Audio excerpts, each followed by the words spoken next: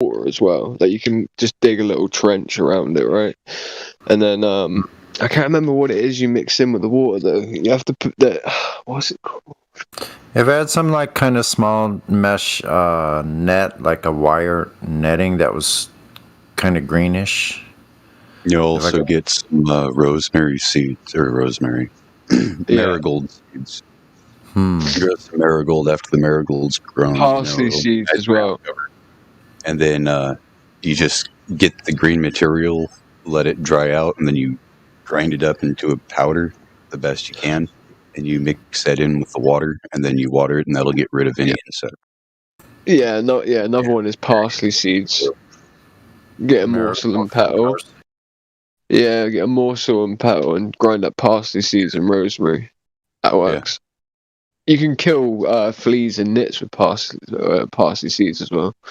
Yeah. I'm pretty sure parsley seed dust will kill spider mite as well. Probably any of that stuff. Even if I like take the stuff that I boil, like I boil all these herbs in my home to get the air infused with lavender and stuff. So even lavender, rosemary, insects don't like any of those things, do they? Not as extracts, definitely not. They don't like the essential oils, like the buds themselves. Like insects will get stuck to them, which is kind of irritating.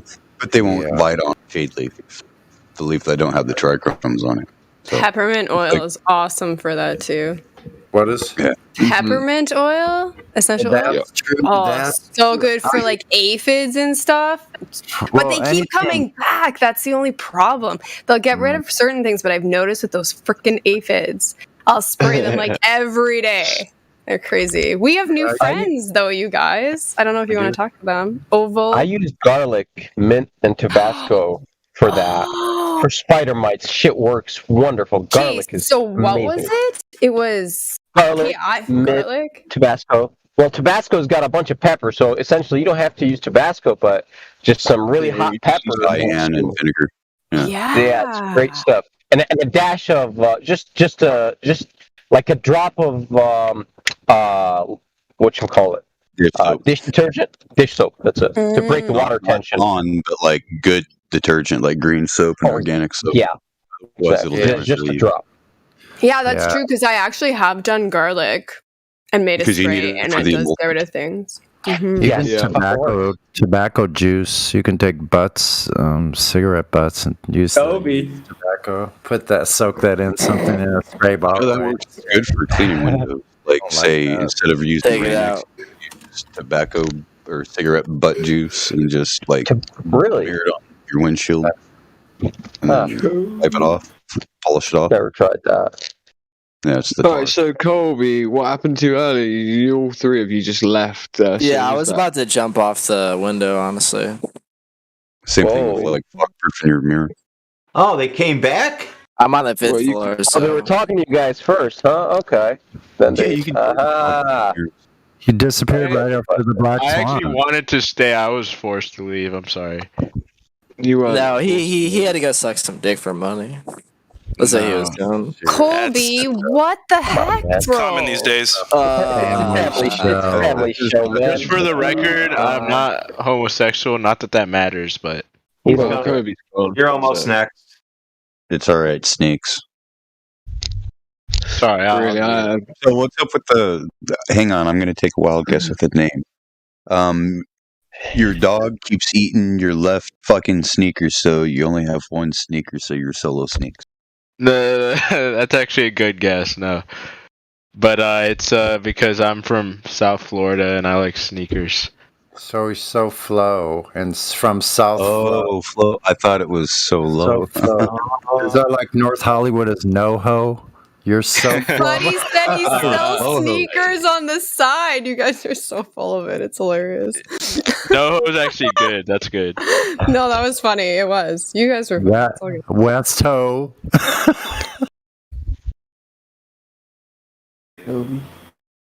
Sorry about that. I couldn't help it. It's my geographical Tourette's. Sorry. Space, they say, is the final frontier, but it's made in the Hollywood base. Hey, Sonny, you been okay? We've been missing you playing at Precious Metal Takeover. I hope you'll be back on Saturday. Same with Enoch. Where is he? I'm back. Yeah, I'm back. I'm doing all Always not right. here. Thanks for asking. Appreciate it. Okay, good. Good to see you back. I'm doing better. I'm doing all right. Yeah. So Oval is someone new, right? Oval, you have control of your mic. Oh yeah, hi guys. Yeah. What's up? Yeah, just letting you know that if you wanted to talk, have questions. Sorry, I just didn't know what the previous subject. I just didn't know what you guys were talking about because I joined. Oh, and you guys were just we were talking about how to keep insects away from cannabis and also just in general. Oh, we were talking about plants. Hey, Raid gets the job done. Insecticide? No, you don't want fucking Don't get it. poison. No, yeah. Garlic, Raid. man. Garlic. I It's still say antifungal, antibacterial because it grows underground. I still say I actually planted some 2 days ago. I hope it grows. Yeah, first time ever. Mm-hmm. Oh, you can eat the garlic big bulbs. Right, like, don't the eat them garlic. right off the bat. But like after a couple of shoots start popping up, you can take some of the older shoots and chop it up like green onions. I do that, and then I put it in olive oil and keep it in the fridge, and it tastes just like garlic. It's awesome. Yeah. Everybody's like, "What? What are you talking about, dude? Those are bitters, man. They're delicious. All you need is like one clove of garlic, and you have a new garlic bulb. It's like a miracle." Mm-hmm. So I planted, I think 24. That's all I had. So holy we'll give it smokes! a try. Yeah, that's quite a bit. She's like, I planted only 24. Well, because I belong to this homesteading page, and people are like, some woman was asking how much garlic people plant, and someone's like 400. I'm like, what? So I started like clicking on the post, and like people plant thousands. Like it's insane. Like, yeah. There's no reason. Yeah. Have you ever like cut the top off of a garlic, like a whole like lump of garlic, like a whole bulb? Like cut the top off of it, put some salt and olive oil, and then roasted it in the barbecue. Yeah, man, and it turns into like a literally like a garlic puree. Like, oh, dude, that shit's amazing, man. Smear it right Why on the have I never done this before? You can make it. Listen, Red, you can it's basically like garlic. You've never been to my house for dinner? Yeah, I mean, like I started doing that like about like 3 years ago, I think it was. Yeah, it's delicious. You know, I have to admit, the first time I saw that, it was on Multimario from the Food Network, like back in the 90s. And I was like, oh, that's a good idea. But he was using the great big old elephant garlic cloves, you know, and I'm just like, those aren't even that strong, you know. So smaller, you know, European version, and it's just like, exactly. Our garlic is much better. Like I know that for a fact. Like our garlic, for some reason, it just tastes so much stronger. But it sort of does take some of the pungentness out of the garlic, even, right? Obviously, because you're cooking it. But I'm just saying, like, it does something to it, right? I don't know what I can't even explain it. But like, yeah, you end up with like this Redford. You end up with like this like puree of, and you can just spread it like straight onto. Yeah, you don't. It is the butter. No way. Oh, listen, I ate like 3 whole bulbs of garlic in like about an hour and a half. I ate 3 whole bulbs. Wow, that's not like the little bit. There's not like, the segments. 3 whole bulbs. The whole thing. Holy crap! Yeah, word of advice: wrap the whole after you cut the top off of it and put the oil on it and salt. Wrap it in aluminum foil, because sometimes them little bastards go shooting out of it. So how long do I have to barbecue it for? About 30-35 minutes. Oh, okay. I'm gonna do this on the next time I make a fire. I've been cooking on the fire in a cast iron frying pan. It's just been awesome. So I'm gonna throw that on the fire. Put it on before you put any of the meat on, because the meat takes like maybe 15-20 minutes, maybe 25 tops. Mm-hmm. Yeah. Kind of like if you're gonna do root vegetables like potatoes, you could do the same thing. Yeah, I always put it on first. Mm-hmm. Cut them like French fried or like French cut style, like you're gonna do chips. For those guys in England, you know, chip cut, and then take some butter and some herbs and all that, and put it inside and wrap it up in aluminum foil, and then set that on your grill for like 15 minutes before you put your meat on, and then take it all off at the same time, open it up, and It's not going to be crispy. It's just going to be just buttery, delicious fries. That sounds scrumptious. So yeah, I'm gonna try that. See, I think I could do like a Food Network show on my own. Dude, like you can make like making make a peppercorn sauce, right? Yeah. And then make like obviously get yourself that, right? And then literally just make that garlic, like that garlicky, oily puree stuff, right? And then mix it in with the peppercorn sauce. Like I'd say like 2/3 the garlic with a little bit of the peppercorn, right? Like 1/3 of the peppercorn. Mix it in and then just put it over the top of a steak, bro, right? And yeah, it is nice.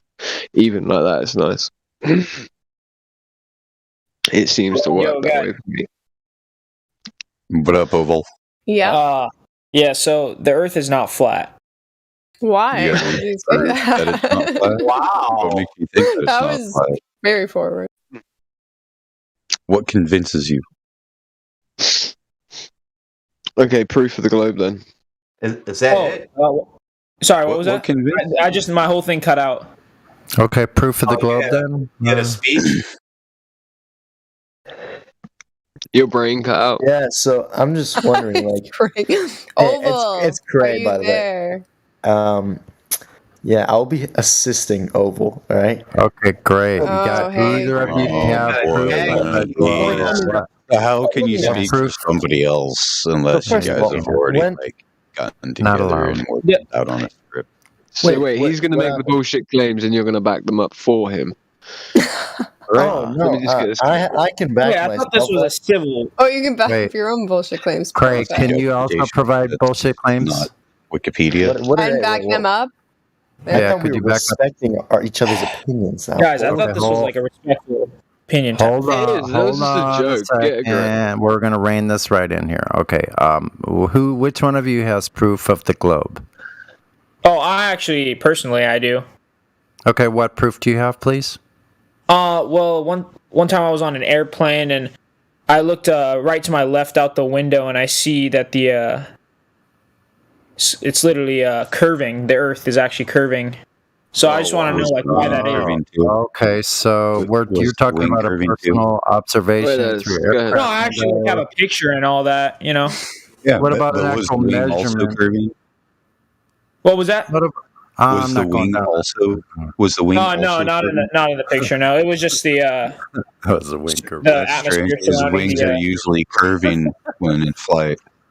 Right into the weeds. No, the wing wasn't curving. Wings are usually arced when in flight. No, they weren't curving though. They are That's what I'm- usually arced. Yeah, usually. That's what I'm saying. It's a little strange. You see curve of the Earth, but not the curve of the wing. You should be able to see. What about an actual officially documented direct measurement of curvature to use as a standard of reference? Do you know what I'm talking about? Oh, they can measure that. Oh, okay. I didn't know there were rulers that big. No, I'm asking you. Where's is there a measurement of Earth curvature?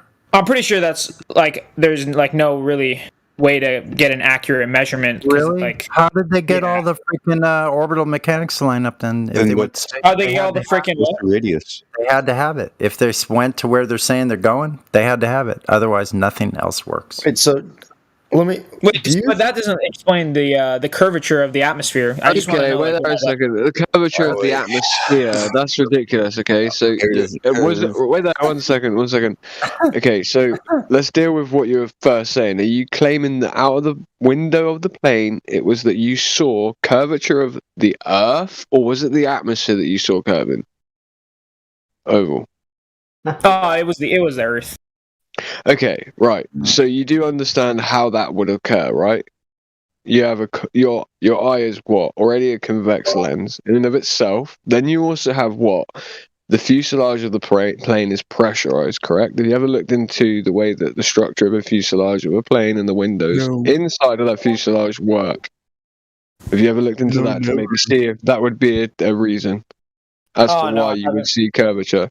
Right, so there's what you would call an expanding window as they pressurize the cabin inside of the plane, and you can clearly look this up. This is patent patented information that is available. This isn't like something that I'm just making up off the top of my head. You're looking out of a convex window. It would probably be also that the Earth was adhering to the convexity of said window. And then what I'd also would probably be the best idea for me to point you to would be, how high were you in said plane? Oh, I'm not exactly sure.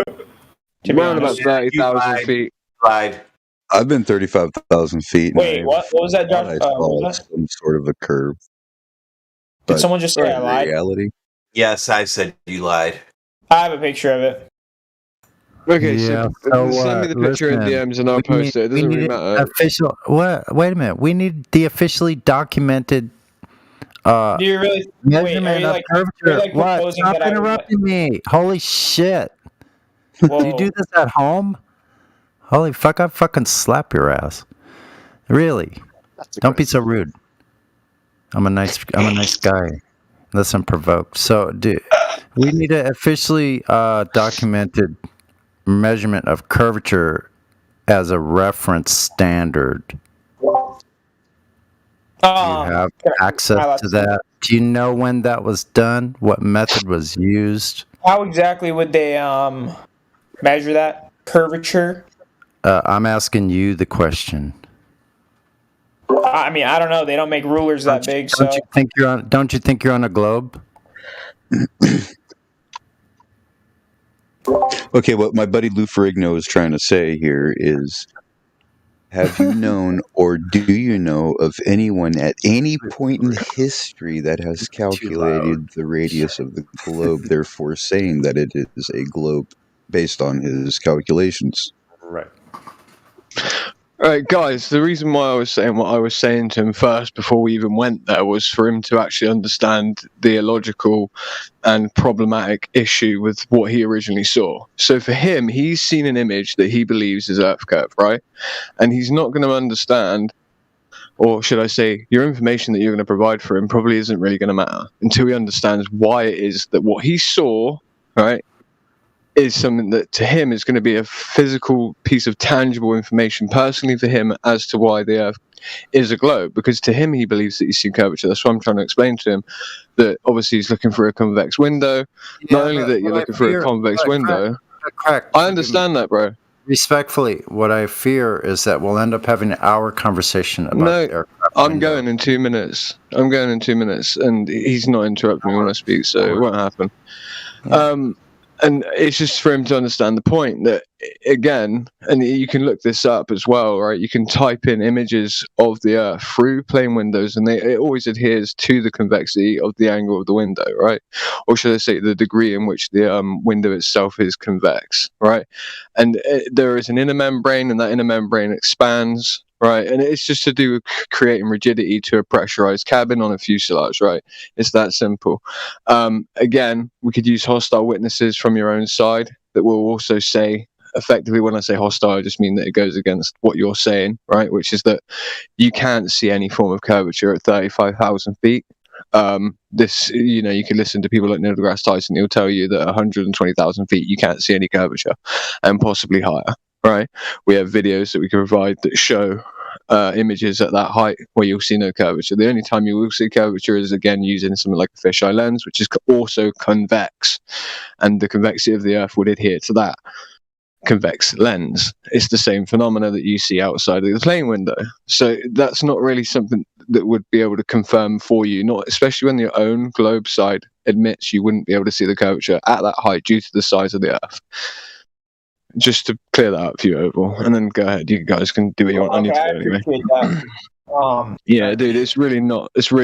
I know it seems that way because I've been in the plane myself and seen the Earth curving, but it always adhered to the convexity of the plane. When I went back and kept looking, I was like, wait. So like when I'm in a plane that has a even more, a smaller fuselage, right, and the plane windows are even more convex, for some reason the actual curvature of the Earth seemingly was even more curved at a lower altitude.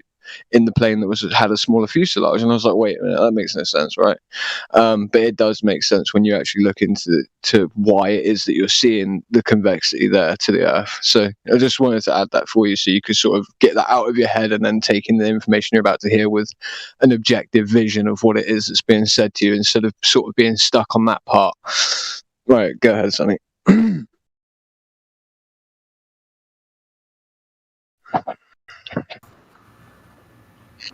It's okay. I'm still here. I'm still on the thing about documented actual direct measurement of Earth curvature because we need that before we can do anything else.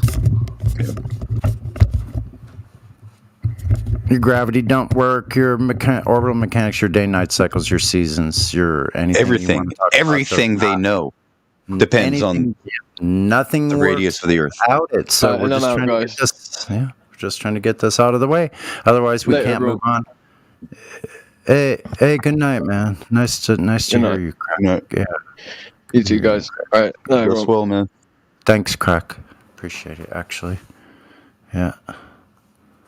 I'm just wondering, how do you guys explain like the view of the spherical Earth from like the moon and during Apollo 11? No, how do you explain it? Here's the question: how do you explain it? I don't think we've ever been to the moon. That's how I explain it. I'm just wondering how you see it as flat after those pictures were revealed. Because pictures are falsifiable, aren't they? Oh, so they were. Are you saying like the moon landing was CGI? No, I'm saying the whole thing was fake. If you believe the moon landings were true, then I don't know how it's possible we could even have a conversation here with us. How would we even listen to you if you believe that? That's like the worst boomer I've ever heard. Like you honestly, missed something, Sonny. He said, "Do you think it's CGI?" You understand that's a loaded question.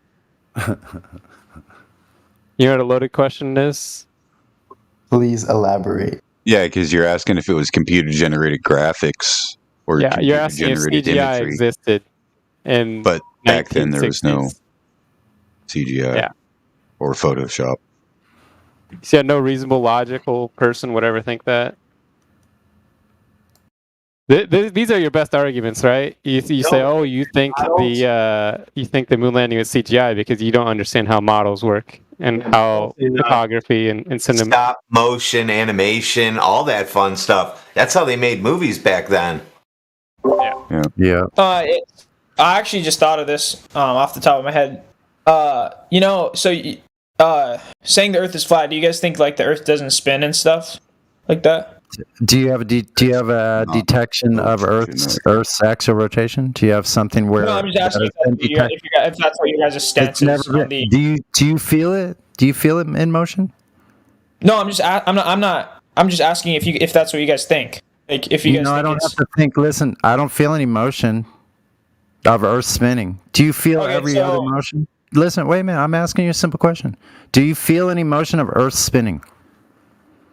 Well, there's a reason we don't feel motion because there's a reason we don't. Deceleration. Hold on, could I just get an answer from him? Do you feel? No, I just told you there's a reason why we don't feel it. He's not asking you for the reason. He's just asking you. No, obviously not. It's not possible. So listen. Okay, so you don't feel any motion of Earth rotation, but do you feel every other motion? Yes, we feel every other motion, but But do you know why we feel every other motion? Yes. Do you? Yeah, because it's not every other motion is not a constant. Earth is spinning at a constant rate. Circular motion is not a constant. It's a constant change in vector and it's an acceleration as well. Yep. Every circular motion is acceleration. Do you know that it's not constant? Okay. That's exactly what the vestibular system picks up. Hold on, that's exactly what the vestibular system senses. Okay, yeah, so that's what I was just trying to get at the main point, which was how do we have sunrises and sunsets when we're facing and not facing the Earth? So if the Earth just going to skip by the motion part then and go on to something else. So if the Earth was flat, then everywhere on the Earth would be the same time. It would be the same time everywhere, and the sun would just be Not if shining it's a over. local light. No, it's a local light source. It's not as far away as they told you. Hey, Oval.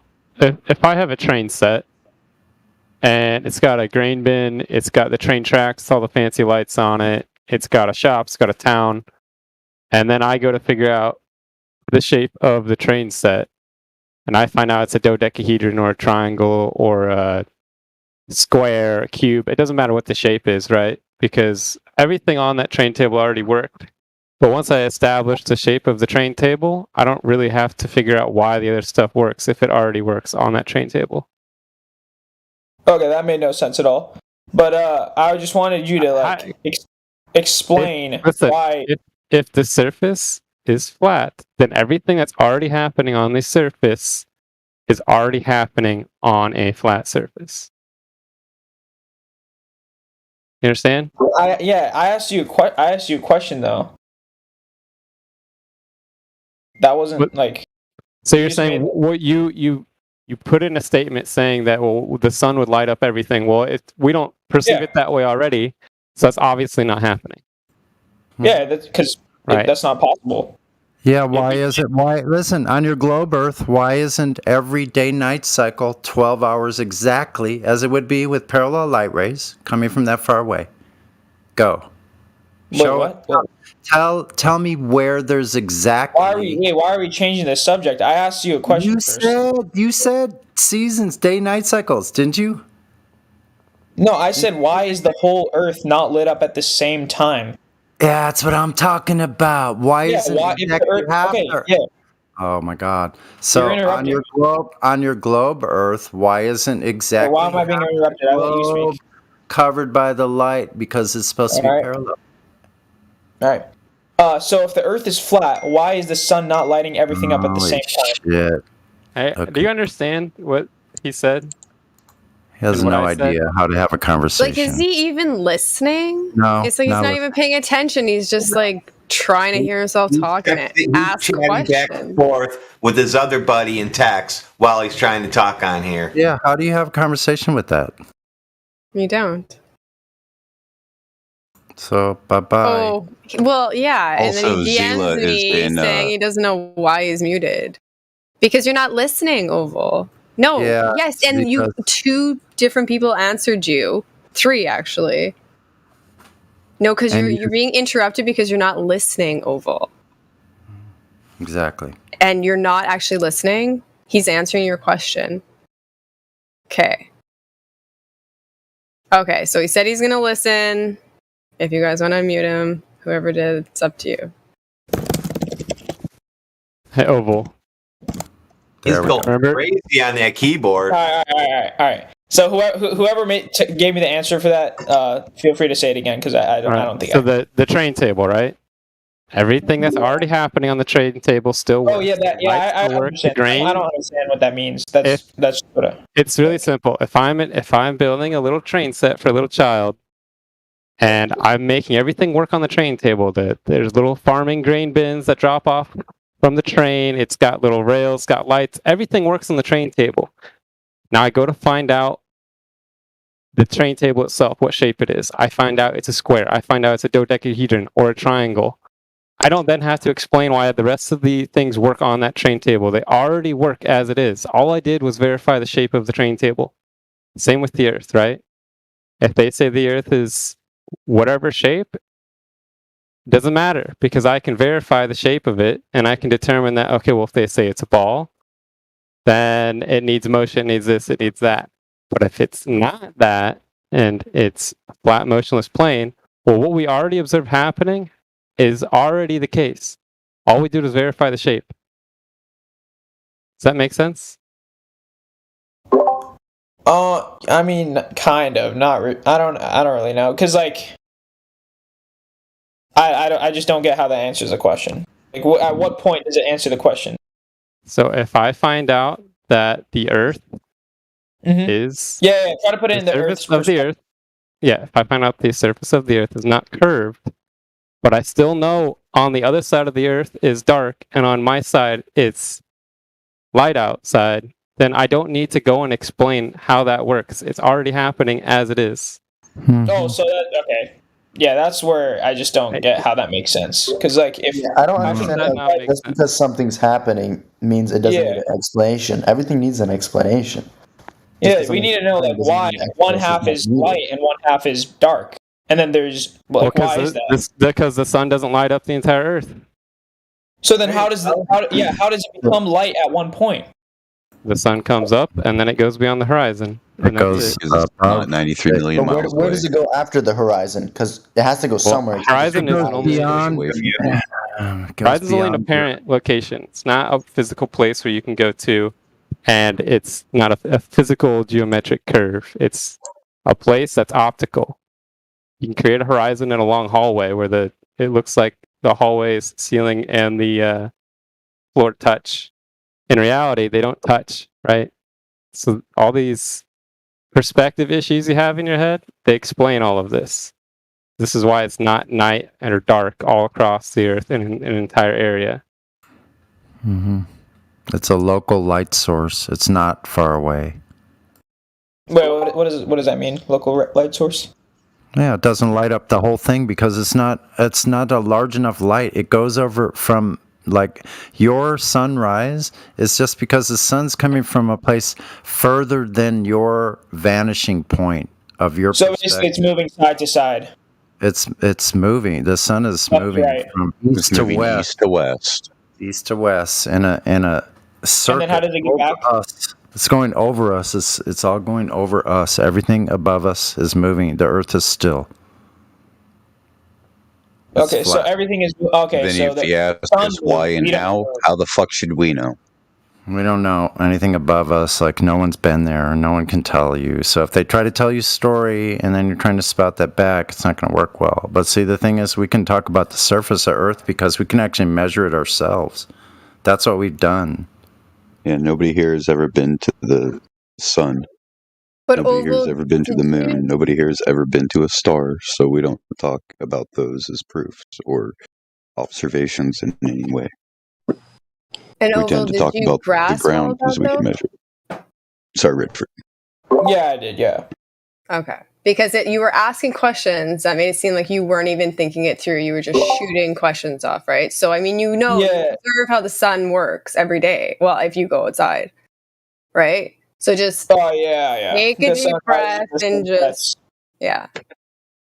Yeah, basically what I got out of all that is you niggas think this thing's a frisbee in the fucking No, that's not true. It's not moving through space, dude. Space is a violation of the second law of thermodynamics. Yeah, it's not. It's still. It's not. The Earth is motionless, stationary and motionless. Mm-hmm. So Oval, just to help you out a little bit, the struggle that most people have when they first come into this topic is that they try to place a flat stationary Earth within their preconceived notions of a solar system and galaxies and an ever-expanding universe and all of that. But the problem is... Do you niggas know about Travis Scott? When you're talking over Don't me, give a fuck. The problem is when you establish that there is no curvature, that means that there is no ball, which means all of the other things that go along with what you've been taught are not going to work. There's other explanations for those things. So you have to you can't just take the flat stationary Earth and try to squeeze it in some concept that you already have in your mind. Mm-hmm. Of a solar system. That's the hardest thing for people to comprehend, which is why typically people will say, well, if it was flat, then the whole Earth would be lit up, right? Because you're assuming that the sun is still 93 million miles away, which is what you're told in your model. But the problem is that's never been measured, right? And if there is no ball...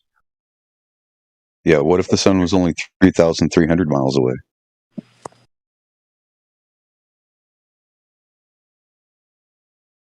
Then, of course, there would be no lit up full face of the Earth. Because it's a localized light source. Even the sun rays gleaming through the clouds are evidence of that. Where do you think the concept of the mystery of the pyramid stems from? It comes from something they saw. which is the sun peeking through the clouds with the light rays. That cannot happen if it's 93 million miles away. Furthermore, how does heat get transferred through 93 million miles of vacuum when heat is transferred through gas? So another mistake that most people make when they're first coming into this discussion, right, is that they want a replacement story for the story that they've already been told, right? So you have what you perceive as this nice, perfect working model, which it's not, but you perceive it to be that way, right? So most people coming into this topic want an explanation for everything that they've already been told a story about. But what we're not about is just trying to tell you another story about something that we can't verify or we don't have empirical evidence for. So we're not here to give you some sort of story that we can't confirm ourselves. Right? Yeah, everything we know of is an X, Y, and Z axis. X, Y, and Z does not work in three-dimensional space. You need 6 points of reference. So that's a 6D reality. We can't even comprehend 4D because we have to throw in the construct of time, which is false. It would have to be another dimension in units, like forward, backwards, left, right, up, down, X, Y, Z. So there would have to be a W axis, and time is not W.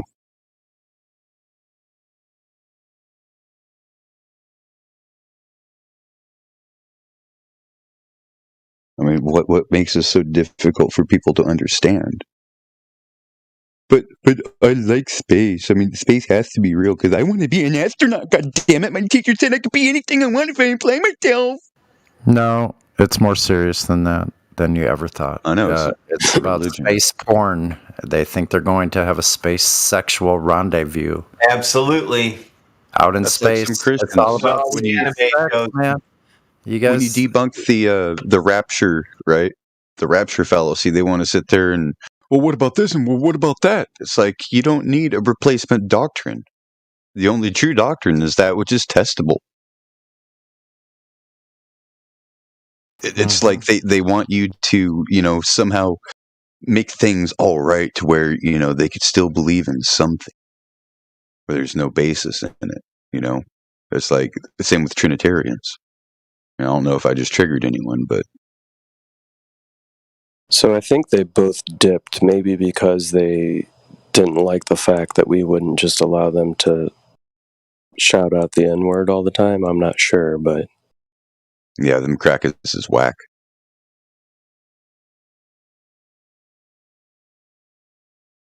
I wanted to say, shout out, what's up, B. Carls? Haven't seen you on here in a while. Good to hear you.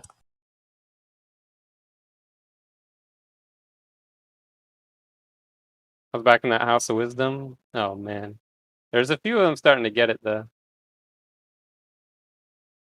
A lot of those guys are pretty crazy though. You still over there doing the good work? I just dropped by and just bomb them with links, and the one guy said, "I'm speechless. I don't know what to say. I need time to read this and come back." I was like, "All right." Well, that's good, man. Saying random things. Yeah, because there's the usual suspects over there that are beyond help when it comes to certain things, but that's good, man. It's good you're planting those seeds.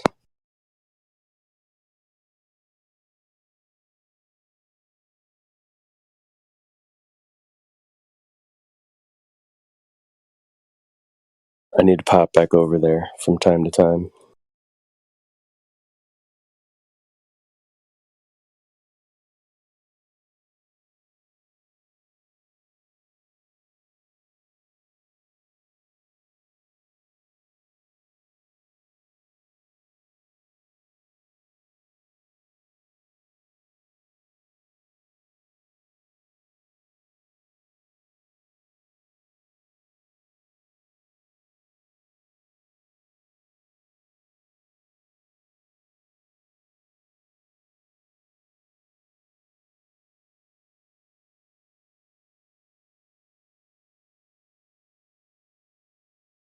So how long was that pair here? The guys that were just in here? I came in a little late. 15 minutes.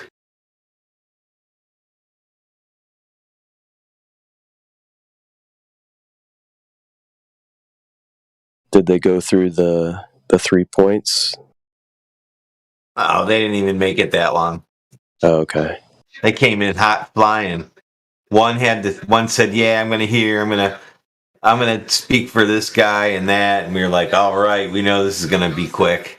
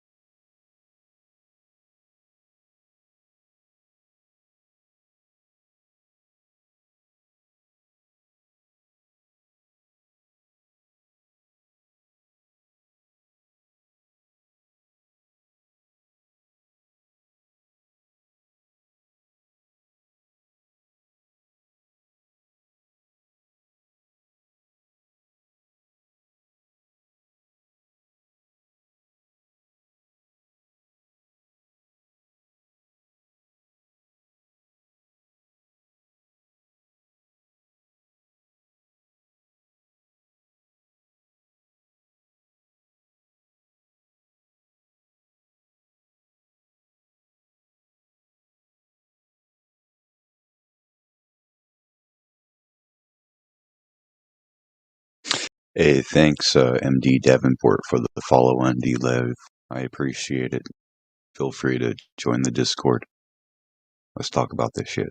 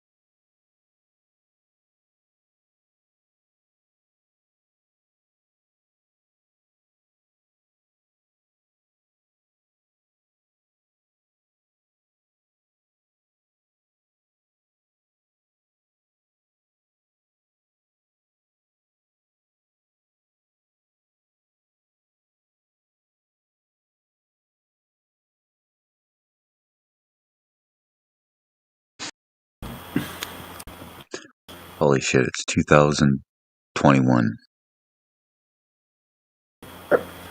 And people still believe they went to the fucking moon.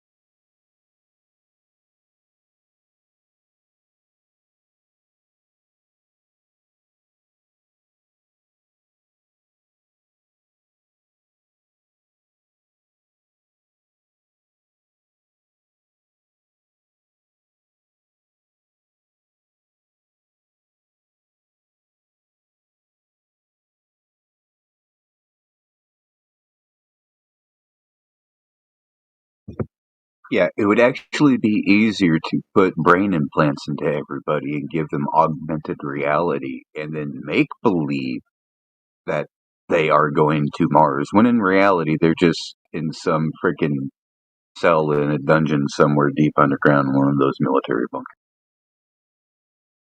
You reckon? I reckon.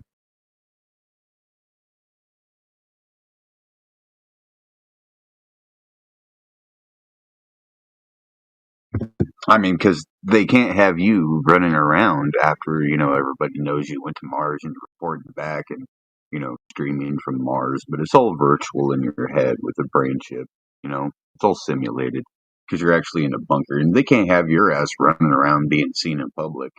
I'll throw a monkey wrench in the illusion.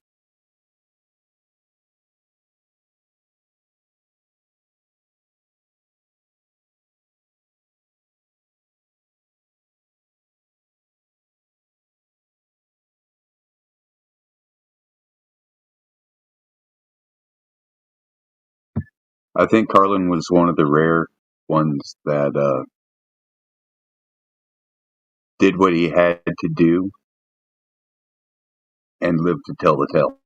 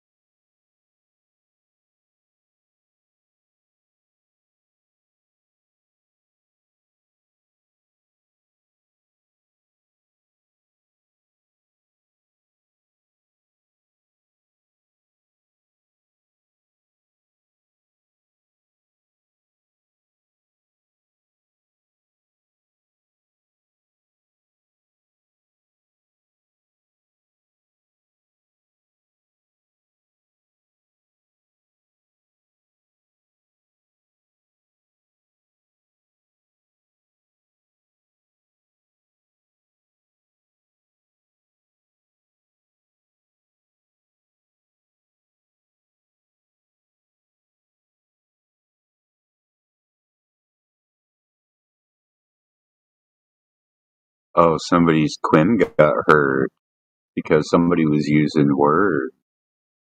Oh, boo hoo hoo, you little self-privileged little Quim, Curtis.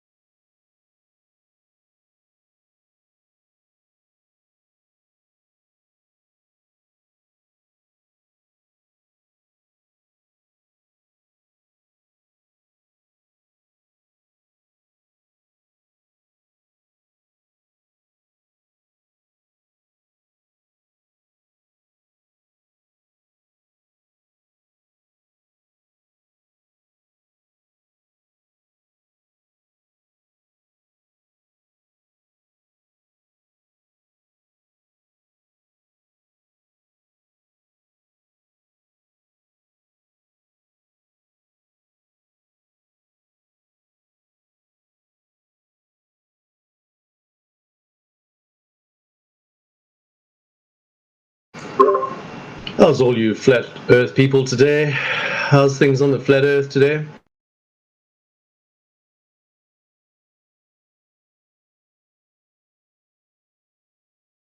Staying nice and level there. There's no globe.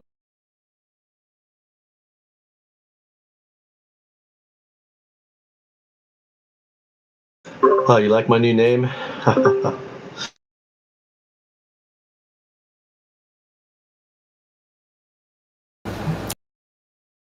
Well, this is kind of ridiculous, but it's as flat as ever was. Flat as it ever was.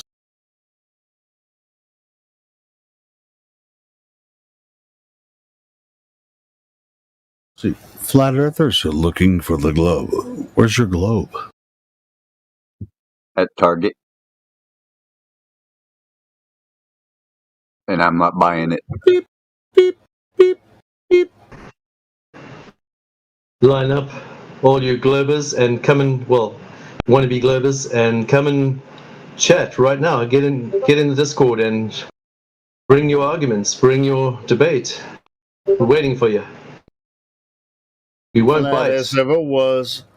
Flat as well, ever I won't bite. was. Some people might bite, but I won't. But you're welcome. Come in. Only if you ask nicely.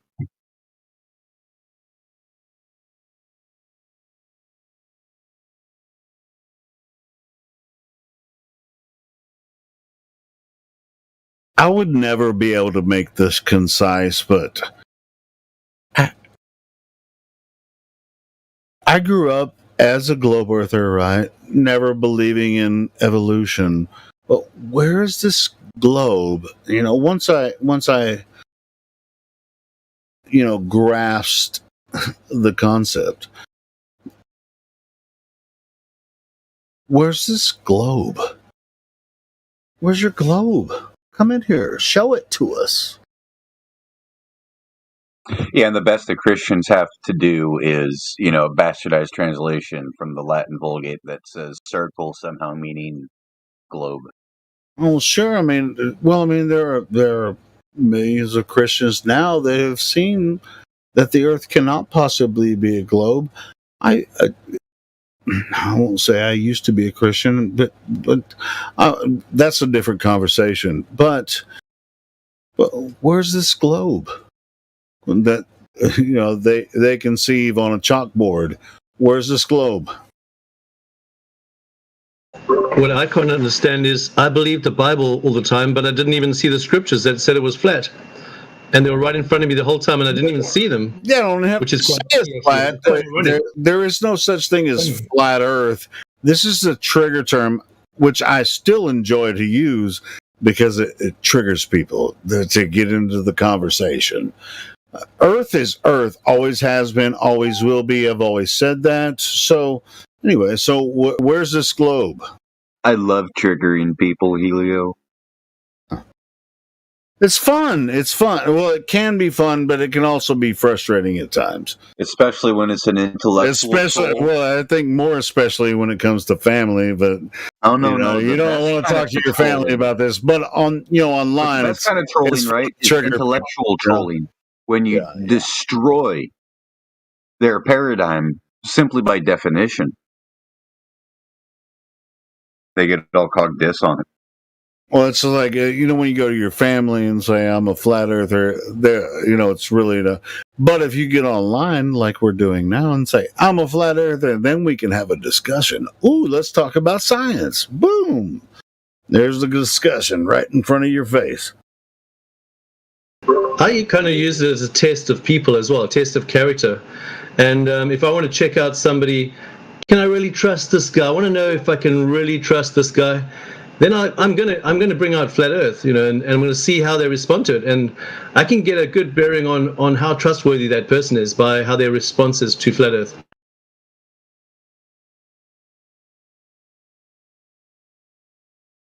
Sure, yeah. Every time I talk to someone new to the topic, I always ask them leading questions. How did you come across the topic? What do you think? I mean, it's just certain leading questions. Before, you kind of have to go baby steps with them. If they're brand new, I don't know if that's what you were saying or not, but that's the way I, when I first talk to someone that's brand new to the topic. I love using it as a diversion as well. Say they don't want to talk about something else that I'd like to talk about, then I'll immediately take them to Flat Earth as a distraction as well. And it kind of throws them off, and they, are you kidding me? Do you really believe that? And then I go into the proofs and I say, yeah, I totally believe it. And I don't believe it, I know it. And then I start telling them why. And yeah, and then obviously... yeah, sure. I mean, so it's like... But I always try to get them to their fundamental understanding of Earth as it presents itself, Earth, where they live, right? So they live somewhere on Earth. And so you ask them leading questions to how they understand and comprehend, the world that they live in. And so, yeah, how do you comprehend this? How have you come up with this understanding of what you know, what you think you know about this world you live in? And so yeah, I have so much fun. Yeah, it's fun. And, it's fun to just kind of, it's like they're new to this topic, so it's just really fun to just kind of get them to answer. It's like they have questions for us, but it's just like, why are you questioning this? I mean, isn't everything that they presented you in the, the heliocentric model of it? It's all the answers are in the heliocentric model. I mean, you learned that shit in school, right? But all the answers are right there for you. Why are you coming here asking me a question about flat Earth? Why do you think the Earth is flat? It's like, well, funny enough, why are you talking to flat earthers? I mean, I thought that all that shit was answered, inside your heliocentric idea. The first person I actually spoke to was a fourth-year science major in college, and I was walking circles around him. He couldn't answer anything. I just nailed him on 20 points, and he was completely. He couldn't say anything about anything. I just got him. I had an answer for every single thing he said. Those guys are clueless. They have got nothing. They don't even know anything. When they study for 4 years and they got zero information. I wouldn't say they don't know anything. They know something. They know something in their paradigm. They actually know a lot. They know a lot in their paradigm. Yeah. So let's not just totally discount that. True. They do know a lot of things. They know a lot of things in their paradigm, but as far as this, as far as flat Earth goes, they don't really know what we're talking about. Nothing towards flat Earth. Yeah. Mm-hmm. But I mean, they got lots of intelligent things that they can work out, and they got lots of things that they know how to make and build and all kinds of stuff. But yeah, exactly. But when it comes to well, hold on. When they build shit on Earth, they're using a flat Earth to do it. Yeah. That's the weirdest shit. But they think they're using a globe to build it in. It's like, I don't know. It's just like freaking bridge builders, pilots, engineers, they think they're using the globe Earth, but they're not using the globe. But the biggest appeal is to authority. That's the biggest thing I've seen with all these people. They all appeal to authority. They all think scientists are these gods up in heaven that they must bow down, and every word that comes out and like these professors' mouths is like the word of God. Basically, that's what they actually believe. Somehow they worship these people above human. They're not human anymore once they become professors, and they just suck it all up. They just hold on. You're stepping over bounds. They're still human. I mean, listen. We all did. You used to think the Earth was a globe? Well, I didn't think about it. To be honest with you, at all. I didn't even think. So, yeah. So I can't even say. So I mean, why would you? You were fed information, but only your program. I never thought about it. What?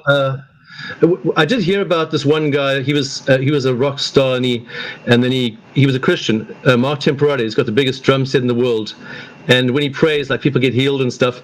And he put something about flat Earth on his website. He did it just once. He didn't do it again afterwards. And I was thinking, man, he's funny, man. And I kind of laughed at him, and I thought he's a little bit crazy. But then I started thinking about that's what actually got me curious. And then I started searching for flat Earth stuff. That's when I started searching, because he actually made me think. Hold on.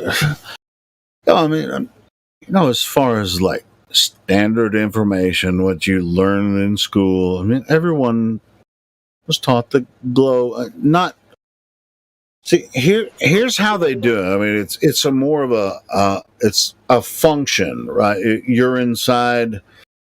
It's like everybody knows the Earth is a globe. Anybody that thinks the Earth is flat is a freaking spiritard, right?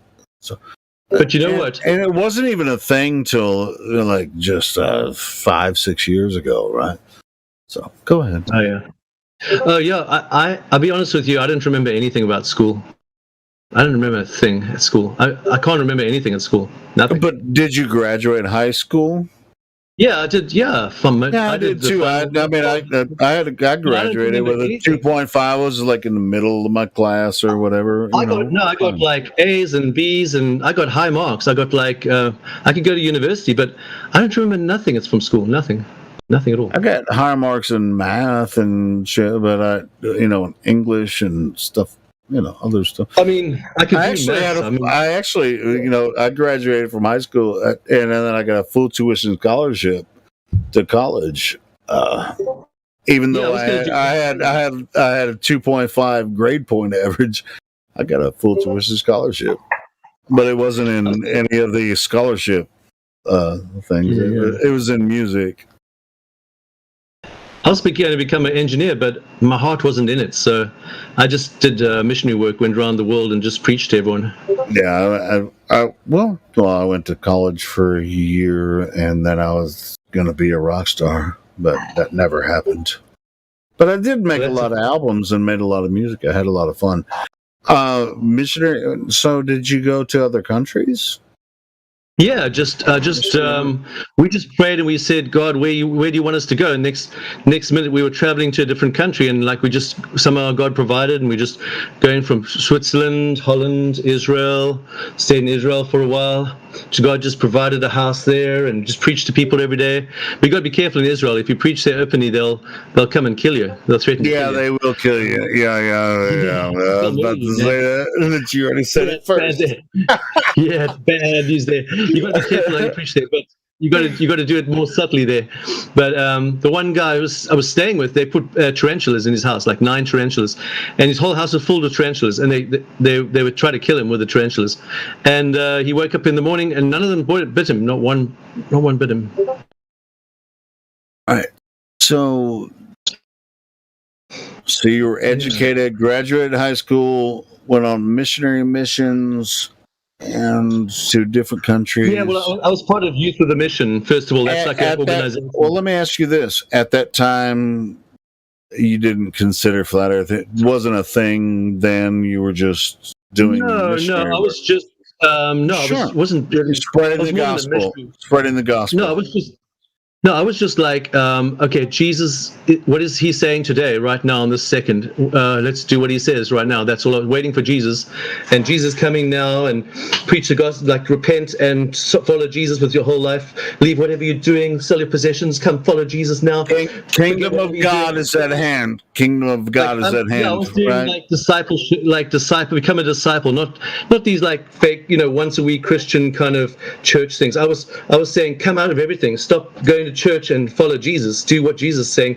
Obey his voice every second of the day. Seek him with, give him everything to Jesus. Just totally follow Jesus with your whole life, and just give up everything and just follow Jesus and just live for heaven. Live for right now. Jesus coming right now, and just what he's saying right now. Obey his voice right now. That's it. Let me ask you this: when you approach people, with that message, what was your first statement or? Jesus is coming now. Come out of Babylon, the prostitute, and follow Jesus right now. Jesus loves you, calls you out. That's pretty broad. To be honest, that's pretty broad. Can you give me a succinct? I mean, what was your message? I mean, that was what you just said is pretty broad. You don't have to get excited. Let's calm down a little bit. What was your succinct message when you address people, when you're out on the street, or when you went to different countries? What was your succinct message? How did you leave your life? Follow Jesus. Out of them. Come out of everything. Follow Jesus with your life. Everything. Give everything. Lay down your life at the altar and give Jesus everything, and forsake all and follow Jesus. Hold on, bro. That's not going to help anybody. It seems like that's too fast for people, So you were going to people and saying everything. Follow Jesus. So you went into the public and said, "Forsake everything. Jesus is the way," and just like, come on. And so, how many people did you lead to Christ in that method, utilizing you screaming at people about, Jesus is the way? Not screaming, no, more like one-on-one. All right, so you immediately. So did you do it in public, or did you go to communities and? No, just wherever God just brought people to you, then you knew that person was brought there by God, just divine appointments, and then you'd speak to that person, and God was brought that person, because they would listen to you, and you. It wasn't like you going up to people. It was like God brought the right person at the right time. It just happened automatically. It was like a divine appointment. You didn't have to even try. It wasn't like I was trying to do anything. It it was like just a spontaneous conversation, just out of nowhere. It just happened. I got you, man. I experienced that as well. But everything was spontaneous. Like everything was just. There wasn't any method. There was no rules. It just happened. You didn't even try to do anything. It just happened. Yeah. Yeah. Because you're waiting for. I mean, did you go into major cities and try to do that? No, you didn't. I didn't try to do anything. I just walked around, and I was playing guitar actually to make money, because you can't work in those countries like Israel or Switzerland, but you're allowed to play guitar and play for money, for busking and entertainment. So I would just be busking or stuff, and people would just come up to you, or you speak to somebody, and they'd say, "What do you do?" I say, "I follow Jesus," and then they'd say, "What do you mean follow Jesus?" Jesus coming now. Come out and follow him. He's, and some people were like, they're not interested, and then some people were like, "Hey, but what are you talking about?" "Hey, I follow Jesus," and then I'll give them some more. I say, "Well, the narrow is the way to heaven. Walk with him today. Take the hand of Jesus, and obey his voice. God is speaking to you today. Will you take his hand and walk with him on the water with him? Faith. Will you trust him today? Will you listen to his voice and hear what he says to you now, and start walking with Jesus and he's being his perfect will, second by second? Will you wait upon Jesus and obey his voice? Cool. So on that point, when you tell someone to follow Jesus, do you explain to them how they would follow Jesus? No, I would say, like, obviously it would be different every time, but every time you speak, you'd have like a different message because it would be personal to that person that you're speaking to. So there wasn't like a set message, but it would be like, because you're speaking to individual people. I mean, we did preach sometimes in public as well, but at that time I was preaching like that kind of message, and it was like, come out of, forsake sin and forsake self-life and walk with God and trust Him and faith. But I mean, obviously you can get into a lot of works with that message as well, like self-effort. So like nowadays, that's exactly why I'm asking you that question. I mean, how could someone follow Jesus if they're completely ignorant about it? Just like, I'm on the street telling people to follow Jesus, but just like they're completely ignorant about the Bible and shit. I mean, how are they gonna follow Jesus by your message? I mean, just like, I'm singing songs and saying follow Jesus. I mean, which gospel are you preaching? The gospel means good news, right? So you're just out there on the street saying, hey, follow Jesus. Well, kind of discipleship, but I'll be honest with you, I don't preach like that now. I preach like God's already put you into Christ, and I preach the cross more, focused on the cross, not so much focused on your response to follow Jesus. That was like so much. It's kind of like a works program that I was preaching at that time, but now I preach more like Jesus already did it all on the cross, and now He's put you in Christ. He's made you a child of God. He's forgiven you. The good news is it's all done. Whether you like it or not, whether you believe it or not, whether you know it or not, God is on your side. He loves you. And it doesn't matter what you respond, it's going to stay the same. The message stays the same. So I preach differently now. I preach top down. I was preaching up from the bottom up to try and get to God. But now I preach the other way around. Like I preach God's coming down to you, and He's giving grace to you. He's given grace to you already. Okay. So that time I was preaching wrong, actually. But I was like, I thought it was the right way, because I was like, in the hype, I was hyped up into this law. I got into the legalism of trying to follow Jesus, trying harder forsaking all your possessions, throwing all your possessions away, and just seeking God day and night. But instead, I wasn't realizing that Jesus did it all on the cross already, and that it's the grace of God flowing through you like a river. It's His life through you. It's already done. Right. So before you realized the grace of God, someone told you that you should preach Jesus the way you were preaching it before you found the grace. I knew about the grace and all that, but I was underemphasizing it. It's kind of like you take different messages and you put one message over the other, and then you get them unbalanced. But I didn't really understand it. I understood it in a context, but I didn't realize it's all about grace. It's all about God and what He's done. That's the main focus. So I was taking the main focus as your response to try and follow God. You have to, try and do something to prove to self that you're a good Christian and a good follower of Jesus, a good disciple.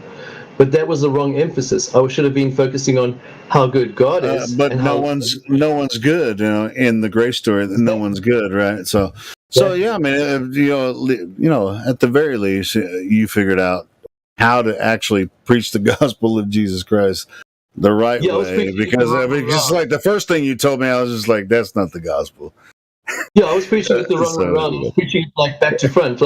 I was preaching the law, do more, fast more, pray more, follow God more, be like a good Christian more. It's a narrow road, and you got to strive to do it yourself. And oh wow, you got to put in all that effort and just forsake all. And I mean, we did all forsake all. We gave up all our possessions, and we just sought God all day and night and said, "What are you saying, Lord?" And just wait upon you, Lord. And we were trying to interpret every dream. But then I realized, that just leads to legalism, and you end up trying so hard, and you just burn out from all your self-effort. And then I realized, recently I realized No, it's all about what God's done on the cross. It's His power working through you. So you have grace working through you, and then you actually you can actually live holy. You don't have to try. I mean, you can work hard and try and make yourself holy, and you're going to be pretty good. You can be a pretty good person, but you're still not pleasing God because you're doing it yourself. But when you start letting the grace of God go through you, then you really act. Because there's no one's perfect, right? There's not one perfect man. Yeah, businessmen do. No. When you try, then you're actually working against the Spirit. You try, you just flow with the Spirit, then you're in the Spirit, right? So, exactly. You're short circuiting the power, right? Yeah. So don't try it. When you try to work in the flesh, then you're kind of even though you're in the flesh and in the Spirit at the same time, but you think exactly, because you're short-circuiting God's power because you're thinking you could do it yourself, so you short-circuit God's power, and then you end up with nothing, and then you end up just burning. That's not necessarily true either, because God's working with you as you're working with God, so. Yeah, but by trusting in yourself, you're trying to do it yourself, and then you're actually losing out on the best, because but God will never forsake you, even when you're failing, even when you try to work in the Spirit and in the flesh. God will never forsake you. He'll always be there. So you're not going to have much fruit if you're working in the flesh, because what happens? You just end up getting frustrated, and you end up burning out, and you end up seeing God wrong because nothing works. But when you realize that, hey, you just got to rest, then guess what? You start seeing radical success in everything you're doing. Amen, brother. Yeah, it's really, just like your story from the beginning, and then you telling me that you're starting to depend more on the Spirit. That's good stuff, man. I like that. Yeah, and then you actually realize that you don't have to try a fight against sin. Like you always get told, oh, you got a devil and an angel in your one shoulder, angel, one shoulder, devil. But that's not true. But you realize that the old nature is completely destroyed at the cross, and there's no old nature anymore. There's only a new nature. That's all there is. The old nature doesn't exist. It's over. It's buried. There's a new nature. That's all. You got that good holy nature, and you're just as holy as Jesus is. How many times have you read the book of Romans? Oh yeah, that's a good book, man. That's a good book. I love that. Romans and Galatians. That all puts that shit on Front Street, man. It's my favorite book. Apart from John, the book of John and Romans, I would recommend, if I had one book if I was given one or two books, say two books, and I could only choose two books, I'd choose John and Romans. Yeah, Romans is awesome. John, Romans, and Galatians. I can't even pick from the New Testament or the Old Testament. It just depends on what study you're doing at the time. But yeah, Romans and Galatians and Book of John. Romans just kills all the false doctrine and all the false thinking that people have, because it just annihilates everything. Because it kills the old nature. The old nature is totally eradicated, and you have that new creation just living through you, the manifestation of the sons of God. And that's what it's all about, the manifestation of the sons of God, and living in that victory. We have victory. We have the same relationship Jesus has with the Father. And that's our gift. We don't get it. We don't earn it. It's given to us through the cross. And the gift of holiness. We don't get our own holiness. We can't try and overcome sin. The more we try to overcome sin, the less we will succeed. But when we realize we have the same nature Jesus has, then guess what? We just do it. We'll just live like Him. We'll just be perfectly holy like Him, and we can live in that perfect holiness. No, you can't actually. But I disagree with that. But. Oh no, we can, but we just don't realize. Obviously, it's not necessary because don't feel bad. If you slip up, obviously we mustn't condemn ourselves, but we can't live in condemnation. But I'm just saying, I'm not condemning anyone, but we really can live in victory. There's definitely victory for us, and we can live in it. We just got to believe the Bible. You live in victory by understanding the victory is already there. You don't exactly. Yeah, you're going to make mistakes along the way, and you can't condemn yourselves Yeah, we can't slip up. I mean, if we slip up, you mustn't commit suicide if you slip up one day or 1 hour or 1 second. But guess what? Hey, for the record, I didn't say anything about suicide. Somebody. No, I don't mean real suicide. I mean like metaphorically. Like we don't beat ourselves up. I mean, beat ourselves up. I beat myself up every day, man. What are you talking about? I know, but that doesn't get you there. You got to do it like just run to the Father and say, Lord, I ain't Father, trying to get there. I'm already there. See, when you understand the kingdom of heaven, you're already there. Seat in heavenly places. Yeah, we seat in heavenly places. You don't live in defeat. You don't live in I'm just wrong every day. I do wrong shit. Yeah, we all do wrong shit every day. You just don't live in defeat. You live in victory. Because it's already been won for you. Amen. Yeah. So that's it. So we don't put ourselves. It's really more about your attitude after you understand the victory that's already been won for you. Yeah, but we don't put ourselves down. You can't. You got to also realize that God is on your side. He's for you. He's a father, a loving father. He's not fighting against you. Yeah. Amen. Sure, bro. He's good. Yeah. Good stuff, man. So you are a Christian, man. You don't say you're not a Christian. You're a believer, man. I'm not a Christian, but I was for a very long time. That's why I understand it. No, there's no such thing as I wanted to. I've been threatening to do a teaching on Romans for a while, so we can actually everyone can really freaking come to grips with their humanity. You're always a Christian. Once you're a Christian, you're always a Christian. There's no such thing as. I know that. You mustn't say that stuff, man. That's all right, just okay. Like putting yourself down, man. Don't do that. No, it's not. I won't put myself down. I mean, I'm as human as everyone else, and I'm as part of a creation as everyone else is too. So this place is created. It's not. This shit didn't happen on accident. You're also part of the new creation. Don't forget that. Sure. Yeah, we're moving forward, and the new creation is perfect. The new creation is God's, and the new creation is.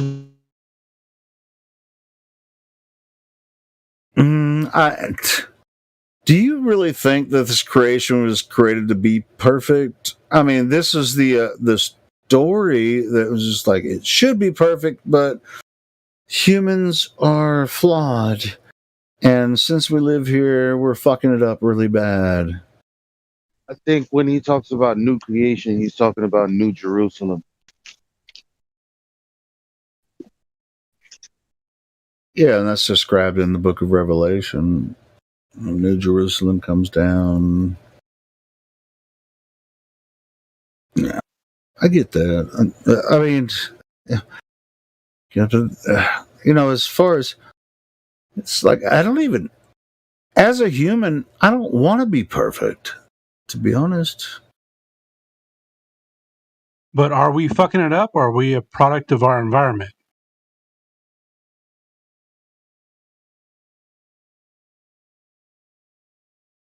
Oh, we're definitely a product of our physical environment, with all the politics and education and whatever. I mean, of course.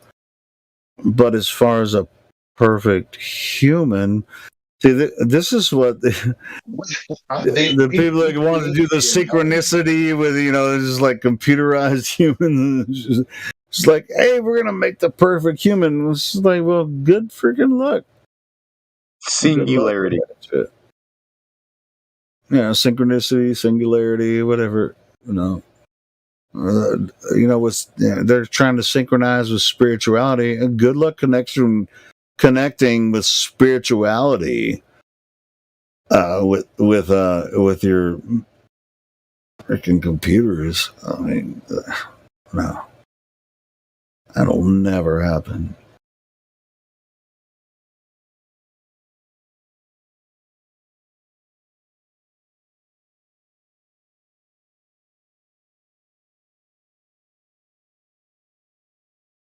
What up, Glat Flobe?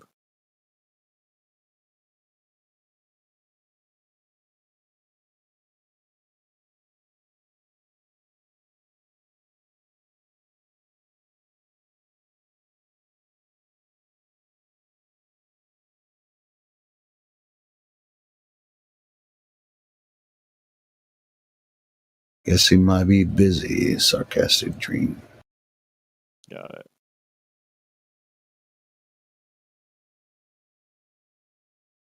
Yeah, this is a deep topic. I mean, a lot of the well, we have this channel and this Discord to introduce people to the flat Earth topic, but it does get into spirituality a lot.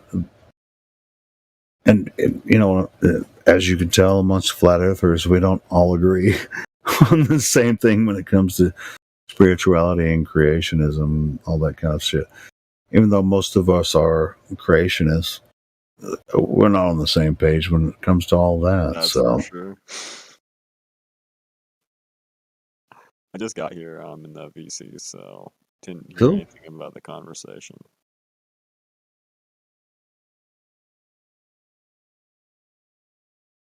You've been here before, though, right? Yeah, I have. Oh, you're just talking about the Bible and creationism versus the scientific theory of the non-scientific theory of the globe and all that kind of shit. Of Satanism. Yeah, there's a lot of that involved as well. You know, it's really mental manipulation through media and all that kind of stuff. So yeah. The adversaries.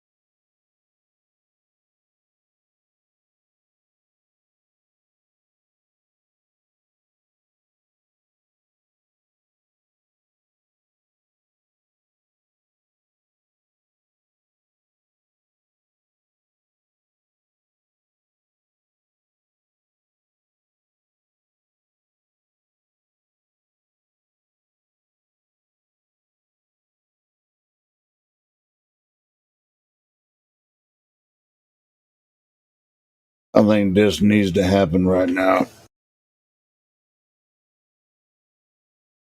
Oh, god dang it.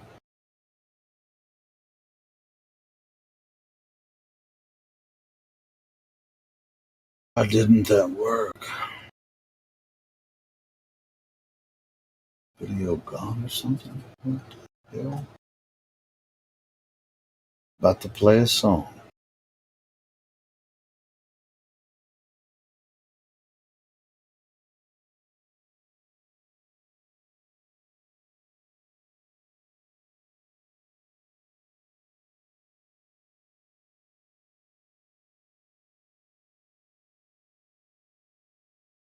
Try it this way.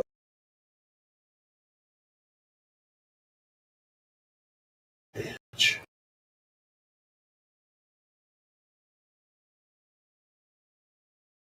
Stunts.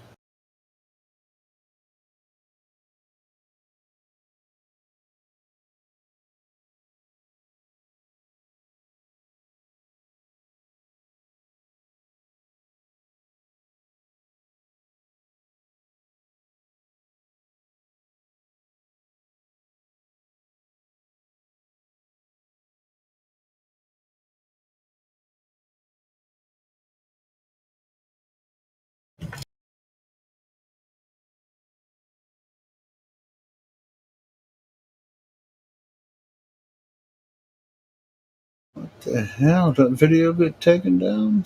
I don't know.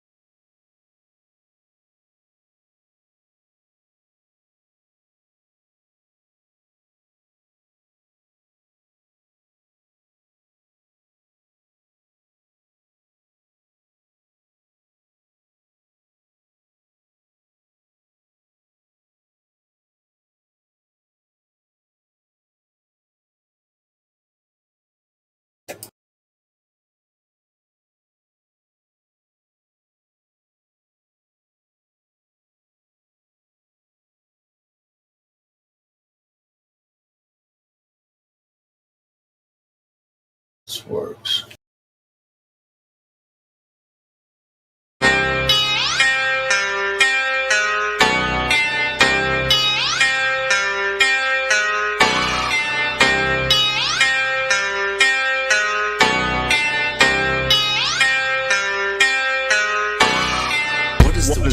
What is the world that we're living in now that we know we're not spinning? What is the world? What is the world that we're living in now we know curvature's missing? What is the world? What is the world that we're living in? We know flat earth is winning. What is the world? What is the world that we're living? It's like a brand new beginning.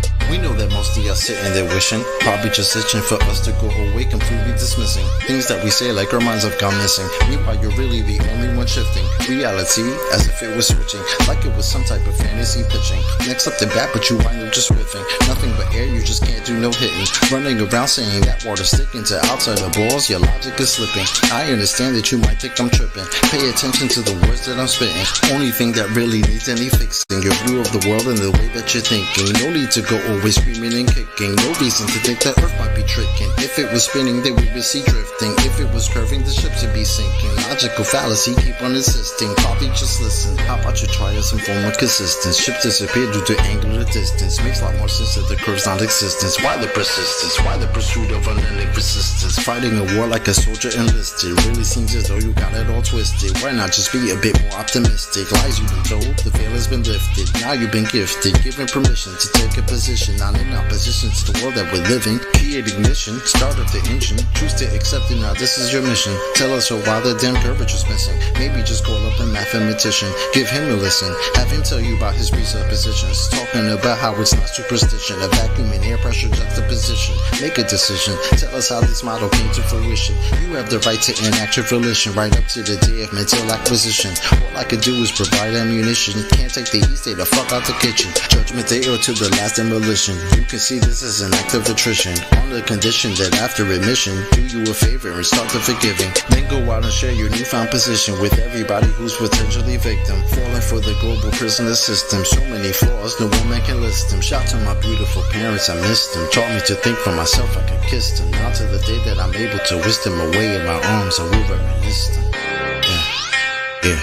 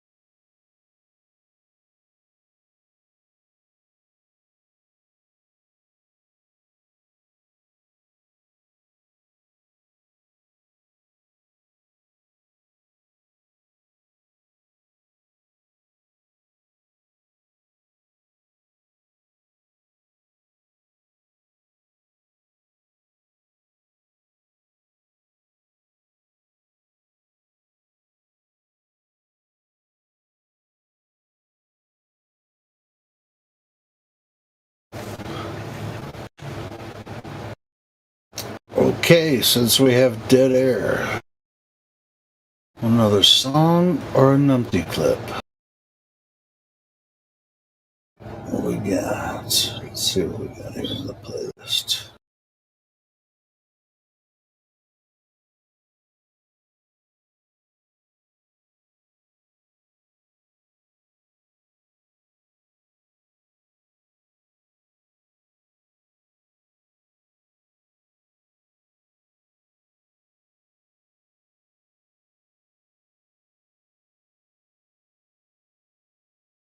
Song I'm thinking of. Readily available on the list there. Let's see if I can find it.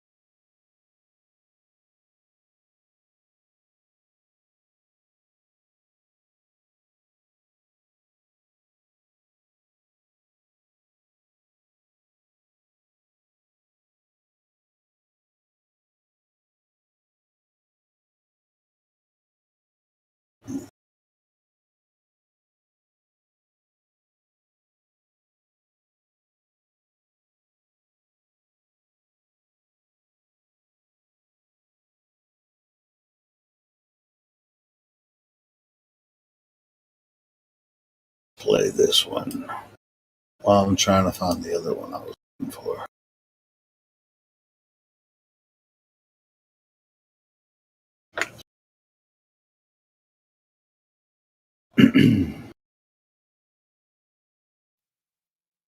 One, two, three, four. I told you so.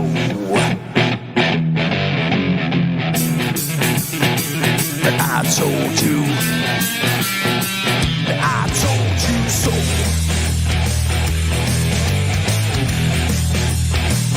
I told you.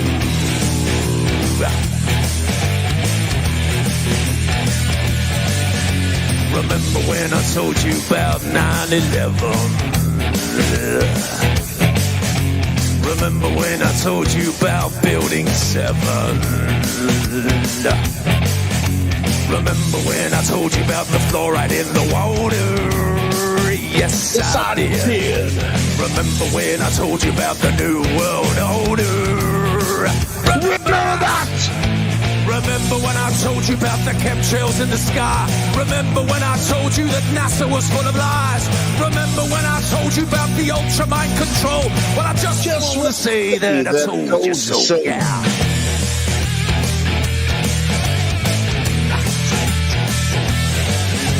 Remember when I told you about 432 hertz, that is, and what 440 can do to you?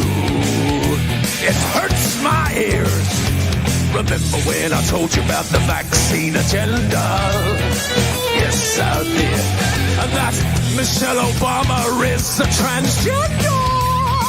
Yes, he is. The dinosaur fraud, the climate change scam, and yes, Sandra Bullock is also a man. Remember when I told you that there ain't no clone? Well, I just want to say that I told you so. I told you so. I told you so. I told you so. I told you so. Yeah.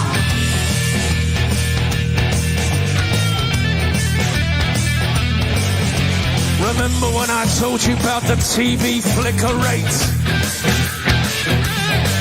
And how it puts your brain in an alpha state? Remember when I told you about germ theory?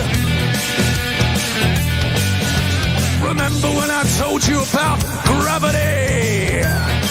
Remember that? Remember when I told you about Paul McCartney? Remember when I told you about direct energy?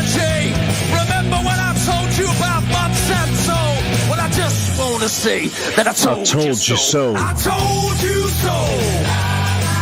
I told you so. I told you so. I told you so. Yeah.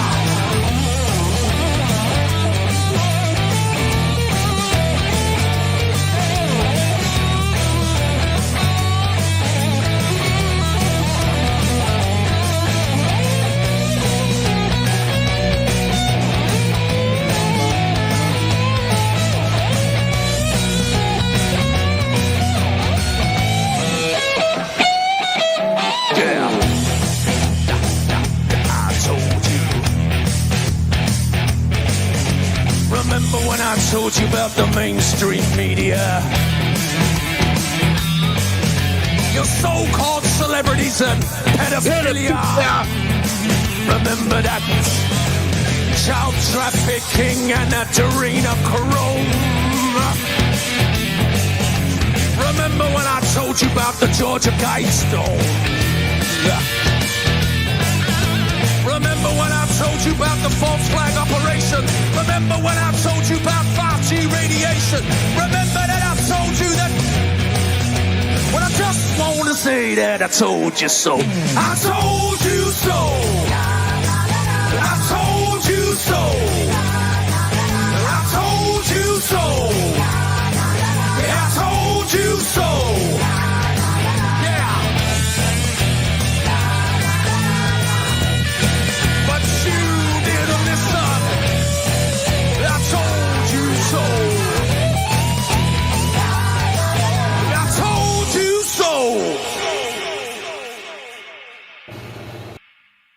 Yes, ladies and gentlemen, that was Conspiracy Music Guru, otherwise known as Alex Michael. Follow him on Facebook, Conspiracy Music Guru on YouTube. Follow his channel. Excellent song. This next song. Hang on a sec, Helio. We got we got a new guy in here. Paradise Found. Are you there? Paradise Found. Did you find Paradise? Paradise found us. This is old school. He's been in the game for a long time. Paradise Found. Okay. Let me make sure his mic's unmuted. Hold on. No, he's muted. Paradise, check your mic. Yeah, I was talking to him a few weeks ago. I was trying to get him in here. He's actually a concaver, but that's fine. You know. Yeah, he's from old school life, freaking 5 years ago. That's cool. Yeah. What's up, bro? How are you guys doing? Good. Rocking it. Who is that I'm talking to? Helio Skeptic and Glatflobe. Helio's been around a lot longer. Oh, right on. Helio, what's happening? Yeah, bro, man. Nice to talk to you guys.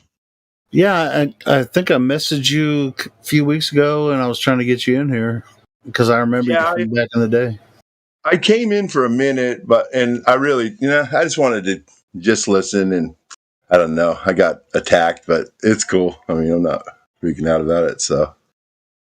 No, in this argument, you have to have thick skin, Yeah, I do have thick skin, but I'm not really kind of, I guess, a debate kind of guy.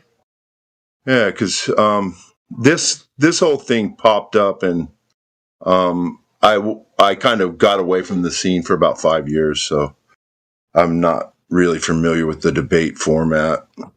Well, I remember listening to you back then. I won't say back in the day because that makes you sound old, I guess. But I remember you listened to you back then. I mean, you sounded quite concise in your points. You sound like that you have your shit together. As far as what you what I think it is. Yeah, I still hold the same. And cool. And I've been kind of out of the game, and we've had some kind of tragic events that has taken place just recently. But it's life happens, doesn't it? Yeah. I don't know. Did you guys know Josh, Zenith Atlas? No. Well, he's got a Sounds channel on familiar to me, but yeah. Yeah, he was just in Phuket Worlds live, and he did about maybe 20 minutes, and he's an ex-flat earther that's a concaver. Well, he took his life last week. Jeez. So, oh man, that's sad. We lost a good one. So if you, he's got some really good photographic. I don't know if you can't call photographs evidence, but you guys might want to check out his channel. He did some really amazing work with P1000. He took it right down to the water level, and he shot it's like 6 inches off the water. And I think the footage is really, really good. Here's the deal, man. Is the circumference of Earth with the globe? Sorry for your friend's loss. Whatever and all that. But as far as concave goes, is the circumference the same? Yes, I do believe it is exactly the same. Yeah. So all the math, flights, all that stuff seems to jive. So is it Lord Stephen Christ's model? It's kind of hard to not look at his stuff because he's just done so much work on it. So I don't know if it is his model because it's actually Cyrus Teed, and then this mathematician was working on it in after Teed, and then there's quite a few Germans. There's a whole bunch of Germans who are on it. Helmut Diel and a guy named Rolf Kepler. He has an amazing, if you're interested in the shape of the Earth, I highly suggest go and look at Rolf Kepler's site. So let's for Globers and flat earthers to conceive the concave would be like that means that celestial part of it is in the center, and then we're on the outside. Correct. Right. And so it's spinning. We're motionless. And it's the ether. So we're motionless, but the celestial bodies are spinning, and that's how we observe it. So what makes it measure flat everywhere? Well, I don't know if you can say it measures flat, okay, because we've yet to measure it and snap a line on it. They tried it with the rectilineator. Okay, I've got a better question. Here's one that you can imagine, hopefully. I'm not sure if you've ever been to the top of a mountain, but I used to snowboard in Snowmass, Colorado all the time, and we would go to the top of Snowmass Mountain, which is roughly 14,000 feet, and we'd stand up there and point out the cities closest to us within probably like 200 miles, something like that. It's about as far as we could see. So that's impossible on a globe. Or, I don't know what your concave shit looks like, but the globe it doesn't work. Yeah, I just don't think you've looked at it enough. So, hold on. Why can I see you over 200 miles? I know you're rambunctious, Gladflow. Sure. He finally found his way here. Let's give him a chance to explain his concave, because I think he's one of the more peaceful concavers. Because a lot of concavers that come here are just. No, I'm not. I want to hear about it. Shut me up. I want to hear about it. Shut me up. Yeah, let's hear the concave explained.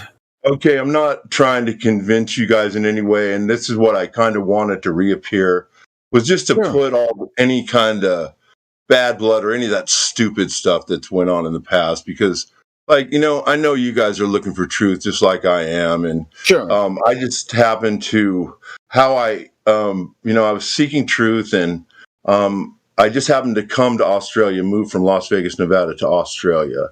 And when I came across... you went to Vegas from Australia? No, I live in Australia from Vegas? Yeah, I live in Newcastle, Australia. So actually my mom grew up here, so I've been coming here all my life.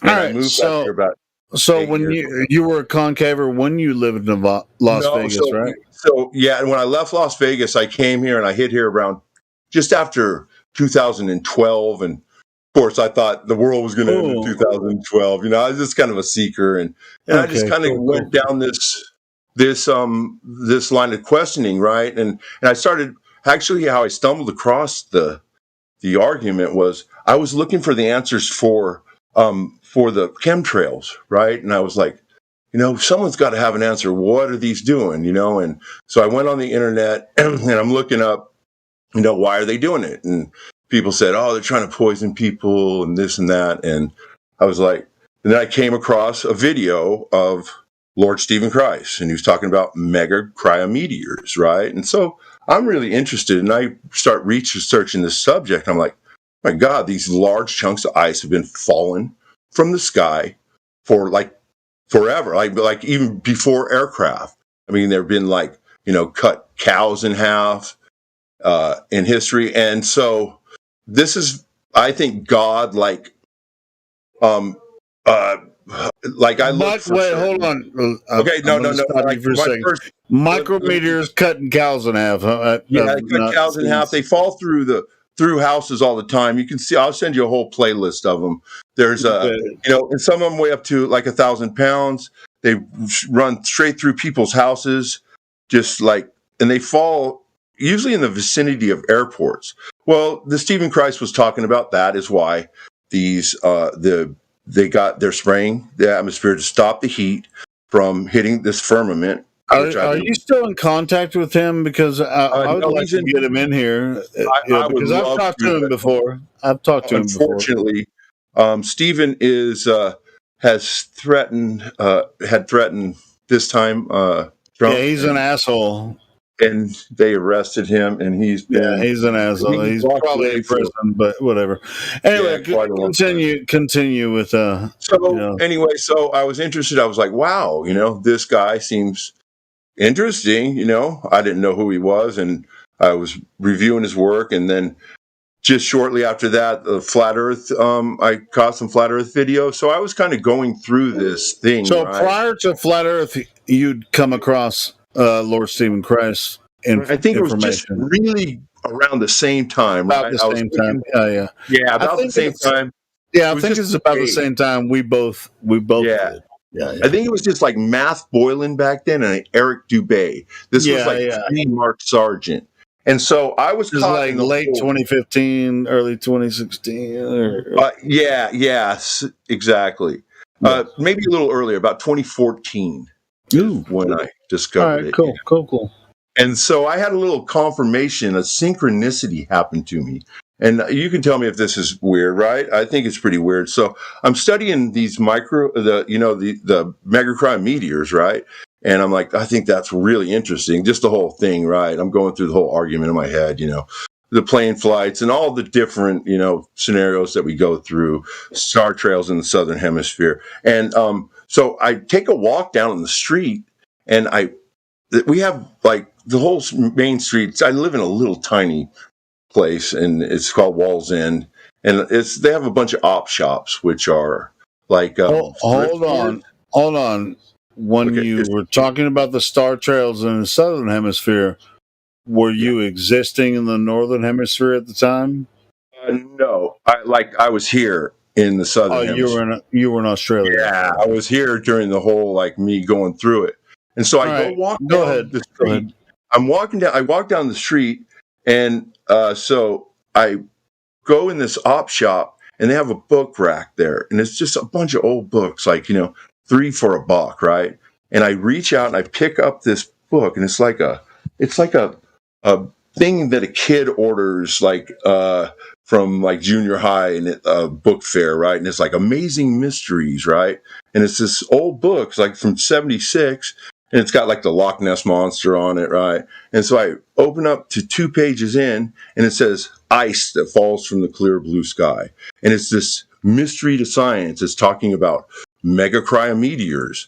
And I'm just I think whatever it is trying to tell me something, and so I just went on this mad journey, and I ended up, just putting my chips in the concave earth. And I'm not trying to say that I know anything, but I'm just I'm from Vegas, so I'm a betting kind of. No, hold on. I feel like you're skipping across a lot of things there, because you said you came across a book by a kid, And, not a kid. and then Not a you were just like, I found Lord Stephen Christ, and No, not a kid. No, so it's just a book about mysteries in the like Earth mysteries, different things. There's mysteries everywhere. I mean, it doesn't matter what you believe. You know, do you think it's kind of weird that I just discovered megacry meteors that I don't even know about this, that no one really talks about them, no one knows about them, and then like the next day I go to a thrift shop and put my hand on a book that is talking about this. So, and I just thought it was, I don't know, maybe it's not that strange, but maybe I think it's always strange. Everything's strange, bro. Yeah, exactly. So, yeah. So what I'm saying is that kind of just, got me super interested. And yeah, I've been super interested ever since. Yeah, still am. Yeah, cool. I mean,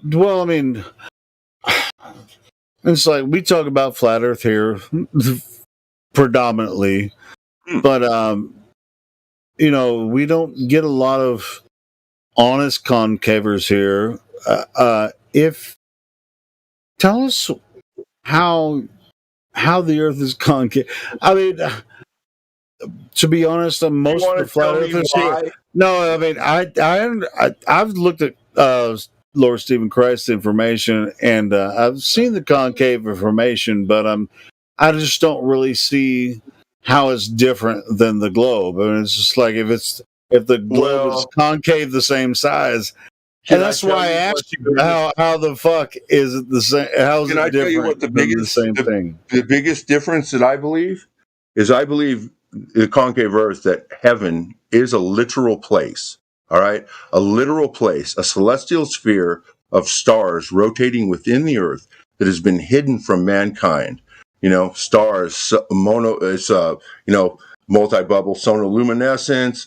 We've got octahedron in the middle, which is, they're talking about there was light, and on the first day it's not the sun. I know from a biblical standpoint, and there is pictures of this octahedron. The Seymour Meteorological Institute, it's in Canada, right?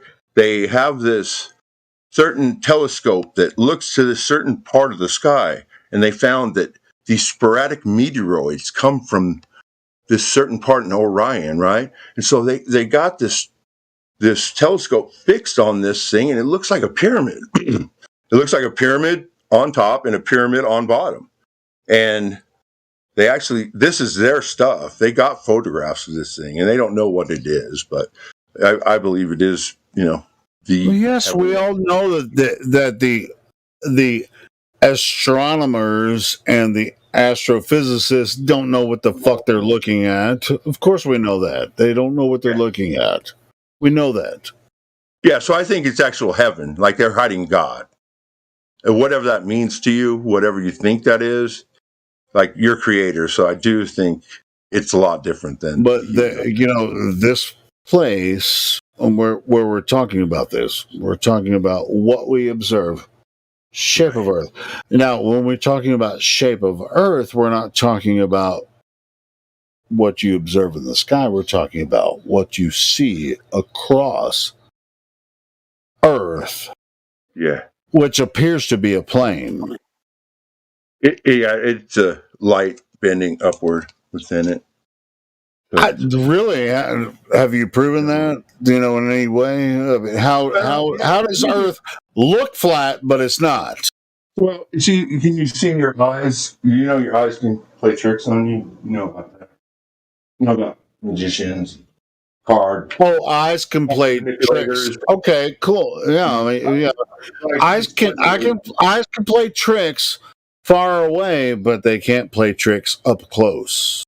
But they can, because magicians are magicians for. Yeah, I mean, but magicians can actually play tricks in your mind as well. Refraction, a lot of things that I'm not hugely understanding, and I probably stand on the backs of some giants, to tell you the truth, because I got nothing unique.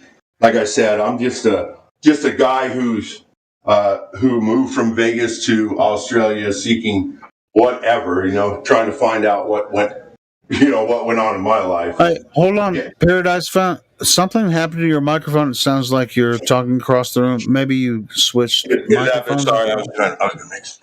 I mean, I want you to sound really good here because we're having a conversation. Is that better? Yes. Yeah, it sounds like maybe you switched mics or something. Yeah. Sounds good. Yeah, so I'm just, I'm not claiming to be anybody or know any special thing or that I just, and I'm not trying to take the piss out of you. I'm just trying to, since you're here in this conversation, I'm just. Oh, no, I appreciate it. I really, because I don't know, I kind of felt weird about coming back, because I don't really want to, I feel like, I'm cool, and I think you guys are cool. And dude, to be honest, I feel it. I feel like you had a solid standing in your argument. Somebody's fucking calling me. Don't call me while I'm freaking trying to talk to people. It's rude, isn't it? Yeah, if I'm on a live stream and somebody tries to call me while I'm talking to people on the live stream, that's fucking crazy. I got along with a lot of you guys. Like, I miss so many, like Healthy, Healthy, and yeah, he's been in here before, and I'm trying to get his ass back in here. He'll come back. I even love Tim Osmond. Tim the Troll. What? You really love him?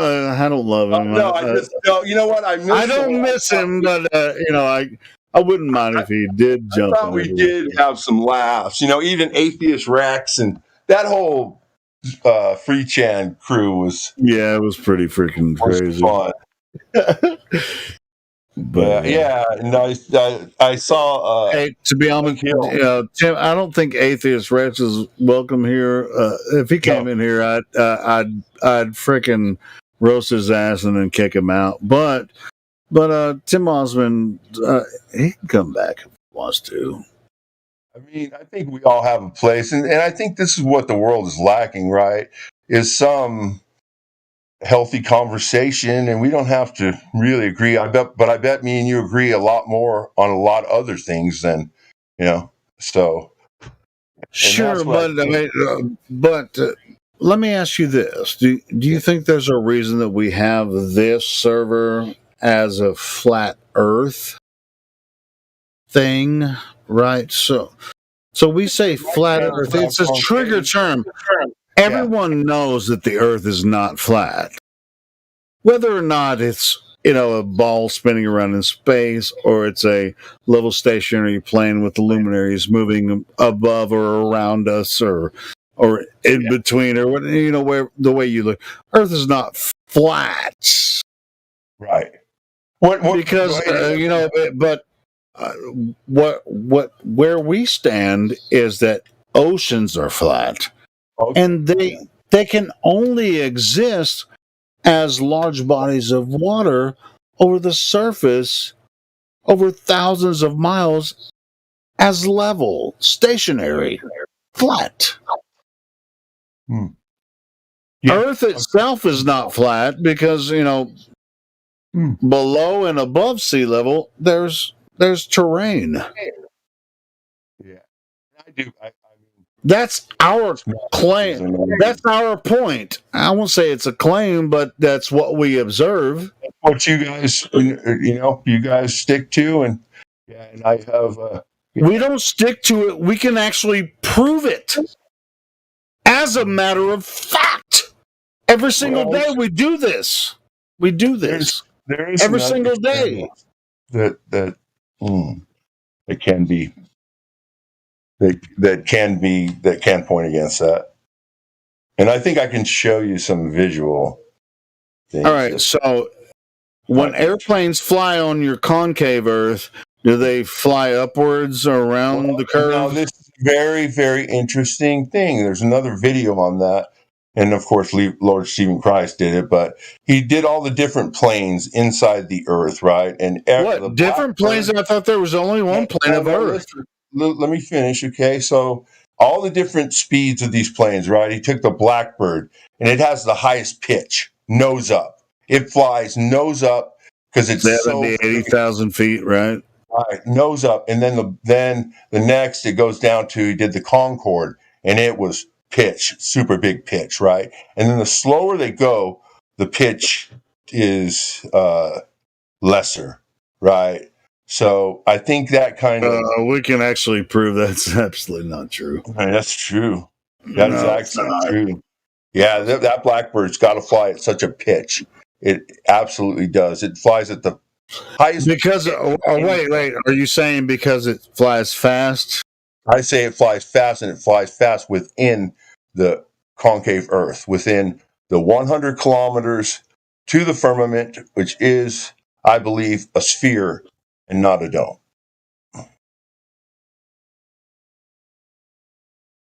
A sphere. Sphere. Inverted sphere, like it's a. It's about spheres. It's like the Bible talks about spheres, and really, where's the Bible talk about spheres? Tell me. It does talk about spheres. We were talking about the Bible right before. Listen, I read the newest version of the Bible, and I didn't include anything about spheres. So yeah, it's something. I don't know. Maybe it's another. I'm not positive, but they do talk about spheres. No, it's not the Bible. I'm sorry. It is. What's his name? The 33rd degree Mason, Pike, in Morals and Dogma. Albert Pike. Yeah, and I believe the Masons do leave hints in their tracing boards. Jachin and Boaz. It's the Earth and the celestial sphere, and you keep on seeing the celestial sphere on all over the place, like it's on Brazil's. Where do you? In Masonry and Catholicism, where do you think this globe Earth idea and spheres came from? Well, I believe that where the heliocentric model came from, but before that, I believe it was common knowledge that we lived inside the Earth. No, we live on. Hold on. Yeah, you say inside. I say we live on the Earth. On? That's all right. I say inside. I mean, the idea of a celestial sphere, I don't necessarily disagree with that idea, but it more appears celestial, like a Atlas. What does Atlas have on his back? The celestial sphere. Yes, he does. Thank you. Okay, but where does he live? Where does on Atlas Earth? Live? On Earth.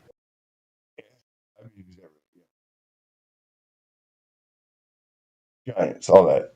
Now, the sun, moon, and stars are moving in a certain pattern above it. And that is and it's not circular. It's not doing a donut in the sky. What? Are you fucking serious? It doesn't move circular? Yeah.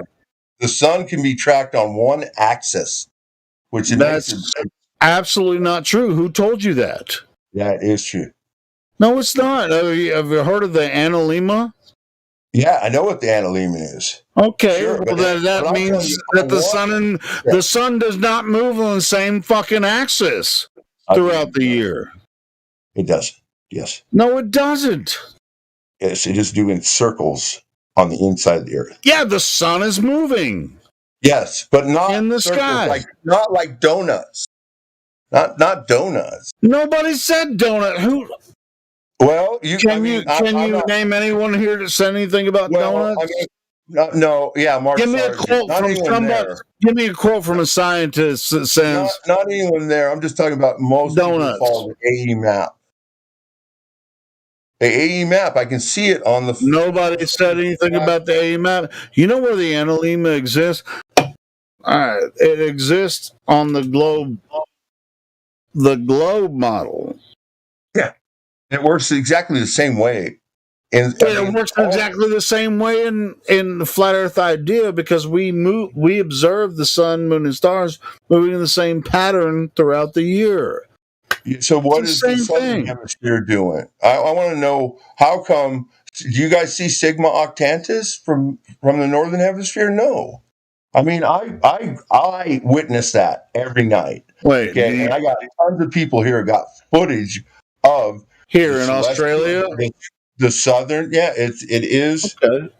It's the southern pole star, and it's Sigma Octantis, and it rotates clockwise. And there's a whole bunch of stars down here. You know what that means, and I think we might be in agreement on this. If you observe Sigma Octantis from Australia, it means definitely. It means the stars are much, much closer than they claim. We can definitely agree on that, mate. Yeah, 100%. Yeah, yeah.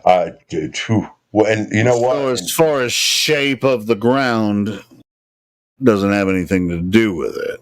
And I think me and you, hopefully, will meet again in the afterlife or whenever it happens, and go right on, like, because in a way, we're both trying to get to the same place, right? We want truth. No, we're already in the right place. We don't have to go anywhere else. This is Earth, bro. Yeah, I know, but I mean, as far as we're a very small population of Earth. If you include the flat Earth, the concave Earth, anyone who believes any other, like, I think we're just very tiny, And I do. I think the opposite. I think we're very big, man. This creation is. No, I mean, as far as we experience it here, and I don't know. As far as it going, but I do know. But I'm not willing to express my true feelings about our experience here on Earth. There's much more to it than just 100% shape of Earth. See, and this was what really led me. I kind of backed away because I got in this place where, okay, now I think I know what it is, right? And what does this mean to me? And what it meant to me is that I needed to work on myself, that I believe that there is a creator and he does care about me. And in some crazy way, I fit into this, and I don't know why, because I'm just some dude from Vegas who, like, lives in Australia now and who's interested. Hey, I'm just some dude from Arkansas, bro. Yeah, right. I mean, like, I've always been into, strange things, and now it's like, wow, this has really put me in a position to, you know what? Oh, like, this is real, and there is a purpose, and now I need to kind of check myself and see what because I was just pretty much I don't know, I believe in ancient aliens and all whatever stupid shit. Now I needed to really kind of get grounded in, well, what does this mean to me? It means to me that they've been lying and God's real and I've been kind of fucked up, and I need to get right with God. So that's kind of where I went, not in some weird religious way, but just at a personal level. So that's what this whole thing has done for me. And I think that's the most important part of this. All this other, things were just a part of my journey, like, 9/11 and SH and all these different things that I viewed that were just like, oh, this shit's real. They're fucking with us. One second. Hold on. Before we continue, I've known Paradise for like 5 years. I want to make sure he's set up with rolls here. Roger, are you cool with me set up with a couple rolls before we continue? Sorry, I know I did mention some other stuff. Sorry about that. No, Paradise, you're a concaver, right? Yeah, I sure am. So I'm going to give you a concave roll. Where is the curvature for concave Earth, Paradise? It's the exact opposite. Idea. It's a ridiculous idea. Where's the curvature for concave? Well, I'm just saying. He's gonna be cool. He's gonna defend his concave roll. He's good at defending it. So I mean, which is stupid. For concave, there needs to be curvature. Mm-hmm. Right on. I think it's been measured. There was an experiment called the rectilineator experiment, but it's very old and 1890. When you got didn't they drop some plums in tunnels and shit? Tamarack, the Tamarack mine shaft. Mine shaft thing. They're very interesting that they deviated, but and that's what I want. I want some some hardcore, like, and some scientific proof. And I think as a community, I think we could get together and get that hard data on a forced to line, like Brian Mullins was talking about, forced to line experiment, or some form of experimentation that we could document and go, other than look, it looks like that, so it must be that. Now there's lasers, Lasers where bend. water. They bend. Lasers bend, bro. Yeah. They bend. They completely bend over long distances, bro. All right. Absolutely. So, I can show you photographic evidence of that. What, through a salt tank? No, just photographs of them shooting a laser across a lake, and you can see the damn thing bending. Well, do they bend down or up? No, they bend up. Bends up. Bends up. Jesus Christ! All right, well, hey, send me the link and I'll share it here. Man, I would love to be able to just conversate with you guys. I don't care what you believe. I like. It's cool. Don't run away. This isn't a belief. You said lasers bend. Show us the link. Yeah, I do. Okay, well, yeah, I do have some. I have to. Can I? I don't think I can share it. I don't even know how to work this, but I definitely. Yeah, I mean, everyone be patient with Paradise Found. I've been trying to get him in here for a while. I mean, he's new to Discord, it says I don't have permission to send messages in this channel. Is that where I? Yeah, I can give you. He's not going to really fuck us up. I'll give you the posting permissions. Hold on. I've known this guy for 5 years, so he's not going to freaking spam the channel. So what did I get? That called link. Link image and bedroll. Hey, try it now. Oh shit, I fucked it up. Hold on. Let me try it again.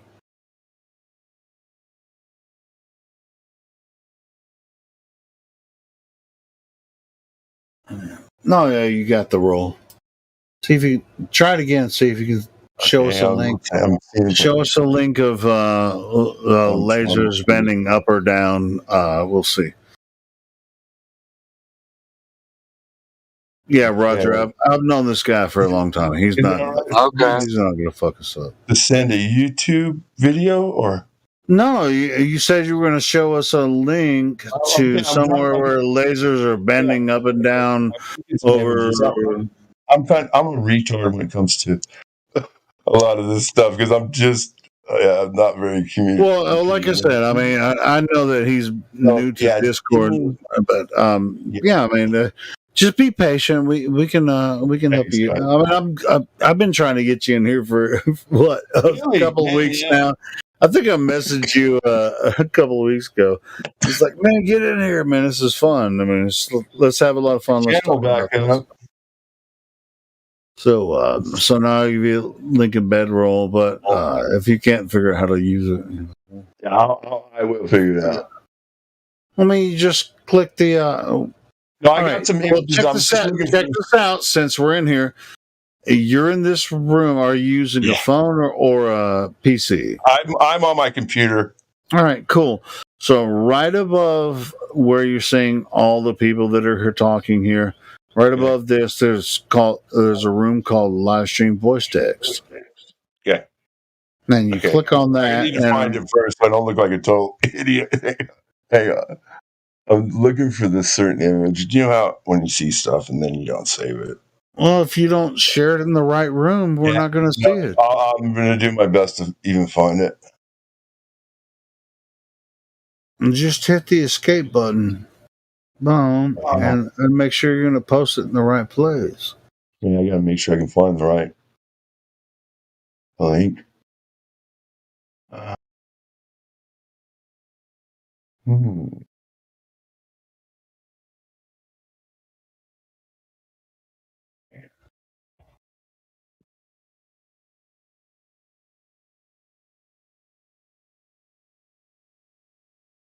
Hey, no lie though. Measuring. No lie though. even though what's up, man? Okay. I was gonna say, even though you're a freaking concaver, you've always been a fun time to listen to and have a good conversation with. You've never really disrespected anyone over the fucking 5 years that I've listened to you talk. You've never disrespected anyone, so I'm happy to hear that, man, because I mean no disrespect, and I can't even find this damn thing, but I will, now that I'm allowed to come back in here and post some things. I would hope that would be cool if you guys would. Yeah, I mean, just be a little patient. Once you figure out the Discord, how to come in Discord and just hang out, bro. I mean, these conversations go on 24 hours a day. Yeah, I think I could post some things that'd be very interesting for both of us. That can bridge across. Yeah, and if you have problems when I'm not here, man, just let me know. Just message me. I mean, it's Discord can be difficult, and when you cross platforms, it's really difficult to kind of figure out how it works. But yeah, man. Yeah, I didn't know. I'll vouch for you, bro, man. Thanks. I appreciate like I said, it. I'll vouch for you, bro. And I don't want to just hog up this channel. I appreciate you guys letting me go. Oh, wait! When you jumped in, did you hear anything going on? I was playing music and shit. It's like nobody was. I don't know what I'm doing, so I'm just like trying to listen. I was just trying to listen in, and then someone said, "Hey." Well, I couldn't believe when you jumped in. I was trying to get you in the other day, and I was just like, "Holy fuck! Can I get him in here?" Because I remember you from back in the day. I was like, "Can I get him in here?" And it's, I've done that for several people.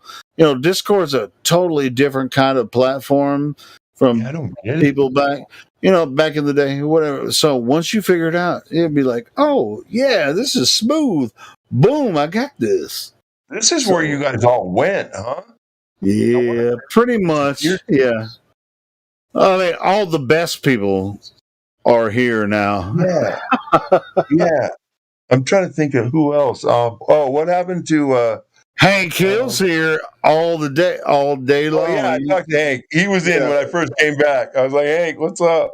Yeah, so I mean, Hank and there's a lot of people in here. Yeah, so don't worry. Don't worry, man. Once you figure out the platform, you'll just be rolling right along. I'm not sure your concave thing's gonna really roll. No, I don't as fast and hot as you think it might. But what about Hitch? What about Hitch and Snack? No. Snack, no, they ain't up in here. What about? I think I saw a Hitch one time in here, but Snack I haven't. Not Cathexis. He was in here a couple of years ago, but I'm pretty sure he's still paying attention to what we're doing, but he's not going to come in. I hope so. I love Captain, dude. He's just a cool. Yeah, he knows what's up. His laugh is just infectious, dude. He laughs like my cousin. Yeah, I don't know what's going on with him. I miss it, man. I actually think he has, up, down, left, right, cross. I think Cathexis is probably part of the government, and that's why. I don't know, but he's No, I find it very interesting. Just the whole thing. It really is a beautiful mind experiment for all of us. Is what I believe it is. Well, it might as well be, right? Yeah. Well, I mean, everything is, right? So I think it's amazing that we question so many things. Well, I mean, if it might as well be, then we can all calm down a little bit and have a conversation about it. Well, I think, there's some. It's like it doesn't have to be political, spiritual. No. Intellectual it must be. Right. intellectualism is required, Absolutely. but political must not be. I like it. But Like what you guys got spiritual, it definitely should be spiritual. But no, spiritual doesn't defy intellectual. Spiritual actually enhances intellectual. It's got in my opinion. I agree. Good opinion. I think so too. So, motherfuckers, enhance your spiritual intellectualism on our platform. Go for it. Yeah. Bring it. Pardon my French. So where are you at? Wait, how can I ascend? Can someone teach me? Listening and understanding is how you ascend. The stairs are to the left. The stairs are to the left. Yeah, I think if you want a place, you got a place, so you'll ascend eventually. I think, but if you don't want to have no place with whatever it is that built you, I think he's got no time for you. Yeah, you lose the game once you start to defy, then you lose the game. I just look at it like a perfect father, and if I had a perfect father, this is the way it would be, and it's kind of a personal thing. Yeah, I look at it like that. And I want to be with my perfect father. I want to be part of him. It's like if you're a part of any debate, you must know both sides before you enter into the debate or understanding, and then you will say, I understand this part. You don't have to agree, and then you ascend through personal debates or understand or conversations or whatever. It's not about movement forward. It's about balance, right? You have to understand that the both Earth sides. is flat because it's a globe. I wouldn't say that. The people. What the fuck? That's funny. Holy shit. Earth No, you flat. know what I'm saying though, like the outside and the inside. Plus is a globe. Okay. Yeah, that's a really good point. Are you saying Earth's flat because it's a globe? Most people think the Earth is a globe, but they have no evidence to bring to the table to prove such a thing. And that is, it's really strange to people that have taken time to actually look at their evidence. And then when we, none of the quote unquote scientists will come to us and, since we have questions, say, hey, here's our globe Earth evidence. I mean, why would you think the Earth could possibly be flat?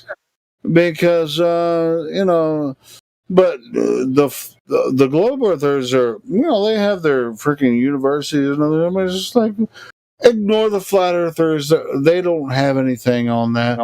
But here's us in a small corner of the internet. Like, we've taken a look at your information. We've looked at your websites. We've looked at all your fucking information. We've looked at your fucking chalkboards with the. We went to your schools and we did all your shit. Man, where's this globe? Your globe exists on a chalkboard. Doesn't exist in physicality. The thing I don't understand is that these people cannot fathom that there is no proof of curvature on a flat Earth. They can't prove it. No one can. Even a flat earther will tell you that he cannot prove curvature on a flat Earth, right? So this is the point that we're trying to make here. Like, get into it, wrap your head around it, and understand it, because it is the truth. Yeah, well, let's go out and prove it, is what I think we need to do. Hey, I don't even think flat Earth as a general term. Flat Earth, it's Earth. as flat. It's not the Earth, and that's the only thing exists. Because a lot of people, like, you know, like with the Bible thing, there's like, oh, Earth is flat with a dome over it, and that's what we have, and that's our thing, and everybody needs to believe the flat Earth, you know, with a dome over it, you know, with an AE map and shit. I think that's total bullshit. In my mind, that's not the real thing. Like Coke. Have you seen the video? I've done a lot of Coke, and Coke is not the real thing. Do you think you guys, because I think I kind of was raised to question this. My father was a master mason, and he's had a lot of, you know, unanswered questions about that stuff. And I believe that really made me dig. I read more Masonic books than probably, I don't know, half the Masons, just trying to look for stuff. And I think, and I would love to, my dad died in like 2004, and I would give anything to just talk to him about this. Well, can you elaborate? I mean, what do you mean? What do you think your dad was looking for? No, I don't. Okay, now this is interesting because I think what my dad was a porch mason. I think my dad was looking for business because he was just a business guy. Sure, he was a businessman. He didn't really give a shit about shape of Earth. He owned a bar and he was in the gambling business, and you know. But the one thing you can't be in a mason is an atheist, right? You have to have some. No, sure. Hey, but nobody's an atheist. There's no such thing as an atheist when you get down to brass tacks. But that's another argument. But yeah, so it just always made me interested in just, you know, what do they know? Because I knew they were like, oh, they're secret, right? And he took me to the lodge a few times for dinners and, you know, all his friends, and you know, I didn't really know what it was, right? Until later in my life, after really he kind of strayed away from it, and then when he died, like there was some things he had unpaid dues. The top of it's the Lord. Yeah, and so it was always just kind of an interest. You know, I'd look at the pillars, the Yakin and Boaz, and just the tracing boards, and I just found it, and I want to know what he knew, or if he knew anything. I just would love to. Anyone would he love probably didn't. You know, I mean, no, he didn't. He didn't. But I think he would find it interesting that I would be, you know, questioning this topic, and I think he would, you know, knowing just all the different things that they talk about in their degrees. I think that he would. Yeah, that's some lower level shit. But that's okay. That's okay. I mean, he's a townie, basically, you know, in the masonry thing. It's okay. Yeah. It's all good. Well, do you know, like in the early 1900s, do you know 1/3 of all Americans were in some form of secret society, club, odd fellow? Well, if you go to like local level churches, I mean, you wouldn't even know who pastors are connected to and shit. You know, yeah, it's probably more. It's more disgusting than you might believe. Yeah, I believe at the highest it is really like wicked.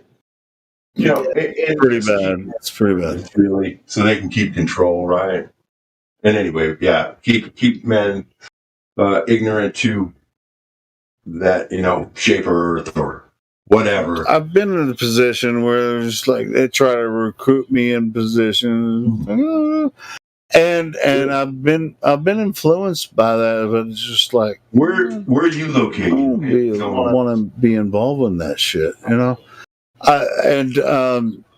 And to be honest, I've done some shit that I'm not proud of, you know. You're human. And so it's just like I just don't. Well, I'm just not. I'm just not. Where are you from? You sound like you're from like Wisconsin or somewhere. It's just like I've seen city structures and how people are connected to higher influences and communities, but that's the good part of the community. It's just like we're doing good, and I won't say it's bad because it actually does help people out. I've been involved with church structures and political structures It's and like a church, right? smaller communities and stuff. I mean, they can actually help a lot of people out.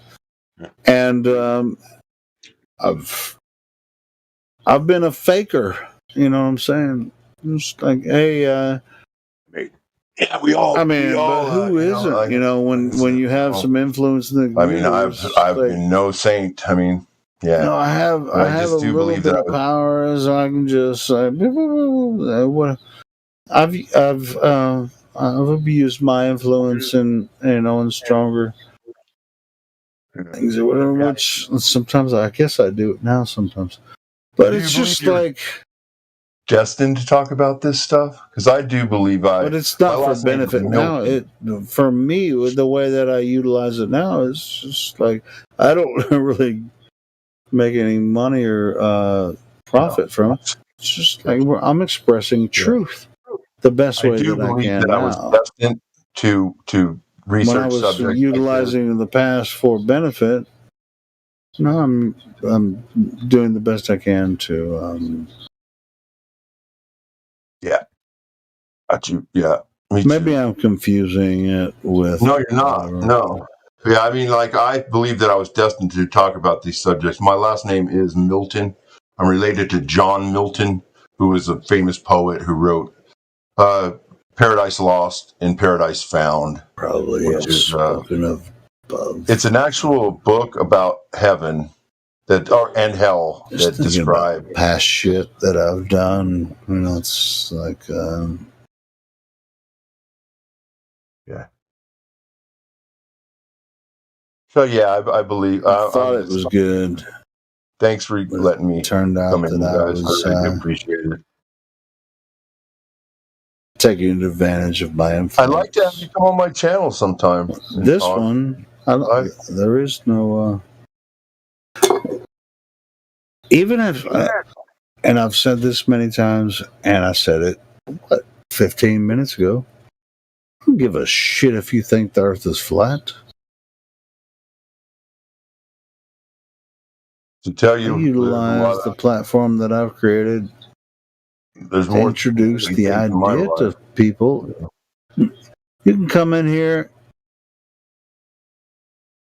This is the best place on earth, just like I promote on the YouTube channel. It's the best place on earth to talk about flat earth.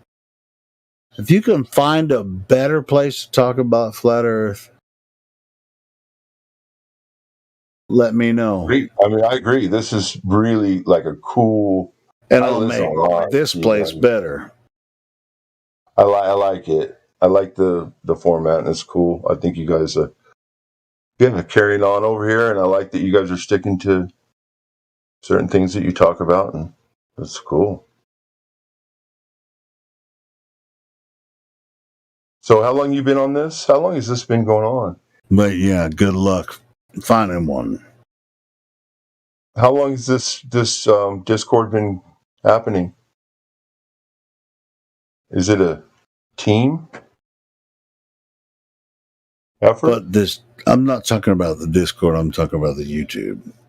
The Discord is a collaborative effort. Okay, it's different. Effort. And so you guys hooked it up to earthers that YouTube? have found each other for Okay.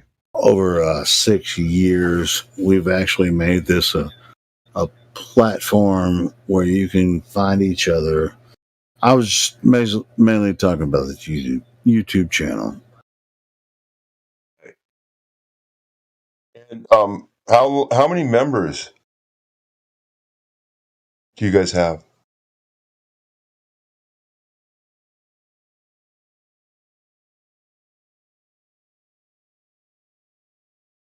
You still there?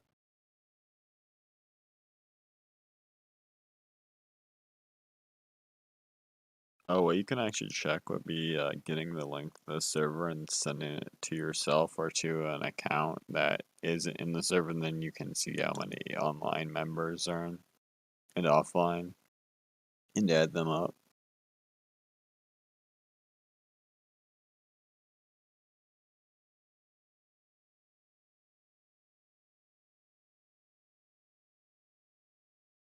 Wow.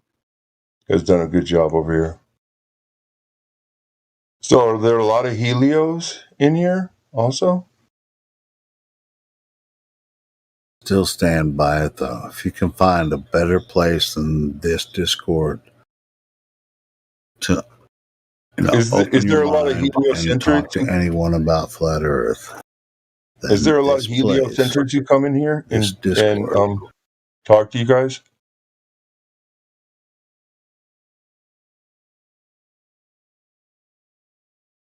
And good luck. Open platform 24 hours a day. There's no such thing. This is the only place that it happens.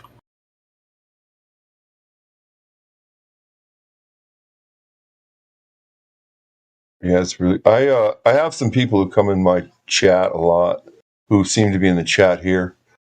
Paul Corin in the chat a lot. Yeah, there's some good folks. Yeah, I appreciate you guys having me on. Flat, globe, concave, your mama's tits. Get your ass in here. Nobody. As long as you're honest and open, this is a place for you to talk about it. What about Jibby? Jibby, is he in here?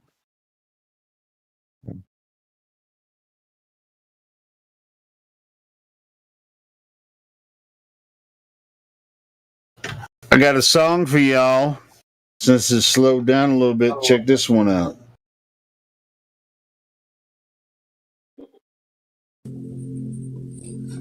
Shalom. God dang it. Let me try this. Giving all praise to Yahweh, Bahashem, Yahweh Shah, Bahashem, Rakah HaKodash.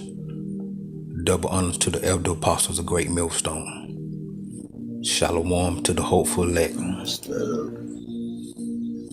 Just going into my YouTube studio, looking at my analytics. We're going to start off first at the overview.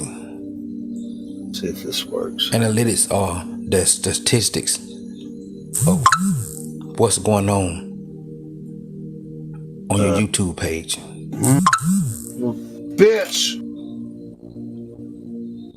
Okay, so in the last 28 days, I've had 631 views. And if you look at the chart, the activity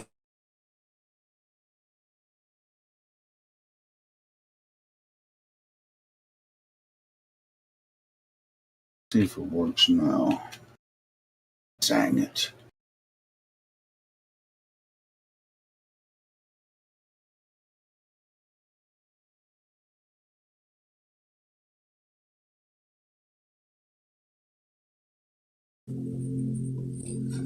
Shalom.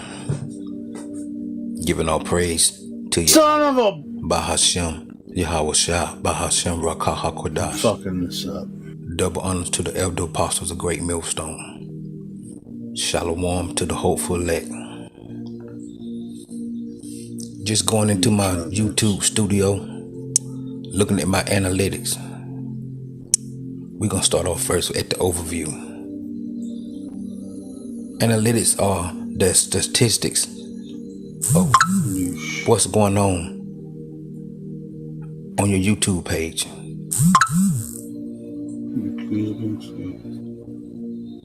Okay, so in the last 28 days, I've had 631 views. And if you look at the chart, the activity on my YouTube channel, which I use for preaching the 100% truth that I learned from the elder apostles of Great Millstone, the viewership is been spiking and going up. The views have, see the arrow pointing up right there?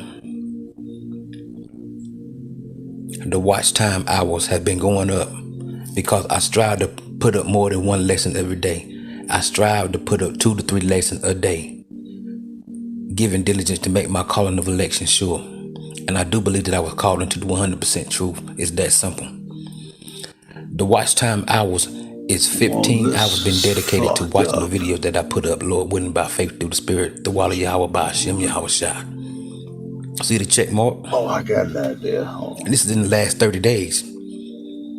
the subscribers to my channel has went up 25%. The water Yahweh Ba'Shem Yahweh Shai. All praise to Yahweh Ba'Shem Yahweh Shai. This is just an overview. Okay. Let's go back. As you can see, I got Lord willing, I got 6,763 subscribers. My YouTube channel has been up for the past 10 years.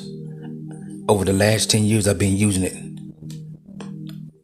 for other means to promote black speakers and stuff like that. Back in 2010 when I started the channel. In the last year or so, since I came into the 100% truth, I've been using it to promote the teachings that I learned from the elder apostles of Great Millstone and the Akim all around the world from other YouTube channels.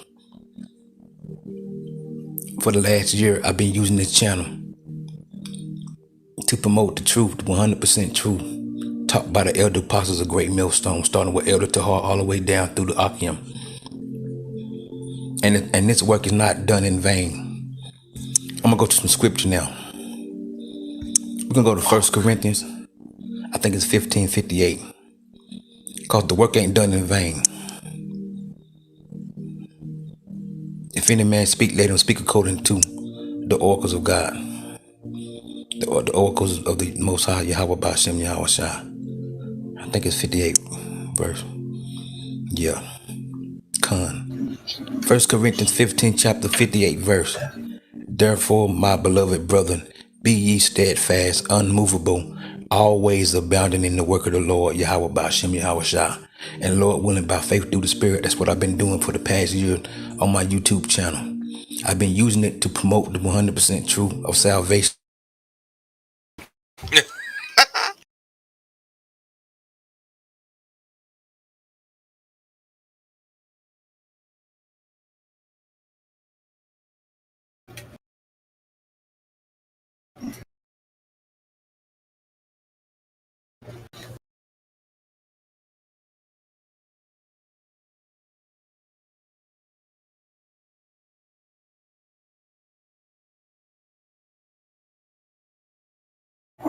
God, I tried that. I think that video is probably gone.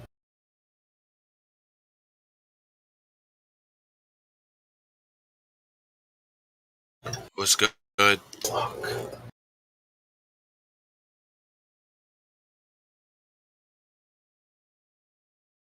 Son of a bitch.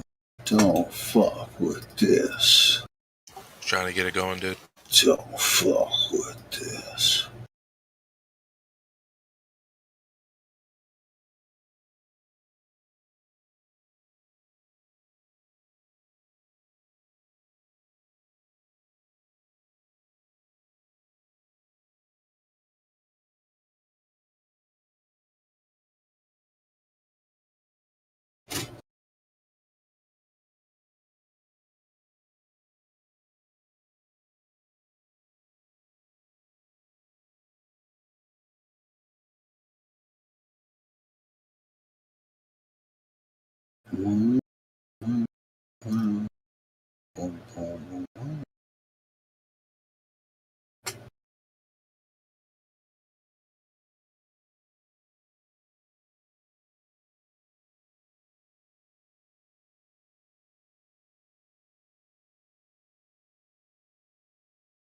That's a good one. I like this one. Okay. Damn it.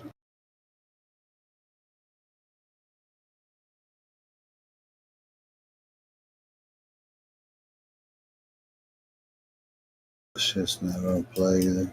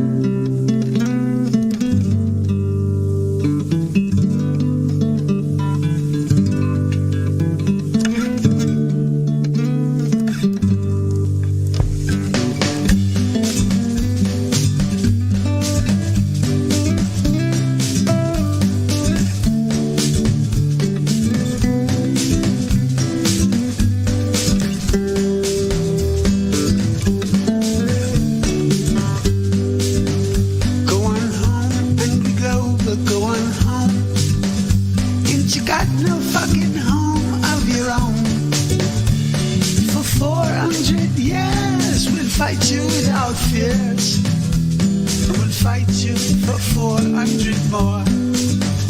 If you stay, Angry Glober, if you stay, you will never be flat earth with what you say.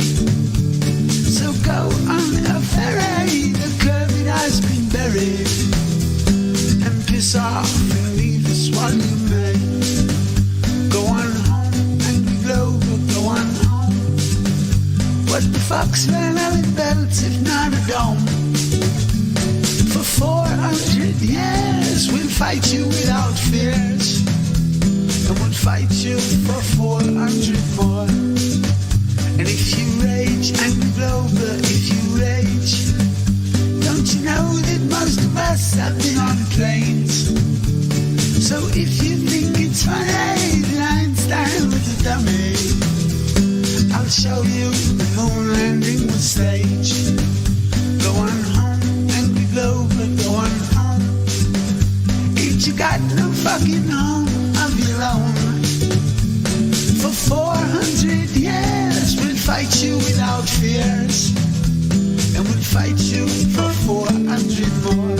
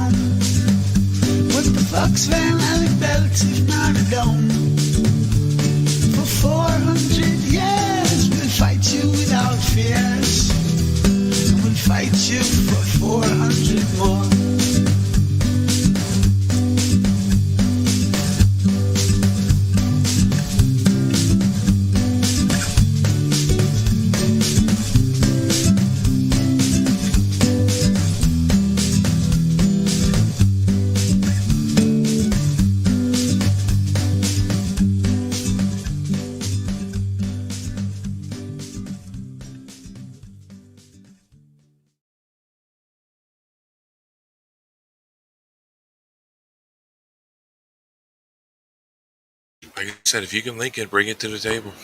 Dhananjaya Hedirachi. I see something. I see something. Dhananjaya Hedirachi.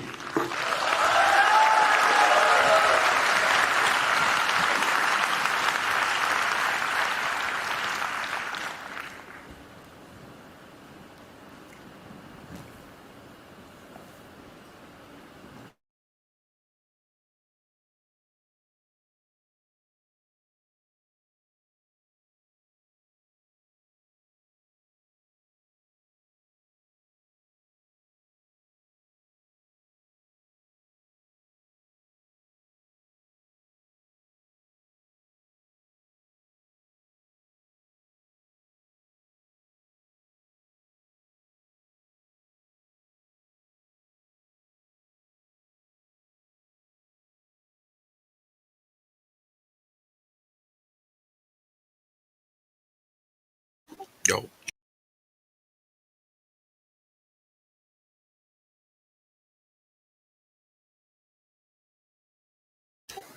Nobody's got curvature on a flat earth.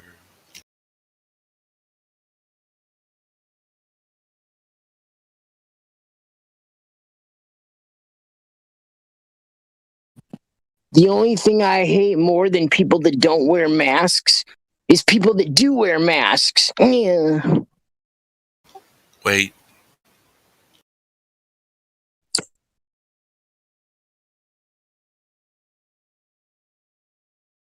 Is it Halloween or something? Why are people wearing masks? The only thing I hate more than flat earthers is globers. Why do you hate them? Maybe that's too strong of a word. Highly unlike. You unlike them? Okay. I unliked him on Face page. Nuh-uh, did you really, dude? Yeah. Dang. Or MySpace, I mean. Dude.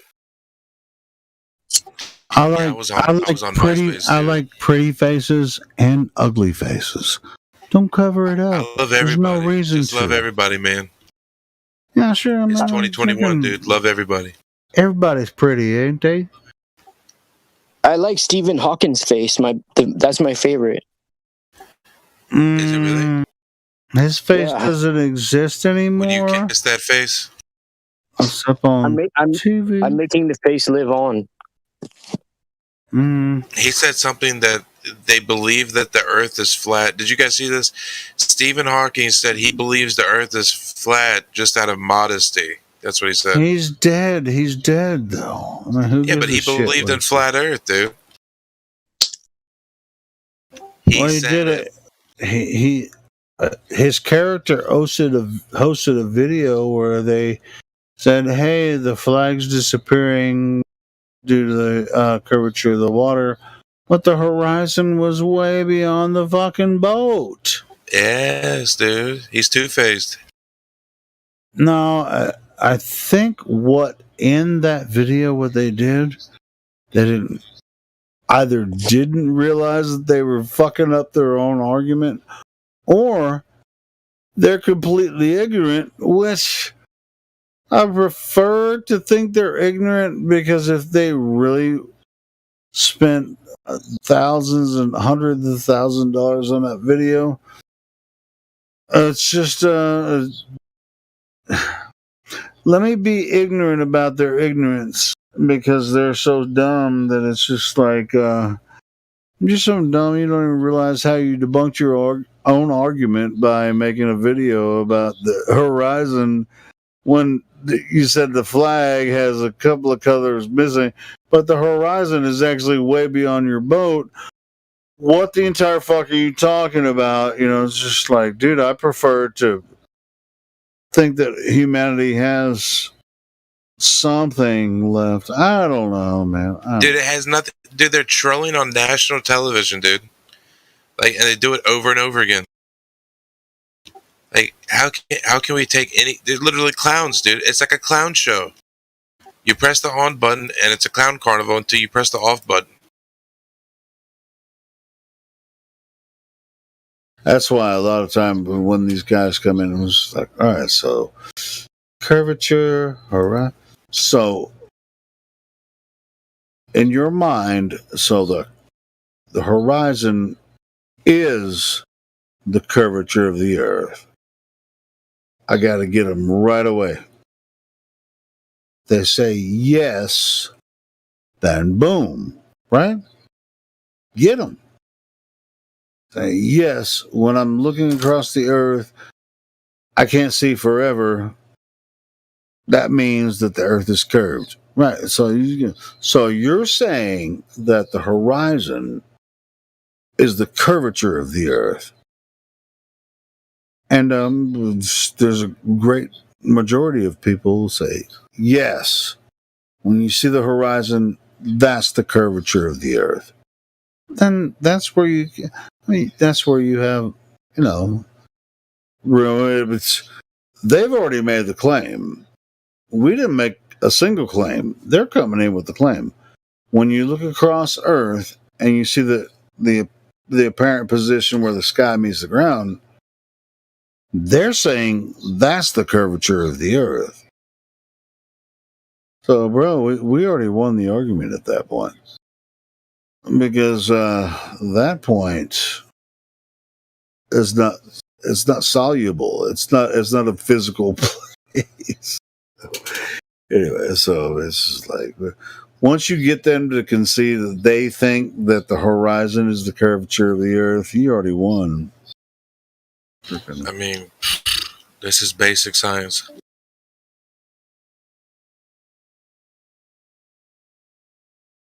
And you can get a freaking a doctor of physics, doctor of physics to say yes, yeah, definitely the horizon is the curvature of the Earth.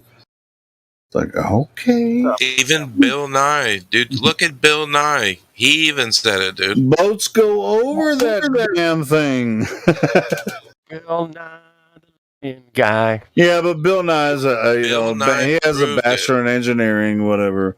But anyway, it doesn't matter. I mean, it's just like you can get any level of people that are globe believers. Doesn't matter what education they have. When you tell them about the horizon, they think it's the curvature of the Earth. Once you get them to admit it, then you have a starting point. You can go forward or backward from there. So this horizon is the curvature of the Earth. When you're standing on the shore, they think you're trying to pigeonhole them, which, in my opinion, don't tell anybody. I am doing that. I won't tell. Don't tell anyone. Because once they admit that they think the horizon is curvature of the Earth, they have nowhere else to go. Yeah, they kind of box themselves in at that point, man. I just watched this fucking ridiculous SpaceX launch today. What was that about? Oh my god! They sent 4 astronauts up. They're going to send out to outer space. The footage is so fucking ridiculous, man. It's blurry. It's out of focus. It cuts. There's more cuts in it than the fucking samurai fucking movie. I swear to God. And it's just ridiculous, man. It's so bad. You can go watch it. It's like 10 minutes going to outer space. They go up to 25,000 miles an hour, 200 kilometers up. Woo! In 10 minutes, man, they do it. In 10 minutes. And then they land the rockets back down on the fucking, on the launch pad or whatever. And of course, that footage cuts out and it's blurry and shitty and fuck. What a fucking cuck show. It's a goddamn cuck show. I'm pissed. These fuckers are lying to us. I'm just pissed. No, yeah, it's pretty frustrating. I guess you're right. People buy it, and that's the other thing, man. People fucking buy these launches like, oh, look, it's so great. They go to outer space. It's like with some of these launches, it's just like people will come in our channel and just like, nigga, I got all the proof they did it today. It's like, what? Did you see it on CNN? It's so bad. SpaceX proved it, dude. Just like watching, I was just getting more and more pissed every fucking second. And they're like, "Oh, look at," and then they never have the crew, holding on, fucking for dear life or nothing, like. Not to mention, I mean, they have the crew going friggin' 9-10 G's going like high fiving each other, just like working the control panels while they're fucking go nine times the force of gravity, supposedly. Yeah. And they're just like working the control panels going, hey, thumbs up, we're about to go to space. Woo! Get their little fucking plastic toys and they fuck off, man. So bad. It just pisses me off. I'm sorry. I'm venting. I'm a little bit. No, you're right, man. I mean, it's such a fucking bunk bullshit, man. I ain't gonna lie. So bad, man. You go watch it, come back. You can be just as pissed as me, man. Hollywood, I mean, they just do such a shitty job. And they make it look so bad, man. It's just fucking, They don't even have to try hard. That's how brainwashed the public is. They don't even have to try hard to make it look good. They just have to make it look theatrical. And then everybody's like, wow, that's amazing. Oh my goodness. Did you guys see the launch today? It was so fabulous. Oh my goodness. There we go. That's the passion I'm looking for. Yeah. That's all the passion you need. It's just like, ugh. the most amazing thing. All the SpaceX people are standing around clapping, like at everything. Oh, separation! Woo! I give the country boy version of it too. Like, damn right, they sent that rocket up to space. Goddamn, motherfucker! Look at it, man. I mean, look how beautiful it is. We saw it on Fox News. That shit was right. I mean, they had a transgender, which I don't necessarily agree with it, but they also had a country boy. He was one of the astronauts. I mean, I'm down with that motherfucker because, So it's just so ridiculous, man. I mean, if you really look at it with a sharp eye and you really question shit, and you're like, it's so poorly produced that it's they have all these beautiful shots of inside the cabin, but during the but it might as well be in space because never does. I've noticed something on all these launches. If the camera's on the rocket or in the rocket or wherever, it never vibrates ever. How the fuck is that possible? You never see like a camera. Here's why. They always have that little beep in the background. The camera never vibrates. You never see any vibration in any of those rocket launches with cameras on the rocket looking Those back. are some sick camera mounts. Dude, I gotta get a hold of some of those. Talk to me, man. Hook me up. Seriously, Send me. it would make my bedroom life so much more spicy. I need 2 of them. Yeah, I'm gonna buy 2 if you got any beautiful camera mounts. Dude, I wore mine out, so. Damn, that sounds pretty hot. Hey. Okay, so check this out, guys. I'm almost making progress with Professor Phil in the YouTube chat. Yeah? I mean, we're both pretty smart dudes, and we know that about each other, but he doesn't seem to understand what compartmentalization means. So he thinks that having worked on satellite stuff and having watched a rocket go into the sky, and then on his little screen, he can predict when a light in the sky goes by, and he says, look, my screen says it'll be there. Oh, look, it's there. That's a satellite orbiting globe Earth in outer space. Right. That's I got it. So like I said, he's a smart guy. And he's asking the same about me, by the way, in the chat. He's saying, well, he's not. He doesn't seem to be fooled. He's not a victim. He's not tricked into this flat Earth thing. So I wonder why Glatflobe is here. And I'm actually asking the same thing about him. He seems smart enough. Why do you think it's a ball spinning in space? Sure. What's going on? Why do you think satellites are doing what they say they're doing? Here's something I have for Professor Phil. Have you ever seen Stuffin.Space? I think I've showed it to you, Glatflobe, right? Stuffin.Space? I don't know. Posted in the old voice text. Stuffin. It's Stuffin is .space. I get a hold of some of those camera mounts, man. It doesn't always hyperlink, but if you type it in your browser, Stuffin, STUFFIN.space. This is .space, bro. Oh, is it's supposed to be all the satellites and stuff out there? Yeah, and the space junk, all of it. Yeah. Keep track. Yeah, it's really. I mean, if you have to have a decent PC to actually look at all of it. This one's great. Yeah, I have a good one. So, what was it again? One more time. I just typed it into. Oh, okay. Oh no, that's bot commands. My bad. I typed it in the wrong room. God dang it! It's all right, man. It's STUFFIN. 2 in the morning for you, isn't it? Stuff in that space. Yeah, I'm about to crash out. But 1 in the morning or 2? Yeah, it's 1 o'clock for me. I only sleep. I mean, if I lay down, I only sleep for 4 hours anyway. I mean, I always wake up 4 hours. Wait, why can't I see the satellites in this picture? You got pictures of satellites in space? I've been looking. Hold on here. I've been. Let me find the hyperlink. God dang it! Here, I got it. Hey, I put it in the. Oh shit. We got it, Helio. Chill out. There you go. Wait. Cool. Hey, yeah. No, that doesn't go to it. That doesn't go to it. Hang on. What the fuck? Here. There you go. There you go. There you go. That looks That's the one. That's one's flush. Flush. Flush. Yeah, but look, I can't see the satellites. I just see a globe in blackness. I wouldn't be surprised if they got rid of it because I've been. Yeah, they probably did, dude. Because it was pathetic looking. It was like, what? All that trash is out there. I remember you fucking sending me that. Dude, I've been sharing it with people for years. Bro. God damn, dude. Oh, they don't like that we.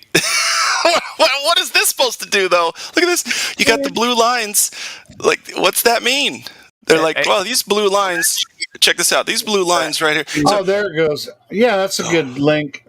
Put that in the YouTube chat too for Professor. It's the Delta 4 RB line, and then you got the Yeah, I mean, it's going to be a really easy thing. I'm just going to say, you think this is globe proof, right? And he'll say, absolutely. And I'll be like, well, guess we're done here. He's got NASA up my ass right now. I'm just pissed. It's like, how did they put these satellites in those places? It's just engineering. It's really good engineering, Helio. It's the best. It's better engineering than anything that we can do. What they're going to do is they're going to force these rockets, and the trajectory will just be like dump these payloads into space, into a certain trajectory, and then they'll begin to orbit Earth in these different trajectories. Right. And that will cause. I got a quick. What is happening is stuff into space. And Robert Bressano brought it up to the guy who was in charge of Hubble. He's like, "Do you have a camera on the outside of Hubble?" He's like, "No. Why would we need that?" I'm like, "Well, maybe if one of your solar panels was bent or had a crack in it or something, you might want to check it out."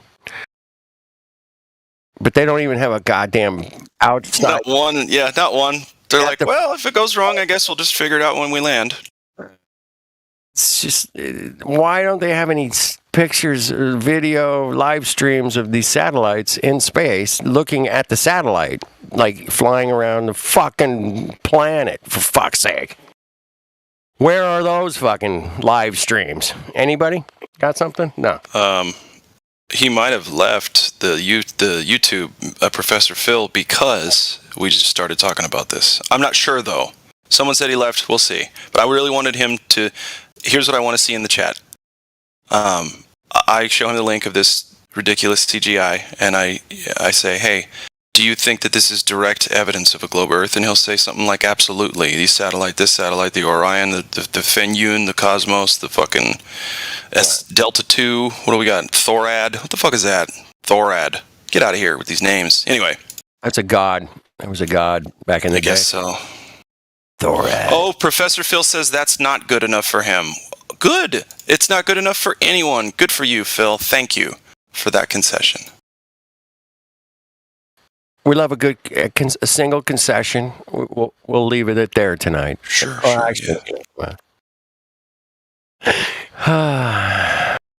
But Professor Phil, real quick, a satellite being launched, something launching into the sky and going out of your view does not mean it went into outer space. Does that make sense to you?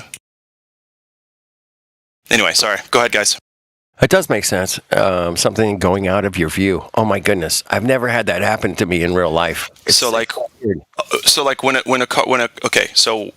tomorrow I'm going to see a car, a blue Volvo, and I'm going to see it go over the hill, and I'm going to know where they're going. Right? I'm going to know where they're going. They're going to Walmart. Hold on. And then they call me from Walmart and tell me they're there. I'm like, okay, well, I guess that's good enough for me today.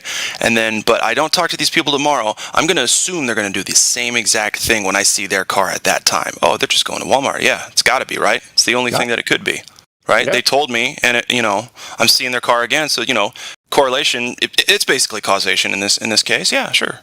Correlation equals causation. Of course, it does. Every time. The ridiculousness. I'm sorry. It's okay. It's entertaining. It provides us with an avenue to help people learn things, which is nice. Learning is good. It's good. That's a good thing. Yeah. Das ist gut. Das ist gut. Yeah. I can't see the chat. I don't have that page launched up. I don't have it launched. That launched tonight, man, with the SpaceX. I'm like, Did you watch it? I didn't. I was trolling the trolls. 4-hour fucking live stream, right? Ugh. 4.5. And, you know, I kind of zip through. They're talking about this and that and whatever, man. But, you know, I did watch the entire 10-minute journey to space. And I'm like, it's cut, it's blurry, it's, you know.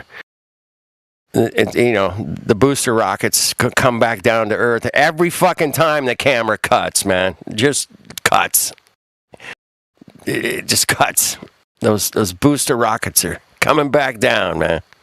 Woo! Every time the video cuts, and I predicted it, man. I'm like, this thing's gonna cut out, and sure enough, it cut out. Oh yeah. Every fucking time it cuts out. And it just, like, if this shit was real, that wouldn't happen. Well, and you know, it's funny how they do it is they cut out at the exact same... I can get on a live stream on my iPhone and it doesn't cut out for fucking 3 days, man. You know? Yeah, exactly. And what they do is when they cut out, generally it's at around the same time in like each position of the launch, each stage of the launch, to make it look like they're, you know... coherent, cohesive, you know, they do the same things every time. Oh, so it's got to be real. Look at they're doing that at the same. Oh yeah, and that's when the things come off the side there, and then and this is when they start the third rocket. Oh, look what they did. Oh, that's great. Gosh, they're such pros. They're such pros. 25,000 miles an hour, man. 200 kilometers up every time, man. It's like just fucking launching up, you know, like taking a piss. Whee! No problem. I mean, there are people out there that have problem peeing. I get that, man. But, you know. Yeah, but nobody has trouble taking the piss out of Globers. Or taking the Mickey. I like that one too, man. Taking the Mickey. That's funny. That's another one of my favorite English terms. Take the Mickey out of that shit. Like, all right, let's do it. Anyway, just watching that frustrated me tonight. I don't know. That's your fault for watching it. I know. I had to watch it and just to. I know. In our field, we have to watch all the shit, all the dumb shit. There was a launch today. I had to check it out. Right? Exactly. Yeah. And it was just poor shit quality. The cameras never vibrate, man. I just don't get. I mean, the gyros they got on those things, man, must be. Those cameras are all on these incredibly precision gyros that just don't ever vibrate at all. They don't. They're so smooth, man. I mean, give me some gyro camera mounts because you know I'm sure they ain't cheap. But you know what it is? We're just too stupid to understand. It is inexplicably complicated, and that's why it works so well. Exactly. You do not. I love these guys that come in here like I don't know. I'm not a scientist. I don't understand. Like, well, you don't have to be a scientist to understand like basic physics, man. I mean, yeah, you can just be like, you know, gas pressure without a container, dude. You got a soda can? Come here. Like, watch this. There's pressure inside the can, and if I open it, guess what happens? Check it out right now. This thing's pressurized, and then when I open it up, it gets rid of the pressure. So I know how to take pressure away from something. You just take the container off. Where does the pressure go? Oh my goodness.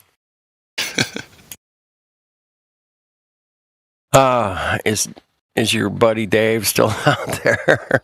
I don't know. Dave? I probably had him off. It's my fault. I apologize. I wasn't even.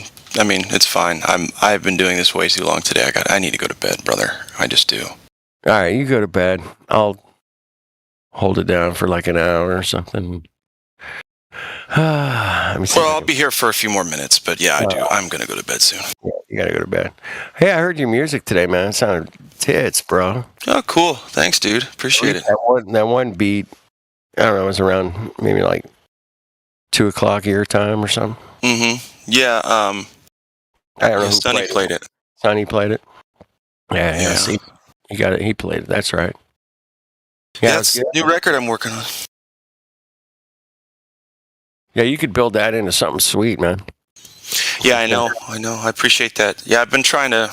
I mean, I've fucking played in all the bands you can think of and all that kind of deal, and so I don't try to, I don't care what happens to the music. I'm getting it. It's like therapy, especially now that I'm sober. I just fucking go writing music. Well, you got a lot of those plugins and. Oh yeah, I got a ton of them. Yeah.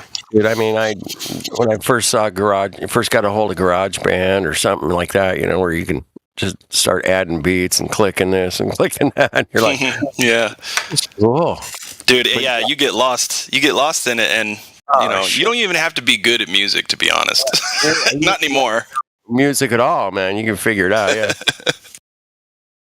But yeah, you know what's cool about that though? Even people who aren't talented at music, at least right now, or they may not ever be, everybody knows what, quote unquote, sounds good to them, right? And so if they can make music that they like, feels like it sounds good to them, others might like it too. Anyway. Well, it's so incredible, the technology we have to make music these days, man. It's incredible. Yeah. There's so many great recordings and videos coming out of people's fucking garages and kitchens and bathrooms and whatever. Yeah. And it sounds good, Right, it does, yeah. Yeah, so I try to find the best stuff out there, man. There was a lot during the COVID lockdown. Yeah, I'm sure. Coming out, man, because everybody was locked down. Sitting around, jamming. Dude, it was like hundreds of videos every day, man. Just like, sitting around jamming and people doing like Zoom jams, jamming on Zoom calls, and which is hard to do, man, because the timing can get fucked up. For sure. No, it's great. People out there making music, man. Count me in, man.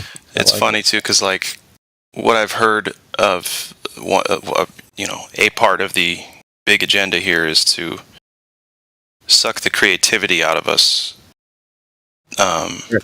so that we just become fear-based instead and reactionary. We're not creating; we're just reacting. Yeah. That's why they cancel art classes and music classes in schools. Yeah. Lovely. So anyway, yeah, that's. I'm glad to see music picked it up a notch in its prevalence during this time.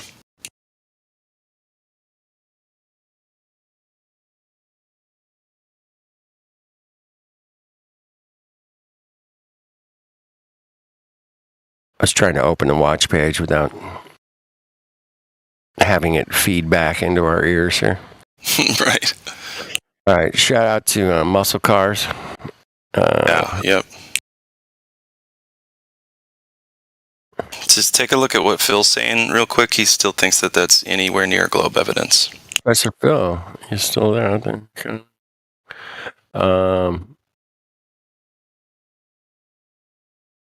Yeah, I mean, it's nice to sell out to the system, man, and buy into it 100%, and you make a big fat paycheck. I get it, man. It's cool. He's acting like he thinks we're crazy. I don't know if it's an act or not. Like he's trying to figure the same thing out about me. That's what he was saying. Like, what's my motivation, right? I don't seem to be the victim of flat Earth. Like, it's because I'm not a victim. Making money. How do you get How are you a victim of the truth? That doesn't make any sense to me. There's a song right there for sure. Yeah, you're right. The victim of the truth. It almost sounds cheesy though. Like 9 Inch Nails should have done it on their first record. John Lennon said, "I'm just a victim of the insane." That's different. It's different. Victim of the Truth. Yeah, it sounds like a new metal band. Like Papa Roach would have wrote that song. A victim of the truth. I like it. Yeah, for sure. Hey, get at me, big organizations. I'm talented, bruh. I won't sell my soul, but what I will do is get on the inside and tear you down from it. Wait, shit, I said too much, didn't I? Yeah, you did. Now they're never going to hire you. Now they're never going to. Now I'll never get paid for this.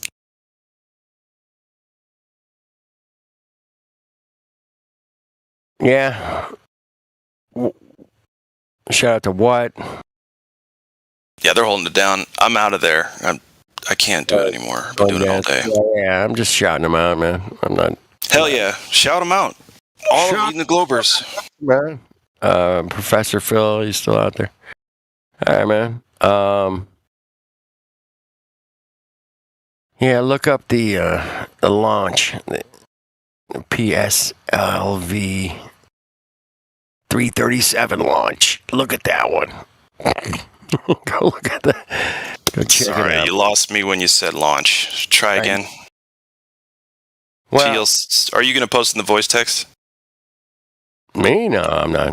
You're like, I cannot be bothered with that minutia. How dare? Okay, so what's it called? I'll look it up. I'll just do recent rocket launch. That'll do it. Oh, Professor Phil's like trying to get somebody to look at the launch. I get it, man. I know you got your paycheck, Phil. Truth. I get it, man. Keep your paycheck, bro. Yeah, don't get rid of that life source, bro. No matter what we say. I mean, we're just a bunch of fucking retards, according to you, but you know. But yeah. Check it out. Oh, I'm watching the current mission live right now. And I'm seeing that the satellites here are bent. And it's bending right with the supposed curvature of the Earth. Gosh, it just looks almost like they're bent together there. Bendy spaceship. Great Earth views from outside the International Space Station as it flies 263 statute miles off the coast of Namibia, Africa. That's what the young lady with a very, very sexy voice just told us. Nice. On the live stream there. I mean, this is, if this were real, this would be so beautiful to see. Dude, I'd be like, dude, count me in. Let's do this. Yeah. Hey, you know what they did today? They sent the 600th fucking astronaut into space. 600th. Number 6 fucking 100 went up. And what does that mean? To know that there've been 600 people to go to space, and it's just amazing. It's just amazing that only 600 people have gone to space, and it's just it's heartwarming.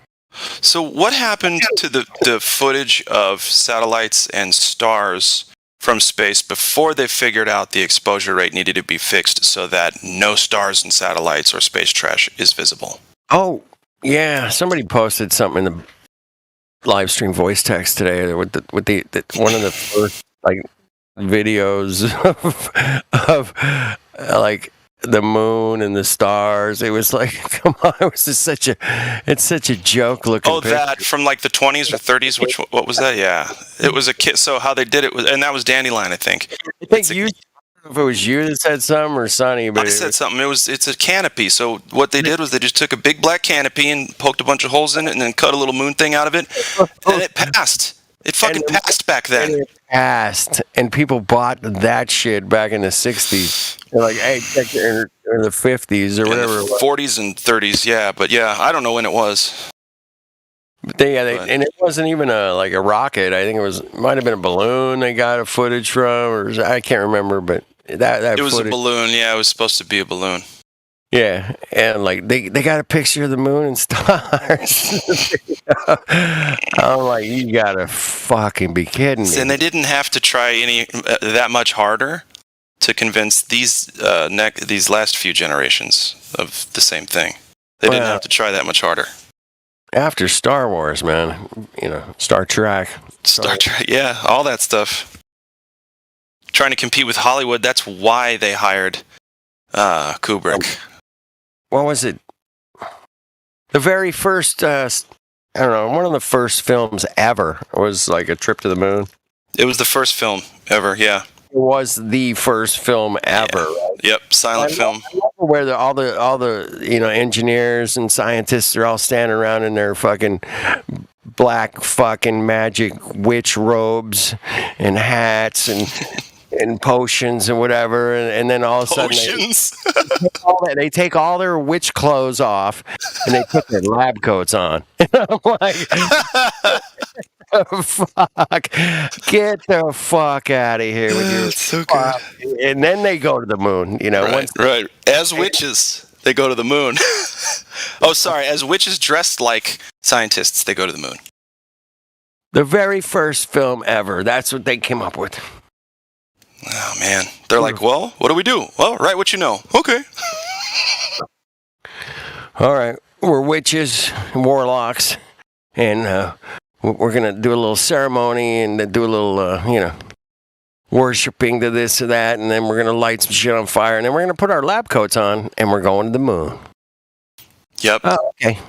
That sounds They stabbed the moon's eye with a rocket.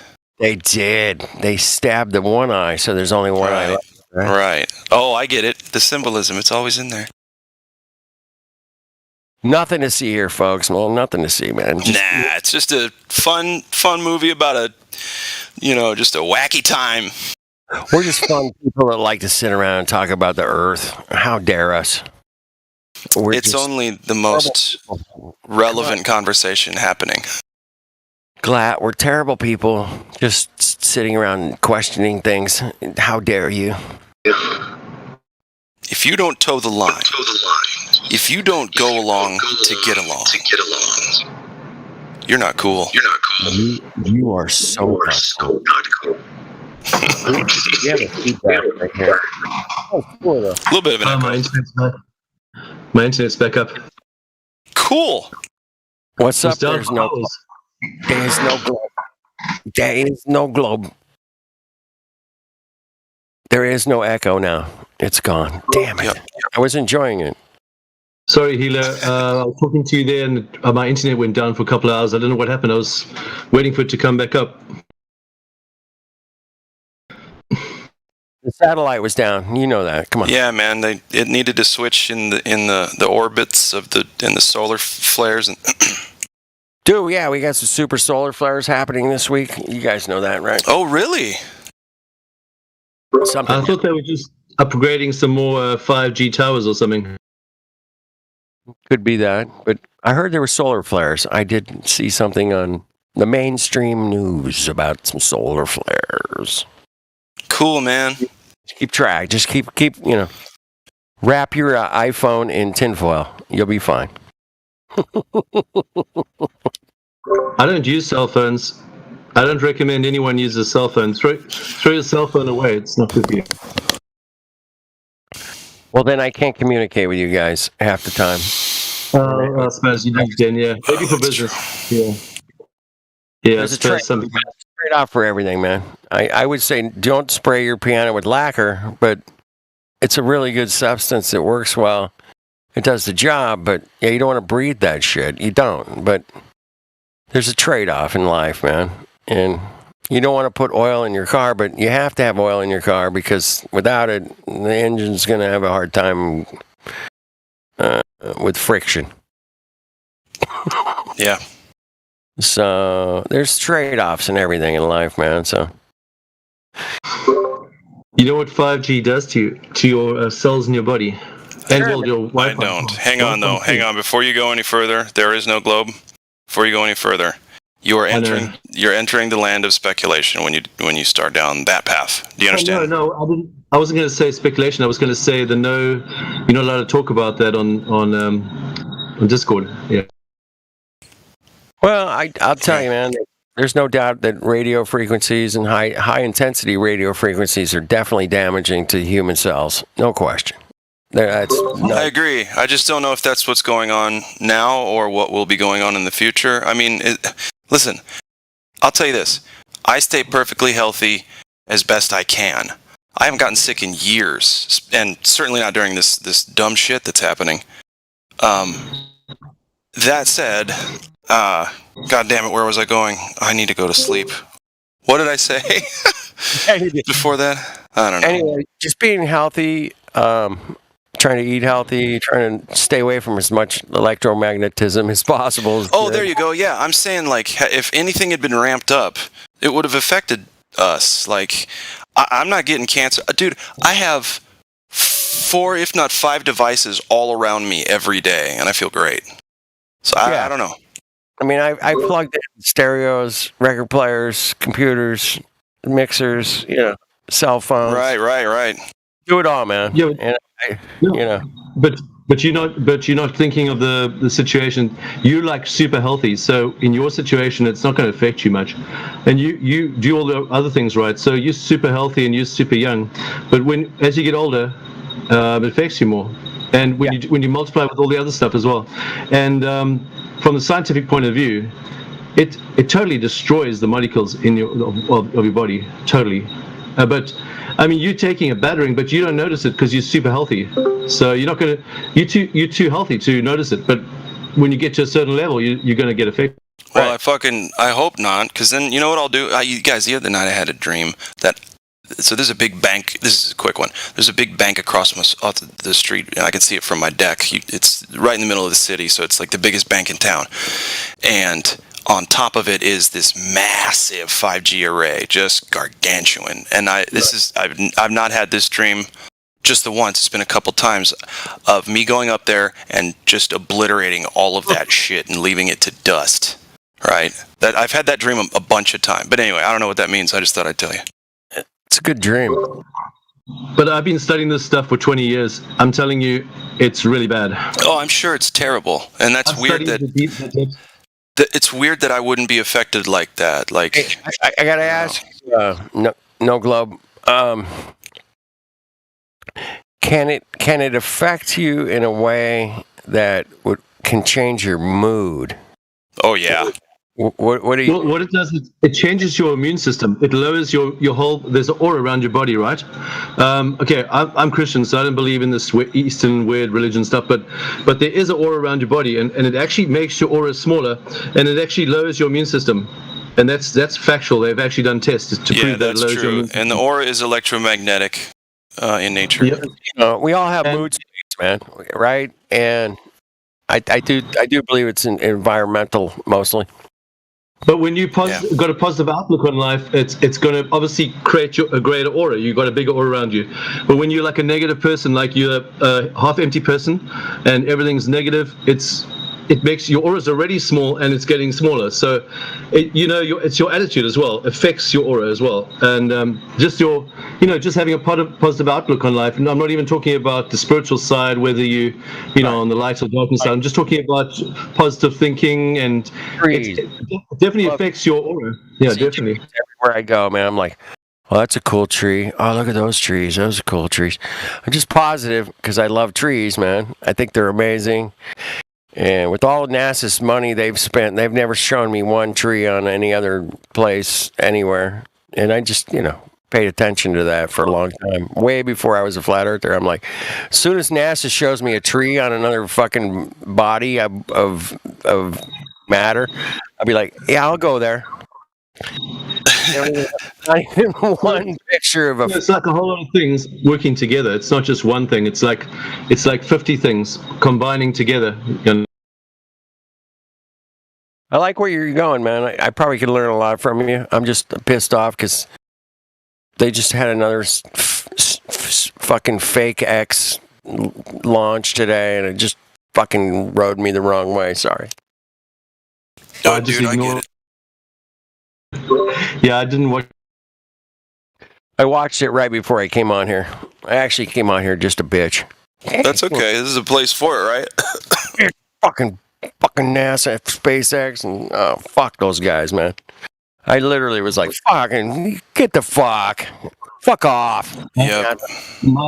My internet was down, so I watched Snake Eye. The movie Snake Eyes? Yeah. Oh, the new one?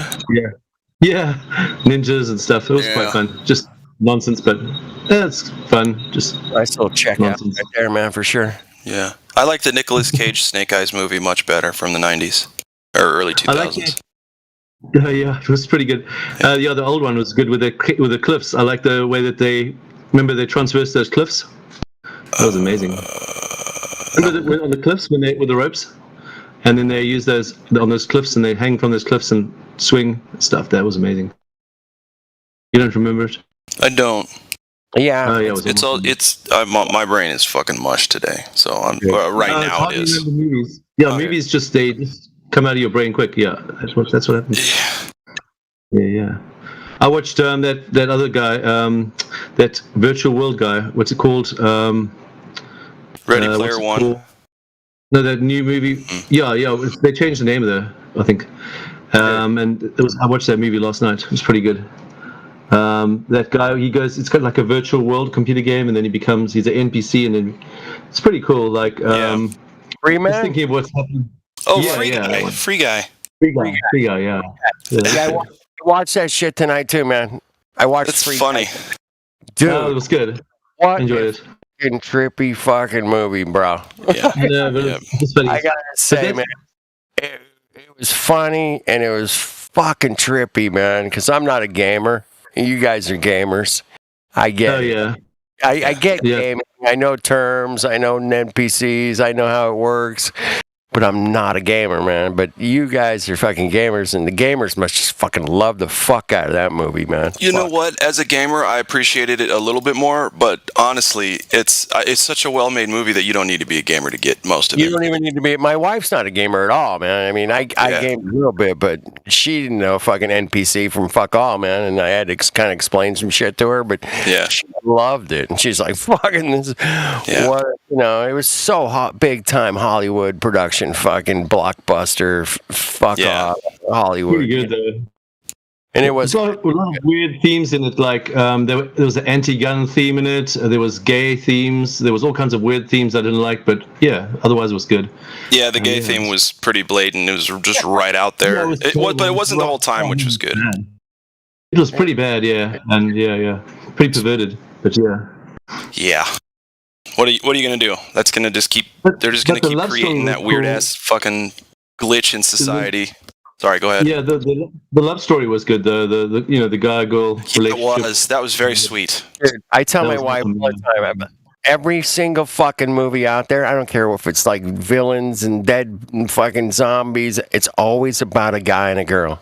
Every fucking. Yeah, that's nice. I love that. That's guaranteed. Yeah, I like that. But fuck if there's. You know, it doesn't matter what fucking movie, it's always about a guy and a girl. You know, it's funny too, growing up, movies turned me into just a puddle on the ground, hopeless romantic. You know what I mean? Oh, yeah. That's good. Yeah, well, better or worse, let me tell you. But anyway, that's okay. I'm almost 40 now, so I've dated everybody who I want to date except for one. And whether or not we end up together, that's for the future. But I don't have any kids, so I'm gonna stop dating so that I don't fuck anybody's life. No, I'm just kidding.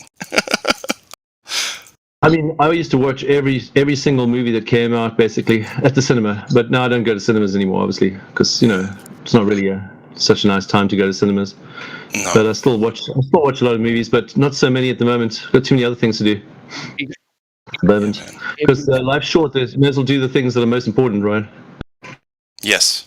Well, life is short is relative, I would say, subjective, because, I don't know, sometimes, I don't know, I think it's just, it's perspective. When I was a kid, I thought life was going to last forever. It's going to be the longest fucking journey. Yeah. And then sometimes I find myself still kind of thinking like that, like, man, I'm only 40. And I feel nowhere near 40. Right? So have you ever counted how much hours of free time you got left of your life between work? How much free time I've got? What, like during the day or the week? Can I tell say if you live to 100, like or 80, whatever, and you calculate how many free hours you got to live still on your life. It's quite actually interesting, and you think, wow, man, that's not that much actually. I mean, between work, What were you gonna say, Kenny? I just wanted to. Somebody pointed out to me a long time ago, man, back in the 80s, and said, "Hey, man, if you can work your ass off and have a shitload of money, but you're not going to take the money with you. And the second thing he says, man, you're not going to buy any more time with that money. So if you want to work for yourself, it would be smart, and then you can own your time, man. Because owning your time is money, man. It's experience. So I was able to do that since 1988, man. I've owned my time. If somebody called me up and said, "Hey, man, let's go surfing today," I'm like, "Fuck yeah, let's go, man. Fuck this. Yeah, I'm out." Yep. And I just wait to survive, pay my rent. That's basically survival mode every second. But I just enjoy the moment. That's my advice to you guys. Enjoy the moment. We're here hanging out. I'm really enjoying this. Man. And you guys are younger than I am, but just enjoy your time, dude. That's it, man. You can't buy time. You can't own time. You can't change time. It's just there, man. If you have to work for the man and fucking suck it up and, pay your mortgage, I get it, man. But work for yourself if you can, man, because it's more fun. I'm just telling you. I agree wholeheartedly, my friend. Mm-hmm. I got to figure that out still. You got to figure it out, yeah. I was trying to for a long time, trying to do that rock star thing. But the more you go down that road, the more you actually do turn out to have to rely on all the things that you were so good without beforehand. It's kind of a slippery slope, the whole rock music world. It's only slippery. That's it. There's nothing non-slippery about it. It's only filled with grease and fucking pig's feet everywhere, just stepping and slipping. Stepping in shit. I've known a couple of musicians that kind of laid low, kind of owned a town. It was so good, kind of owned a See, I wish I would have done that. Some hometown hero shit. I really wish I would have done that. Like everybody shows up on the weekend because so-and-so is playing here, and it was, he would pack the house because he was that good, Yeah, but dude. He never tried to be like a superstar or nothing. He just owned the little local bars and all the little restaurants and I've been a musician most of my life, and all I do is just busking, 10 hours a day, 8 hours a day, just playing music, singing, wherever. Awesome. I find my own spot. No one earns me. I just get chased by security guards and, run away from security guards and dodge people. And you're talking about outside?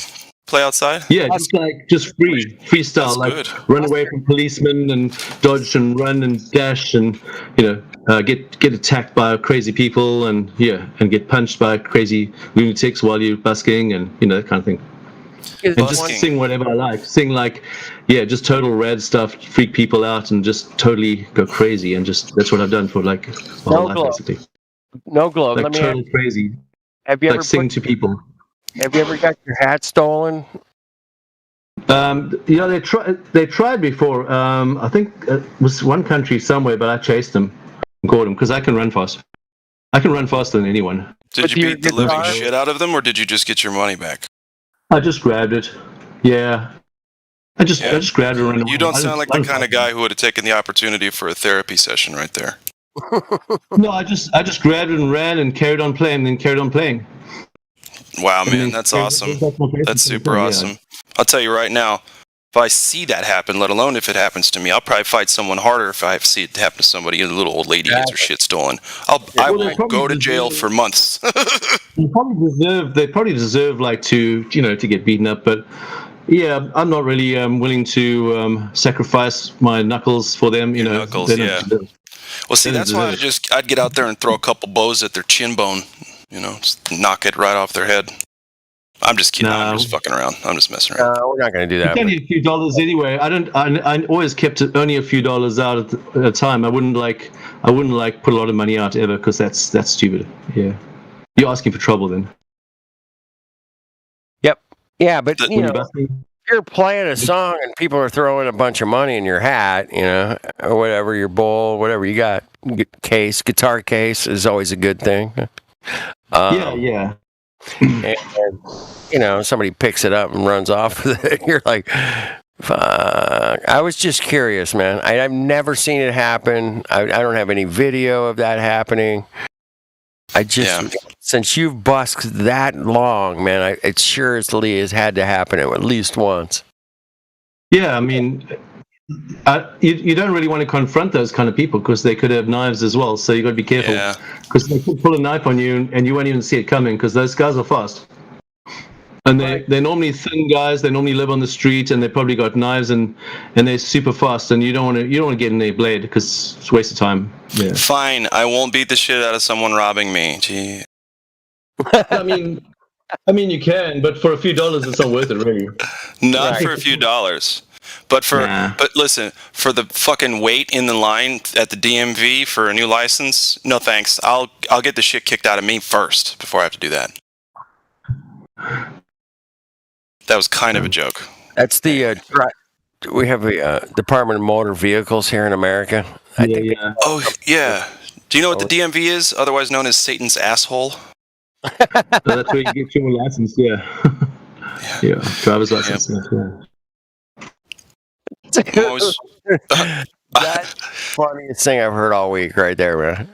The DMV is Satan. It's not even my joke, to be honest. It's not even my joke. It's Dane Cook. Cook? Yeah, Dane Cook. He's top 5 for me. George Carlin, Eddie Murphy, Dane Cook. Yeah.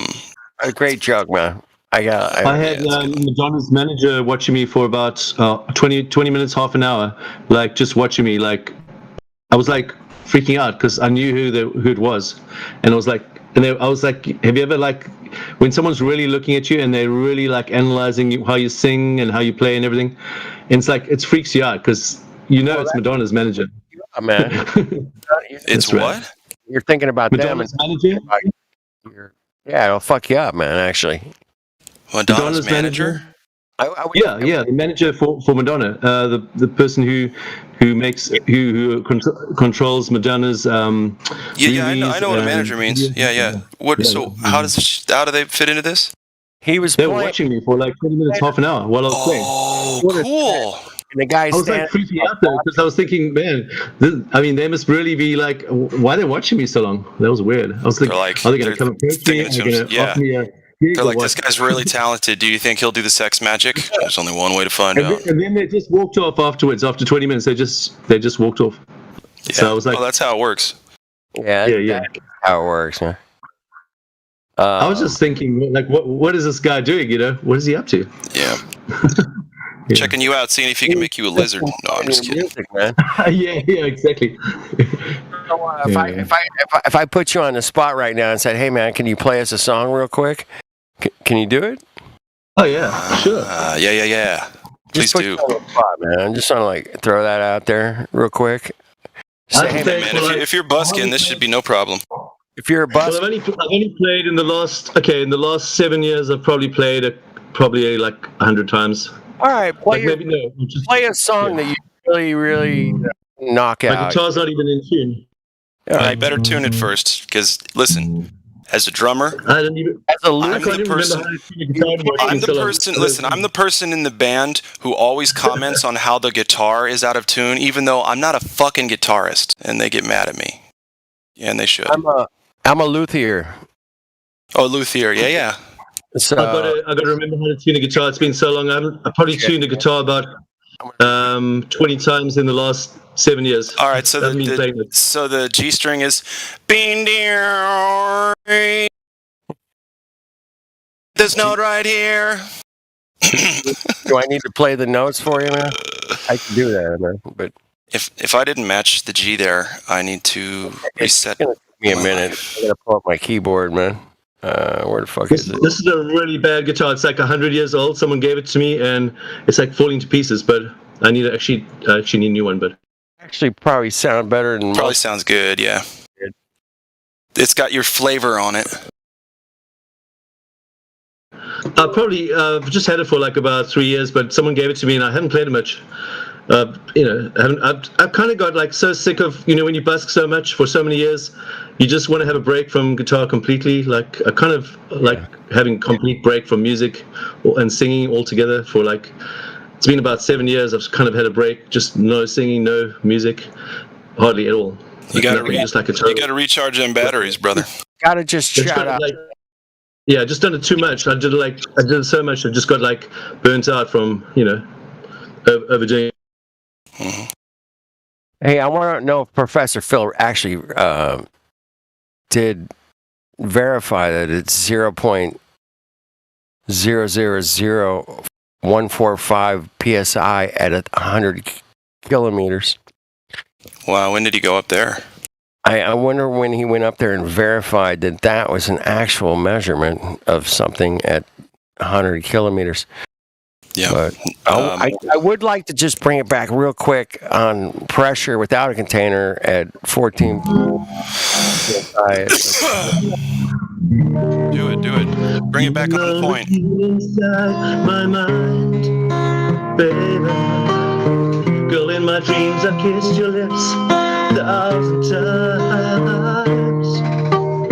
Sometimes I see you pass outside my door. Girl, hello. Is it me you're looking for? And I wonder where you are. Wonder what you do. Are you somewhere feeling lonely, baby? Someone loving you? Tell me how to win your heart, for I haven't got a clue. Girl, and I just want to start by saying I love you.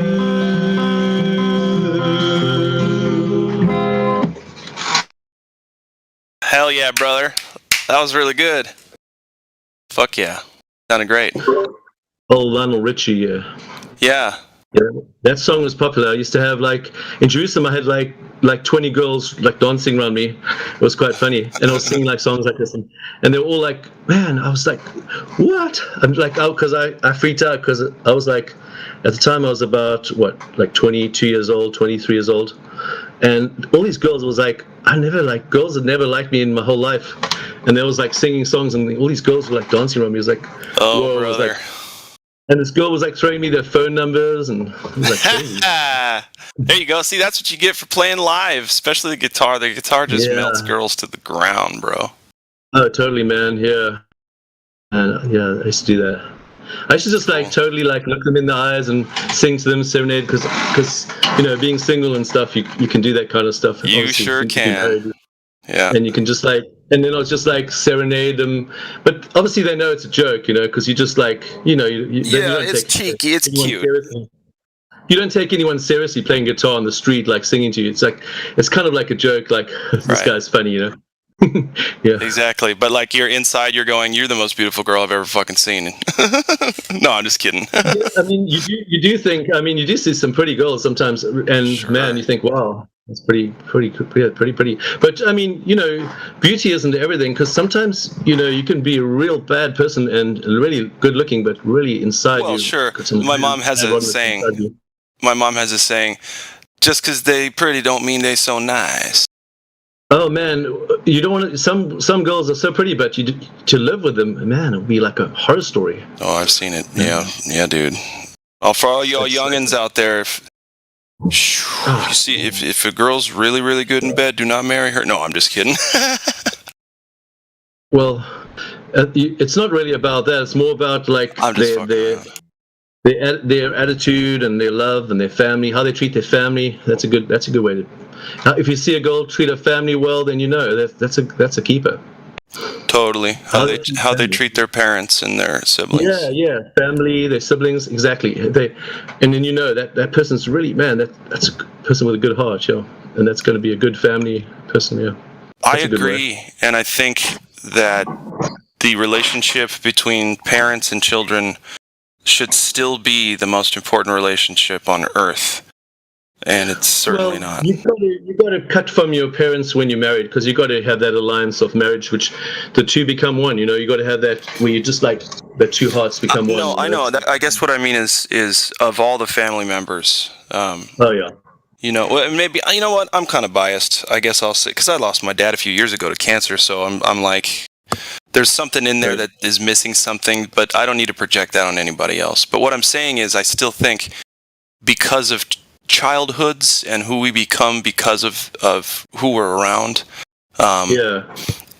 if I were to come out of young adulthood and into adulthood with a solid relationship with my parent, my biological or whoever my parents are, then I'll have what should be the most solid teammates in life. And then of course, yes, you get married, well, you are then two people in one, and then that is separate from, you've cut the apron strings as it were. Well, it's good to have good role models in your life and people that can like mentor you, mentors. If you haven't got mentors in your life, you're not going to get as far as you would get if you did have mentors in your life. Mentors in your life are definitely going to take you to the next level. Like older, wiser people, they're going to help. Oh yeah, definitely. For sure. Yeah, absolutely. I was trying to get a job at a recording studio in Austin, Texas, and I was working with a really, really good producer who I'd worked with before, but I wanted to, we recorded with him and we really liked his style, and I was in school for audio engineering. I said, can I get some experience working for you? He said, sure. And, I was willing to work for free for as long as, however long it takes, because that gig was like prime gig. But anyway, so I end up, I ended up not getting paid for almost a year.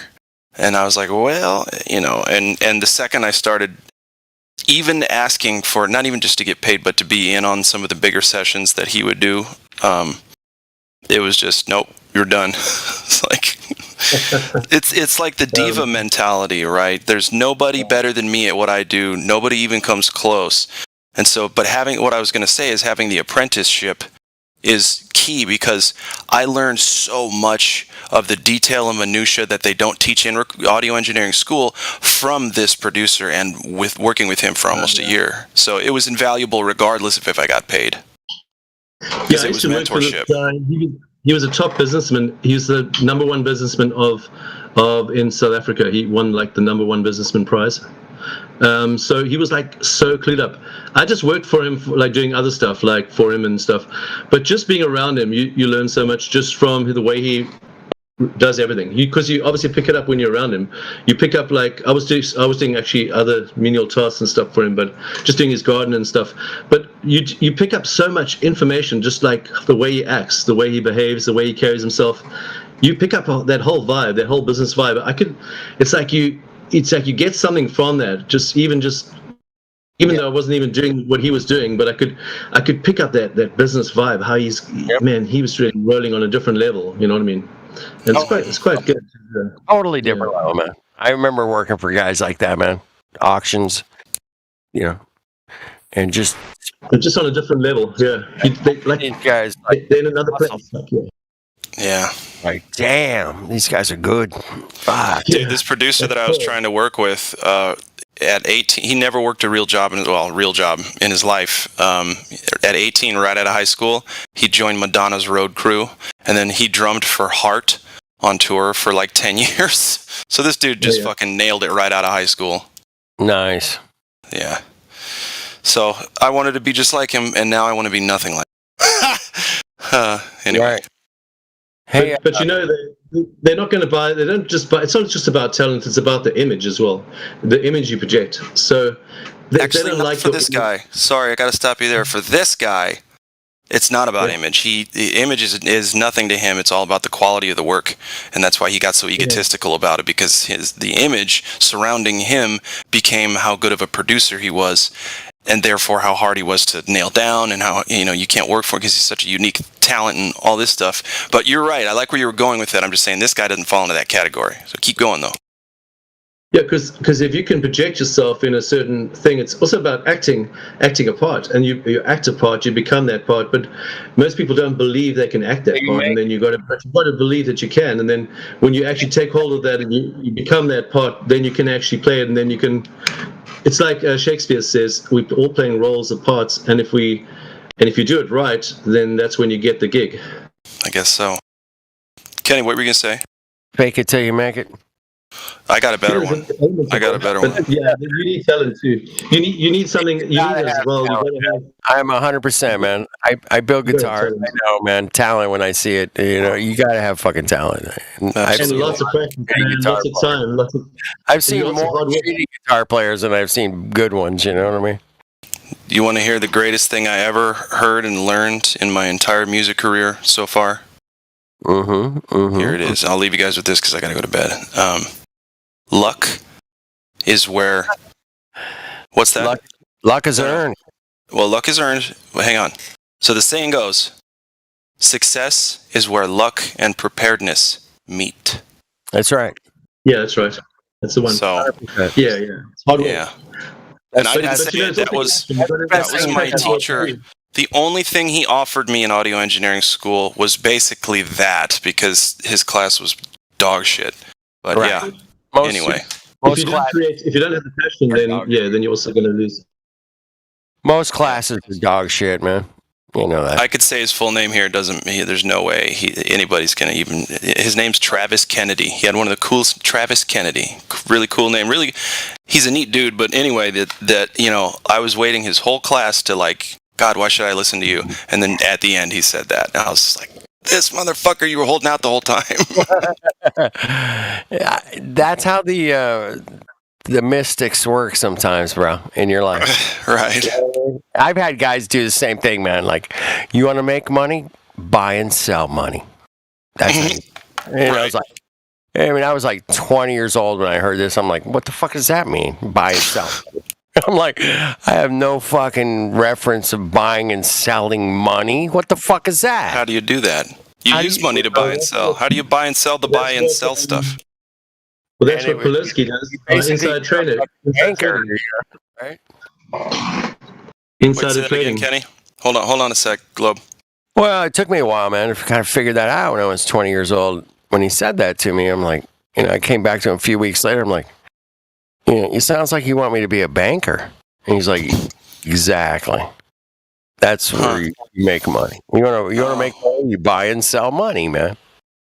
Okay. You own it out, man. Interest. All that, Right. Fucking typical fucking cuck fucking bankers fucking shit. Pulaski makes money on the trading, on the insider trading. Who does? Pulaski. You mean Pelosi? Pelosi, yeah, that's the one. Yeah, that dragon Baphomet creature. God, I hate that thing. They all do it. They all do inside traders. That's how they make the money. Well, I don't care if they're inside traders. They're fucking demon trannies is what they are. I don't care what else they do. That's true. So nailed that, bro. All right, on that note, I love you guys. I gotta go. Dragon Baphomet creature. Yeah.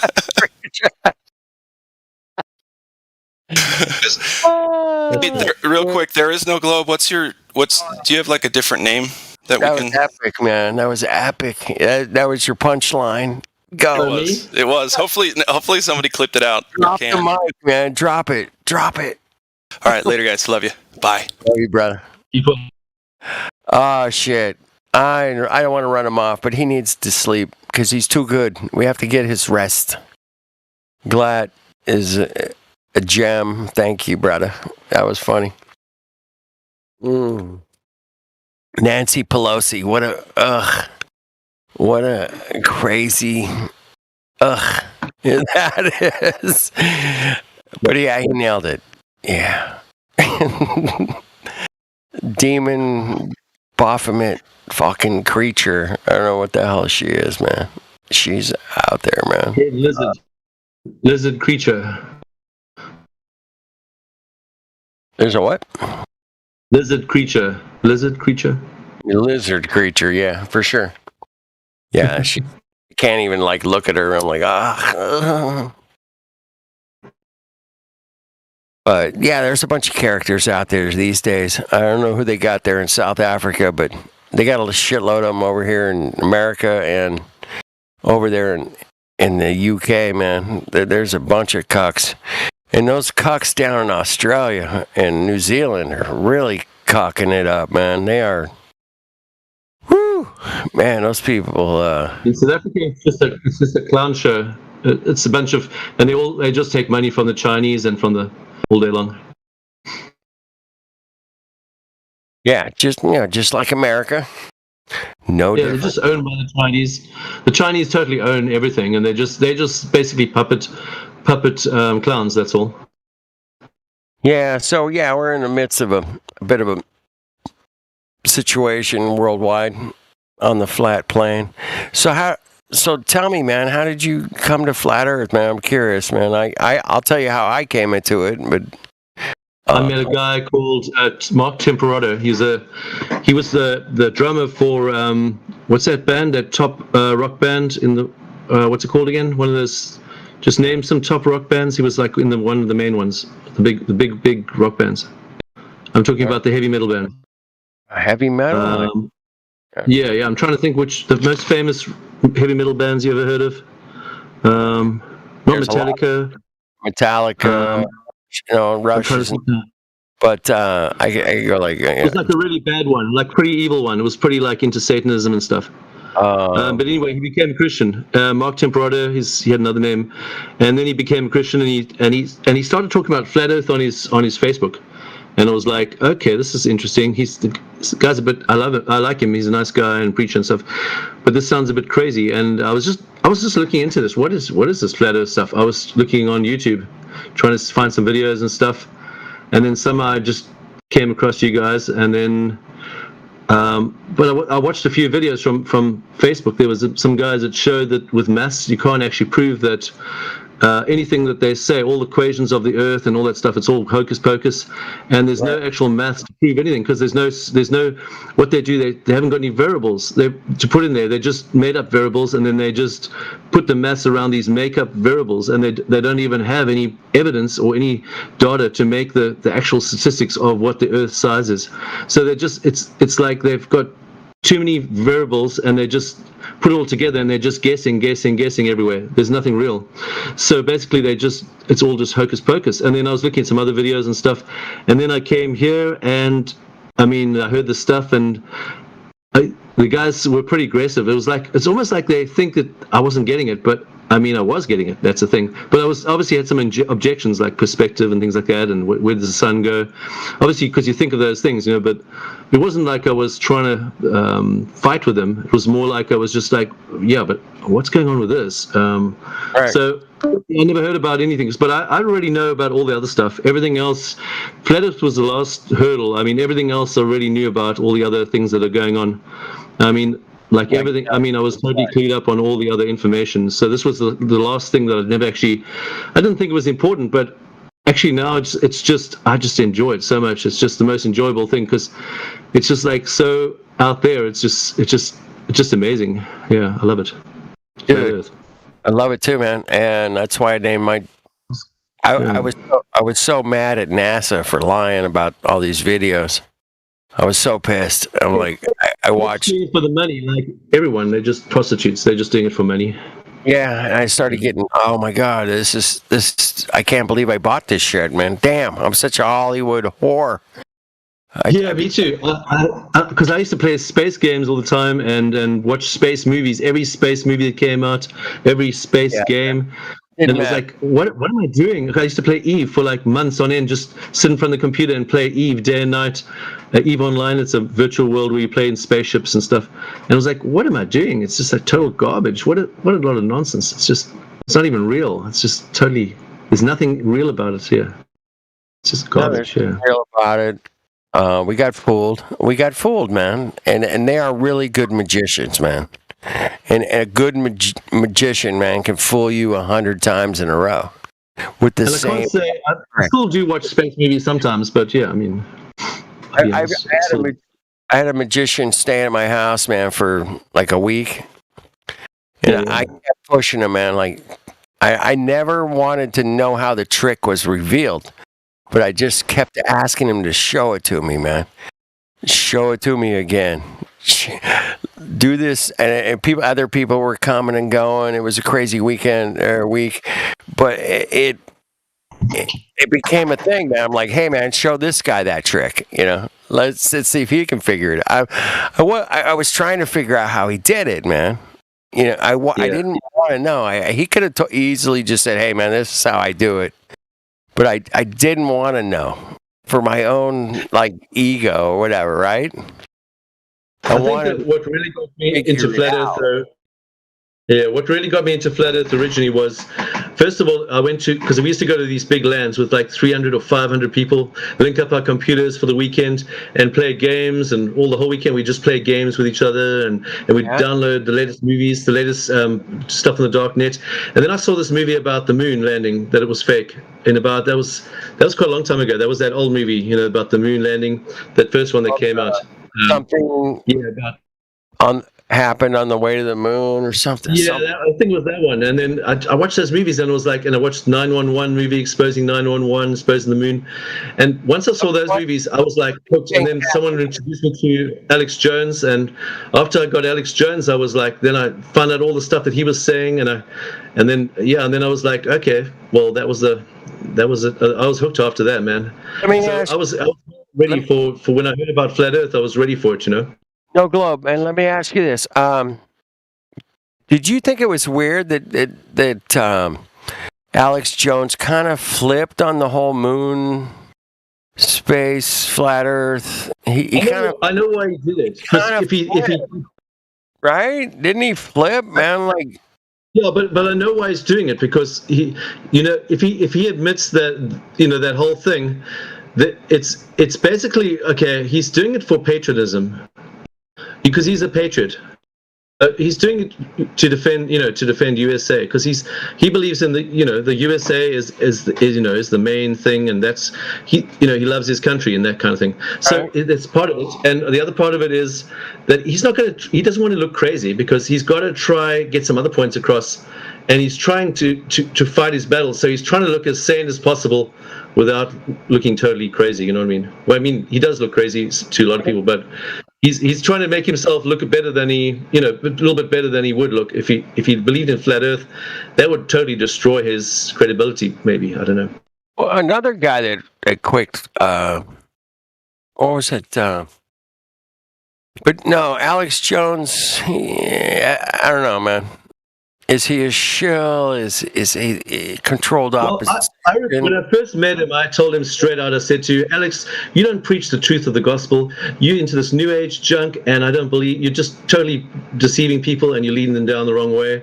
And he blocked me on YouTube, and next day I saw because I came on another account, added another, on the computer you can just add another account, and came on his thing. And I saw he had a thing about the cross and Jesus dying on the cross. But it's the way he preaches. I don't like I said to him straight out, I said, Alex, I don't like the way you preach. It's just, you're not helping people to see Jesus and the cross. You're just coming with this new age physical forces in the air and stuff like that, and I don't like that kind of stuff, because that's got nothing to do with Christianity. That's some kind of mystic new age kind of trash, and I told him straight out.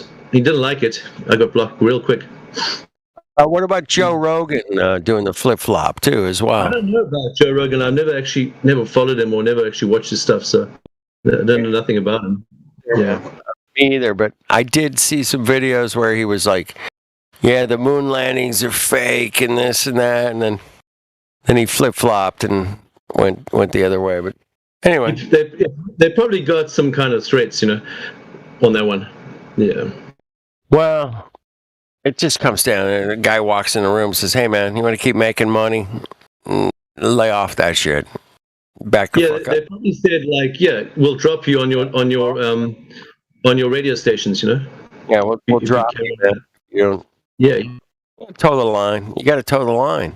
You got to get it. I kind of like Alex. He does expose stuff though still. So I mean, he does actually help people in a way, because he does expose the truth. I mean, even though some people say he's a shrill, but he's actually doing some good. So I don't know. They call that controlled opposition for a reason, man. But I think he's causing a lot of fear. I mean, he hasn't got the right approach to what's going on. He's got all the problems, but he hasn't got any solutions. No. All the wrong solutions. So he's got all the stuff to make you fearful and worry and stress out, but he hasn't got any actual solutions. That's what I told him straight out as well. I said, you're not preaching the real gospel. You're not giving these people solutions. They're just going to go crazy. And all the people that follow Alex Jones, they all become really weird and crazy. Most of them, I don't know. Because I met a lot of them in real life, and they seem like these weird kind of people that just on the outside, all paranoid and with into guns and all this weird stuff. But they're so ready to fight with their guns, and they sound a bit crazy to me. I mean, guns. At the end of the day, guns are not going to be the answer to anything. No, you can't fight drones with guns, so it's impossible. So there's going to have to be something more than guns. No, it's a spiritual awakening, man. It really is. Yeah, exactly. Yeah. That's but he kind of talks like that now more. I mean, he does talk in the right direction, but I think he's fearful of losing a lot of people on his show. So he doesn't preach real Christianity because he's too scared. If he does, then all the people won't listen to him anymore. Which is true, they won't, because there's a bunch of scumbags that listen to him as well. So yeah. Even preach anything. They won't even preaching anything spiritual or nothing, man. It's all America or America. Yeah, America, guns, freedom. The White House. Everybody knows this. Everybody knows that there's aliens in the White House. Wait a second, guys. Wait a second. Are you trying to say that guns won't save the day, but spiritualism will? You guys are a bunch of hippies. I mean, there's nothing. No, you need guns. I mean, you need guns as well. I mean, guns are good. I mean, everyone should have a gun, and you should have a lot more than one. You should have a couple, and lots of bullets. But what I'm saying is, that's not the only solution. You can't just rely on guns. You got to have the right heart and the right attitude. And it is about changing hearts, man. But I mean, you got to have guns as well. There's definitely a need for guns. Guns. Somebody comes in your house, man. Yeah, you're loaded, man. I'm like, yeah. You gotta have the right heart. You gotta have the right heart. You gotta have the right Kevlar vest. I follow you. Oh yeah, that's true. Yeah. That's cool, man. You guys got Kevlar? I can't afford Kevlar, but I would if I could. Yeah, it's expensive. Yeah. It's nice. The spider thread is nice. Have you seen that spider thread? It's like a armored thread. It's light, but it's made of spider webs. Yeah, good stuff, man. Dude, I blasted like Black Widow webs with 100 psi my hose, and it doesn't even affect it. I'm like, holy shit, that's some strong ass shit, man. It's funny you talk about that, because that's a funny story I heard from Alex Jones years ago. Is that that body armor you speak of? They don't make it from spider webs. They make it from goat milk, from genetically modified goats that have spider DNA in them. That's right, in the stomach. Yeah, that's right. Dude, that sounds like a James Bond fucking movie. Oh, wait a minute. The spider pretty cool. Out of goat's milk, they genetically modify and thread fucking spider webs. Yep. And it's super strong. It's so strong, man. Impressive, man. That's whoever came up with that, man. Who came up with that? Yeah, it's pretty clever. Respective. I'm going to respect that one. Fuck. That's a good one. All right. You guys can fucking mute me anytime, man. I'm running out of gas, but you guys carry on with the technology of Kevlar. Good shit, man. Kevlar's amazing, dude. Yeah, it's fun. It's good quality material, man. Has anybody ever made a Kevlar guitar? I want to be the first. Fuck it. I want to be the first. That reminds me of that movie with the box with the rocket launcher in, the guitar box with the rocket launcher in. You ever watch that movie? You ever see that movie with the guy with the guitar box and it's got a rocket launcher inside? Love that, man. Now we're talking. Yeah, here we go. That was awesome. Let's get that was awesome. But a Kevlar guitar, it might have some really nice tone qualities to it. I'm curious. And plus, it's bulletproof, so fuck off. I love it, man. Yeah. All right. Crazy. At least your strings won't break every 5 minutes. Yeah, that's right. Kevlar strings. Yeah, because I'm always breaking strings, man. That's a pain, like buying strings every 5 seconds. Because I used to buy the most expensive strings always. I had like the most expensive guitars when I was playing, and always Ebenez, and then the most expensive strings. And man, you spend a fortune on strings. Oh man. The elixirs were nice, man. Yeah, I used to love those strings, man. The fresh strings are like it's like yeah. So it's such a difference, man. When you got dead strings, yeah. Amazing, yeah. So I used to break strings so faster, so I always had new ones the whole time. Just keep a whole lot with me.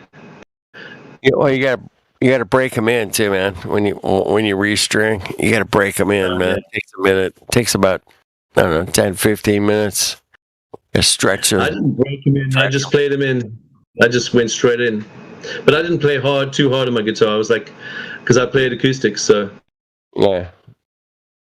Well, I'm all about acoustic guitars, man. That's my favorite instrument. Nylon, always nylon. I didn't like steel. Steel wasn't my thing, because when you're playing 8 hours a day, steel would kill your fingers. So nylon's better. Yeah. Well, of course, that's soft. Yeah. Yeah. It's flexible. The problem with nylon, man, is you got to tune a lot more often. Oh yeah. You know, you tune while you're playing, while you're singing. And while you're playing the music, you just in between. You just learn to tune while you're in the middle of the song. You know. Mm-hmm. Yeah. While you're strumming. Nylon's it's so stretchy. It's flexible. But yeah, I love a good nylon. I love all strings, man. I'm a luthier, for fuck's sake. I love strings. What can I say? I would love to learn how to play the harp, though. I just love the harp. Oh man, it's amazing. I've seen some great harp players in person. It's like, I wish I could. Really, I wish I had one, and I wish I could play it, man. That would be such fun. I bought a violin the other day, but I haven't really got into it. Well, being a luthier, man, I know a lot about violins, man, and it's a great instrument, man. It pierces through all the other instruments. The violin. Yeah, I love it. That high E, can just cut through an entire orchestra. I'm not really good at I can't really play it, but guitar I can kind of play my own way. No, you play great guitar, man. I heard you play tonight. Yeah, just kind of like I just wing it though. I only play like 4 chords now, and every time I play again, then I have to relearn all the chords again because I forget them, and then I got to get back into like learning all the chords and learning the songs again, and yeah, it takes a while. Well, I think they call that muscle memory, but just practice. The more you do anything, man, in life, if you turn screws or whatever, you're just going to get better at it the more you do it. Period. At the moment, I don't remember nothing about anything. I just play, and then it's kind of like I don't know how I even remember that song that I was singing now. I just can't remember stuff anymore. Weird. Well, that's okay, man. Yeah, that happens. Food, you know? It's all our food and chemicals and the junk that you eat. It just it messes you up. I saw the most disturbing video today about the food. I was like, damn, I don't know. Oh man, our food is bad. Oh, you mean the food? But I had to see it. It was one of those. I got to look at this. I've been eating pretty healthy lately, except for I've been eating survival food because that's really unhealthy. They got so much chemicals in that survival food. I was just trying it out to see what it's like, but man, it's bad. I'd hate to ever use survival food. It's the worst stuff ever. It's just disgusting, man. It's so full of chemicals. It makes you sick, man. Well, there's so many chemicals we live with. That is a major contributor to most of health problems these days. Oh yeah, big time. Especially those oils, those bad oils, and all those preservatives and stuff. Oh man, it's bad. Yeah, the concoctions of the food coloring. They used to terrible food coloring. You're like, there's yellow number 5. It's bad for you. You know, it's like it's in everything. You know, I was like,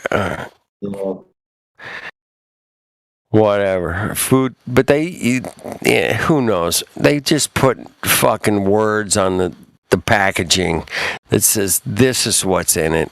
Do we really know? Fuck no. If I grab an apple off a tree, I know what the fuck's in the apple. Exactly. Now, That's good to farm, man. The apple could be fucked up, man, through like, you know, bad fertilization or whatever, you know. Lead in the soil, cadmium in the soil, what's it called? All that junk that they have in the soil, pesticides. That really messes you up real bad. Yeah, too. The water could be bad, man. Oh, it's bad, yeah. And what about the compost? The compost they put in there. Oh, that's bad. Chemtrails. What do you know? You know, I mean, I don't want to go into any too deep subjects, but yeah, they're spraying. Who knows what the fuck they're spraying in the sky, man? They're spraying aluminum dioxide, barium salts, and then there's about 5 other things. Plus, then every time you don't know what they've changed it to now. By now, they could be doing 100, 150 other things too. Right. They could be doing some graphene thing, you know. I'm just saying. Yeah. It could be like graphene oxide particles. Who knows? Fuck, I don't know. But I don't want to get Helios channel taken out. But yeah, I'm cool, man. I try to keep it cool. I try to code things when I'm talking on the off subjects that we don't talk about here ever. Other than flat Earth, of course. That's all we talk about. Come on, you know. But no, I understand how conversations go, man, and they switch to different topics from time to time, depending on somebody's memory. Or they bring up a subject that somebody really knows something about, and it's kind of hard to jump in sometimes and change the narrative and talk about the other things that they're messing with us, you know, in the last 18 months. That whole last 18 months, man, have been something that none of us have ever experienced in our entire lives. Well, Alex Jones was talking about it like for a long time now, and I mean, he's been telling us it's going to happen. I mean, we all a lot of people have.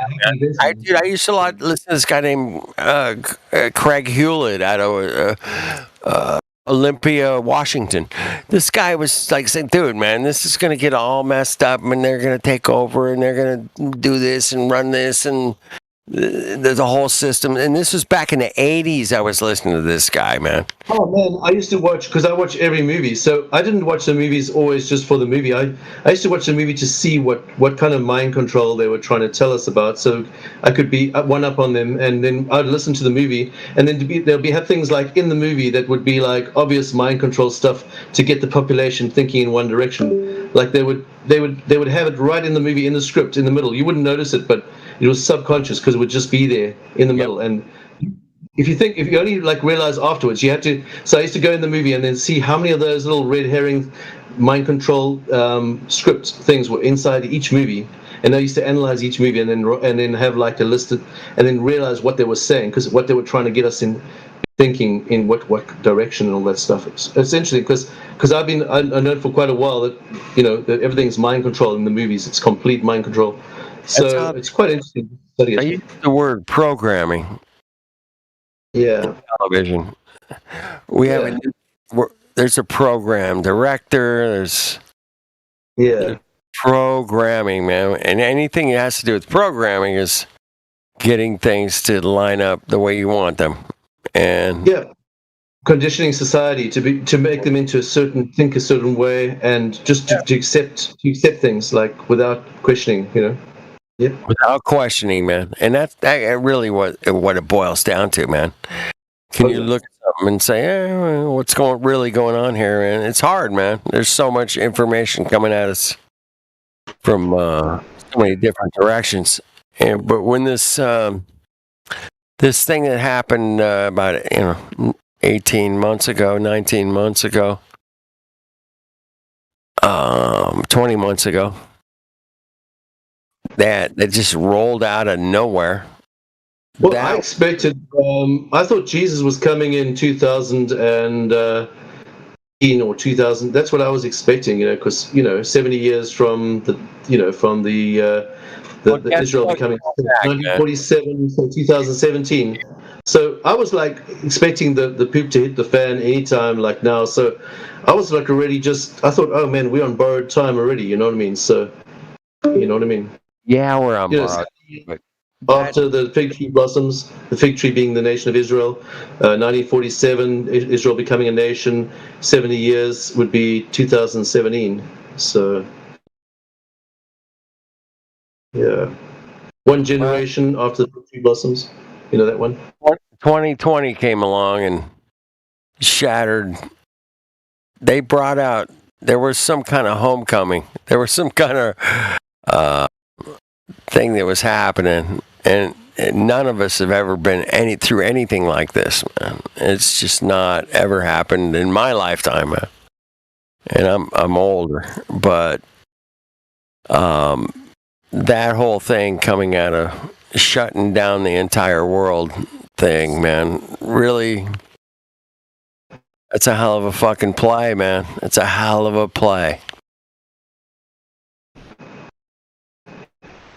Nobody could. For me, it wasn't much. I was living at home the whole time anyway, so I was basically all the time by myself and living. Yeah, I'm just basically pretty isolated. So for me, it was nothing new. It was just like it's just not much has really happened for me. It's like it's out there, it's all happening, but. Yeah. Listen, no Globe. Listen, man. You saw what was going on. Everybody was wearing masks, bro. Yeah, I didn't do that, man. I didn't play the. I know you didn't do it. I didn't do it, but most people were fucking doing it. Yeah, I was trying to tell everyone, don't do it. Don't wear that thing. It's going to mess you up, man. I was trying to convert everyone I could. I was just running to people and telling them, don't wear that thing, man. It's bad for you. Don't you know that?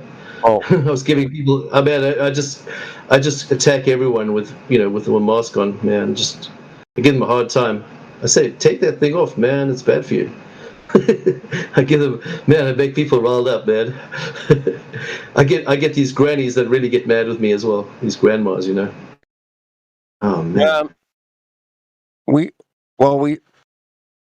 The thing was, man, is we saw people driving in their cars by themselves wearing the mask. I still see them. I saw some today. I was like, what's wrong with these people? I was like, what the earth is wrong with these people? Kidding me? It's crazy, man. That one really got me. And then when they had it just hanging off their ear, they just had it hanging off their ear, man, and they would drive by themselves. And then it was just after everything started, both my neighbors died. The one died and they were wearing masks, and they fell over and hit the pavement and broke their hips and went to hospital and died. Get the fuck. And then the other neighbor died the next day of a heart attack. Where he was wearing his mask the whole time, and he died of a heart attack or something. And he was out. And so all the people around me were just like dying from. Like these old people were all dying from, wearing masks too much and stuff like that. They thought, he was weird and fall over and not be able to breathe. Yeah. The CDC would say, "Hey, man, you just died of old age," but yet you died of COVID-19. And that's my name for that thing that came out. They died from wearing a mask because they couldn't breathe. They fell over because they didn't have enough oxygen. So they fainted and fell over and broke their hips and stuff. And then they went to hospital, and then that messed them up more. Once you go to hospital, you're dead. Well, if you go to the hospital, man, they're going to do certain kind of procedures and things. Murder you, man. They're bad murderers. Maybe not so good, man. Maybe, I don't know. I'm not going to speculate, man. I don't want to get off subject too much, but as long as we keep everything coded and not specific, we can talk about anything we want to. But you got to code your language as far as, if you're going to go ahead and get the Coco Poke, as I like to call it, the Coco-19 poke, if the AI can figure out the Coco-19 poke, they can figure out anything, man. Believe me. So I don't think they can figure it out. That's my theory. If I say the Coco-19, there's no fucking algorithm out there that's going to figure out what the fuck I'm talking about. No, it's not going to happen. So we can talk about whatever we want to. We have to do it in a way that the algorithms don't catch up with us. You know what I'm saying? They're just a bunch of demon-possessed people. They don't want people knowing the truth, that's all. That's it. A bunch of demon-possessed Satanists. Yes, demon-possessed Satanists, bro. That's it. 100%. Man. Cheers on that, bro. That's what we're dealing with. And if you guys, if nobody can figure that out, man, they're just sick people, man. Sick people. You got a problem, man. You ain't been paying attention to what the hell's going on. That's all we're dealing with, man. Is demon-possessed fucking Satanist bitches, NASA, fucking upside down, backwards, fucking Masonic, fuck all. Everything in your face all the time, 24/7 Satanist motherfuckers, man. Period. That's what they are. Well, we just hope they repent and give their hearts to Jesus, man. Amen, brother. Because otherwise they're in trouble, man. Big trouble. NASA, bitch, cuck, fucks. Please repent and come to the fucking light side, because the dark side is just fucking you over. And if you ain't got that figured out, man, you ain't fucking been paying attention. Come on. You've been hypnotized and magicianized, bro. You've been tricked and fucking double tricked and double fucking triple fucking tricked in every possible way possible. And it sucks, man. It sucks ass, man. To know that, walk around, and it's hard, man. It ain't easy, but I'm strong. You guys are strong. We're going to rock this shit because we got no other choice. It's either rock it or, you might as well just give in. Take your paycheck. There's Simon. Fire with fire. So you got to have something more than they got. We do, and I know we do, and it's an easy thing to surmise and say, hey, man, we know way more than they do, but they control the strings, man, and they figure out how to pull them. Well, they think they do. It's an illusion as well. Power is an illusion. True, you're right, man. It is a state of mind rather than a reality. You don't have to play with the illusion either. You don't have to play with their illusion. You and I could both go camping and have fucking a can of beans and a beer, and we would make the most of it, bro, because we're amazing people, right? Oh yeah. Yeah, we would just have the best time, man. I guarantee it. And all their money and all their power cannot buy what you and I could have together, man. Just hanging out. Oh yeah, they're miserable, man. They're so miserable. Yeah. They can't even come close, dude. That's where most people miss the boat, man. Is they don't realize the power of their own mind, or their own being, their own connection to enjoying things, to the reality of this energy that we all share. I find Flat Earth so enjoyable, man. I just find it so fun. It's awesome. It is fun, man. By the way, man, if you're not having fun doing Flat Earth, you're fucking it up. Believe me, you fucked it up. If you're not having fun, have fun is one of the greatest medicines you could ever take in your life, dude. Is to have fun. It's just so beautiful, the Flat Earth. If you think about it, it's just so awesome, man. It just makes you so happy, man. Dude, it's happy, it's love, it's your heart, it's your mind, it's your soul, it's everything, man. All like, This is where I live. Oh, fuck, man. That's cool. I love it, man. I'm loving it, bro. I love flat Earth, man. You gotta love it, or you're fucking it up, man. Awesome, man. Take it, enjoy it. Go to the mountains, river, ocean, wherever. Hug a fucking tree, man. Next time you guys see a tree, give it a big fucking spanky, baby. Hug that baby like you love it, because they're amazing. Trees are cool, man. They're good to climb as well. Climbing trees is awesome. Climbing trees, hugging trees, yeah. Just being under the shade of a tree can be just like, whoa, what kind of existence is this, man? This is cool. The tree is shading you from the sun. It's blazing hot. You're fucking like, the shade of the tree is so amazing, man. Thank you, tree. I'm always like, thank you for shading my ass. I love you. All right? I'm not going to... I'll take a piss on you, tree, by the way, because I know you like my natural nutrients coming out of my pee-pee. And the tree will enjoy that pee-pee, man. It will. It's like this space station. Chugga, chugga, chugga, man. We pee and it makes coffee. Do you remember Tom?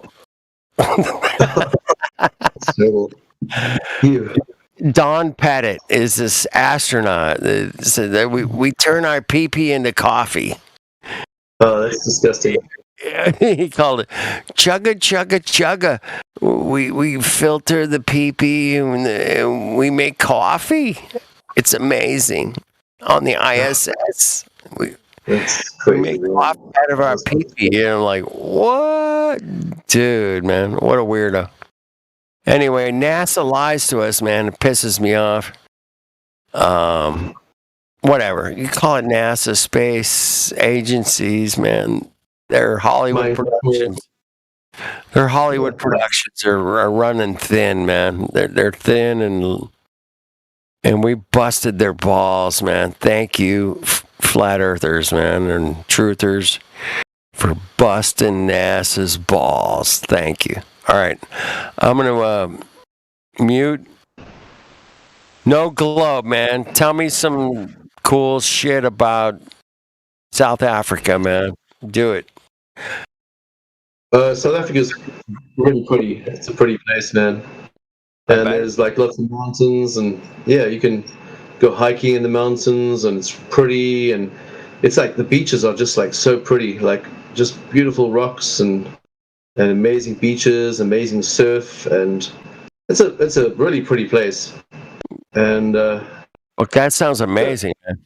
Yeah, it's just oceans, mountains. Yeah, oceans. Yeah, different oceans with different currents, and it's got like warm side and cold side currents, and it's got everything. It's got high mountains, and it's even got snow. You can even go snowboarding or skiing on the high mountains sometimes, some parts of the year, a couple of days, not too often, but it gets pretty cold up in the high mountains, like 2,000 feet high or so, or 1,000 feet high. But yeah, it's just beautiful. Everything's beautiful. There's birds there. There's like amazing flowers and birds, and just the nature there is just amazing. All the animals, obviously not up north. You got the lions and you got the elephants. You got the elephants. The rhinoceros and elephants are getting killed by all the poachers, but you got lions and you got cheetahs and leopards and springbok, and you got the game reserve. It's amazing. You see all those animals, just unique animals. It's awesome. You have zebras. You have zebra? Zebras, yeah. Oh, amazing. Yeah. Zebras are cool, man, right? We got some really bad snakes and really bad spiders as well. Oh man, those are things. Those things can kill you in like 6 minutes. They bite you and you're dead in 6 minutes. Oh shit! Some bad snakes, man. You gotta be careful. My mom had like 2 of them in a tree in her garden. The ones that kill you in 6 minutes. Those things, you don't mess with them. You call someone you call the snake department to come and pick it up, because you don't even mess with those things. Don't go near those things. Those things attack like crazy. They're vicious. They'll just jump off the tree and jump on you and bite you to pieces. Like dead in 6 minutes. Crazy things. Yeah. But it's fun, man. You got like caves there. Like you can go in these caves, deep caves, like kilometer or two deep, and you go through thin cracks with your torch. It's amazing stuff, man. So much to do. Well, I live in Southern California, and it's a lot like what you said, man, as far as like the weather. I can go to the mountains, I can go snow skiing, I can go to the beach, go surfing. It's all right here, man. I can do the desert. That's nice. In mountains, desert, beach. It's all within. It's all, you lives know. in California. My sister lives in Los Angeles. Yeah. That's where I'm at. Close enough. LA, baby. It's crazy. But it's got a lot of good energy and great weather, man. I've been thankful to live up and grow up and live here most of my life. It's been. Yeah, I heard that's the only place you can go surfing and skiing the same day. Same day, man. I've done it. It's been a while, but yeah, man, it's doable. It's one of the cool places you can do that, man. That's why there's fucking millions of people out here, man. Millions.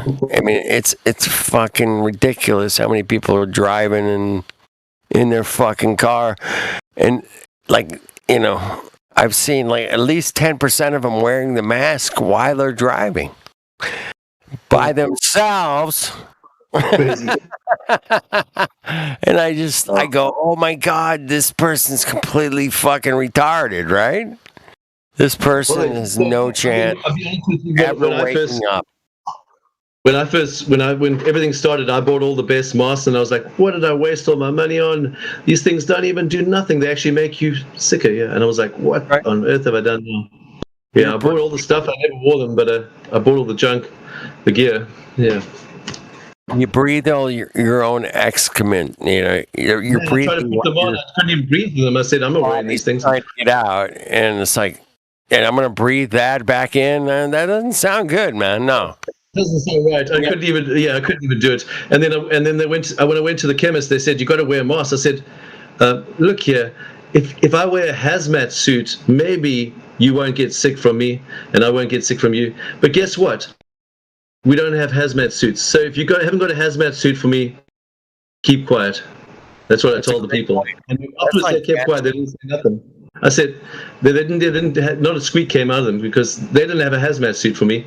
I said, give me a full hazmat suit, otherwise keep quiet, because that thing's not going to work. I'm telling you now. You need a hazmat suit. And I told everyone, hazmat suit or nothing. That's it. I like that, man. Good approach. Remember that, everybody. And they all kept quiet after that. They didn't argue with me. No one even kicked me out or anything, shop or anything. Yeah. Hazmat suit or nothing. Bring it. I said, come on, people. I said, yeah, because what's a mask going to do? You're breathing right through. It's nothing. It's just a waste of time, man. Just who are you fooling? It's a complete illusion, just like space, man. Stupid, man. Yeah, it's retarded. Absolute an illusion. People wear these. They're still wearing them, man. And they're still fucking bouncing around with their fucking masks. I mean, I was stupid as well because I bought all this stupid stuff and wasted all the money on this stupid mask. I still got them hanging around and never used them. Like these masks with filters in, and I've got all the filters and all that junk. Yeah. You know, all the stuff. I didn't fall for it, man. I mean, I'm like, no. I watched a couple of videos. This was in February before anything happened. This was like, because I knew about it long before because I was watching like sources of news that with China. I knew what was happening in China in December already, so I knew it was coming. Yeah. They showed that guy collapsing on the sidewalk. That was a video that I got leaked video from China when it was happening in December. So I was like, one guy in the street, face first, and that was the only video that showed people dropping in the streets, man. And I was like, what? Wait a minute, man. One little grainy video? That's all you got? And this is supposed to be the most deadliest thing ever? And I'm like, wait a minute, man. There should be a hell of a lot more video than that. I'm like, one little grainy video of a guy falling down. He's dead. Yeah, it's like that movie. It's like that. It's like watching those movies, those old movies about Contagion and stuff like that. Remember watching all those movies? Of course. Yeah, I watched that. Hoffman. Yeah. Right? I think he was in that. Yeah, I was watching all those movies. I used to watch every single like those movies with all the where the diseases come out, and you got the Contagion movies, all that stuff. Every single one of them, I saw that. By the way, the latest James Bond movie, the latest. Oh yeah, I haven't seen it yet. All about Contagion, bro. Oh yeah. Oh yeah. I saw it. Microchips inside your body, nanotech inside your body. Yeah, all that good stuff in your body. Oh yeah. All that good stuff that they want to put in your body. All that wonderful things, wonderful technology in your body. I'm gonna sign up for that because I think that's the right thing to do. Because and I like technology. I love technology. It's amazing. It's beautiful, and everything is perfect with technology. And they wouldn't screw this up. And it's important that I put this in my body, in my veins. And yeah, it'd be good. Yeah, that's good for me. Yes, thank you. I just want to go live on a farm and just throw away all computers and everything with technology and just live off the land. That's the dream, brother. That's the dream. That's what I want to do. Just find a valley like with a couple of people and a couple of neighbors, and just green valley where you can just put just grow every kind of crop you like, and just live off the land there. That's it. It can be done, man. I know people that do it and have done it, but I'm not one of them, man. I'm just throw away digital stuff. No more digital. No more. Everything just natural. Everything just earth and the trees and that kind of stuff. Yeah. Earth, breeze, water, soil, vegetation. Oh my God, these are horrible things. You should stay away from them. That's all I want to do. I just want to get away from all this. How dare you want to find the nature in your reality? How dare you? Oh yeah. It's horrible. Don't do it. Trust me. I'm your brain. I'm your brain. I got it all figured out. Don't worry. Take the fucking. Never watch another movie. Never watch another video. Never go on Facebook ever again. Never log into another computer. Never see another computer. Just trash them all. I'm a big American Indian buff. If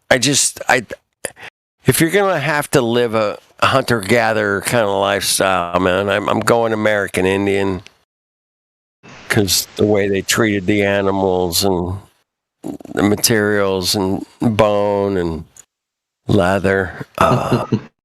Leather. One of my favorite things in the world is leather. They just used every single part of everything they used, in the world. And they didn't waste anything. Nothing was wasted. And I find that pretty awesome.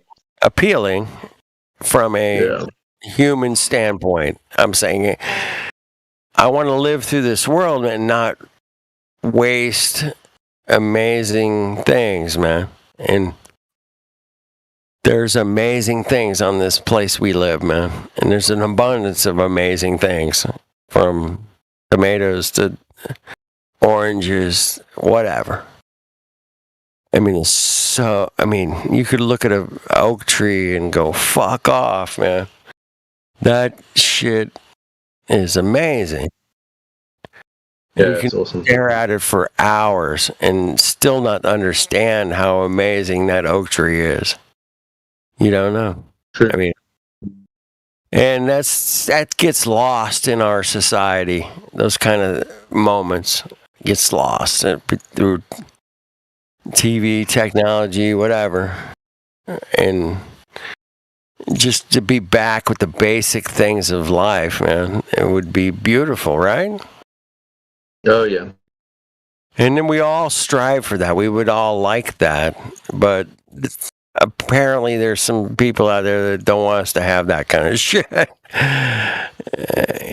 They got all the land and water and resources and everything and kind of just say, hey, live here in this apartment downtown and do not, stray from your surroundings.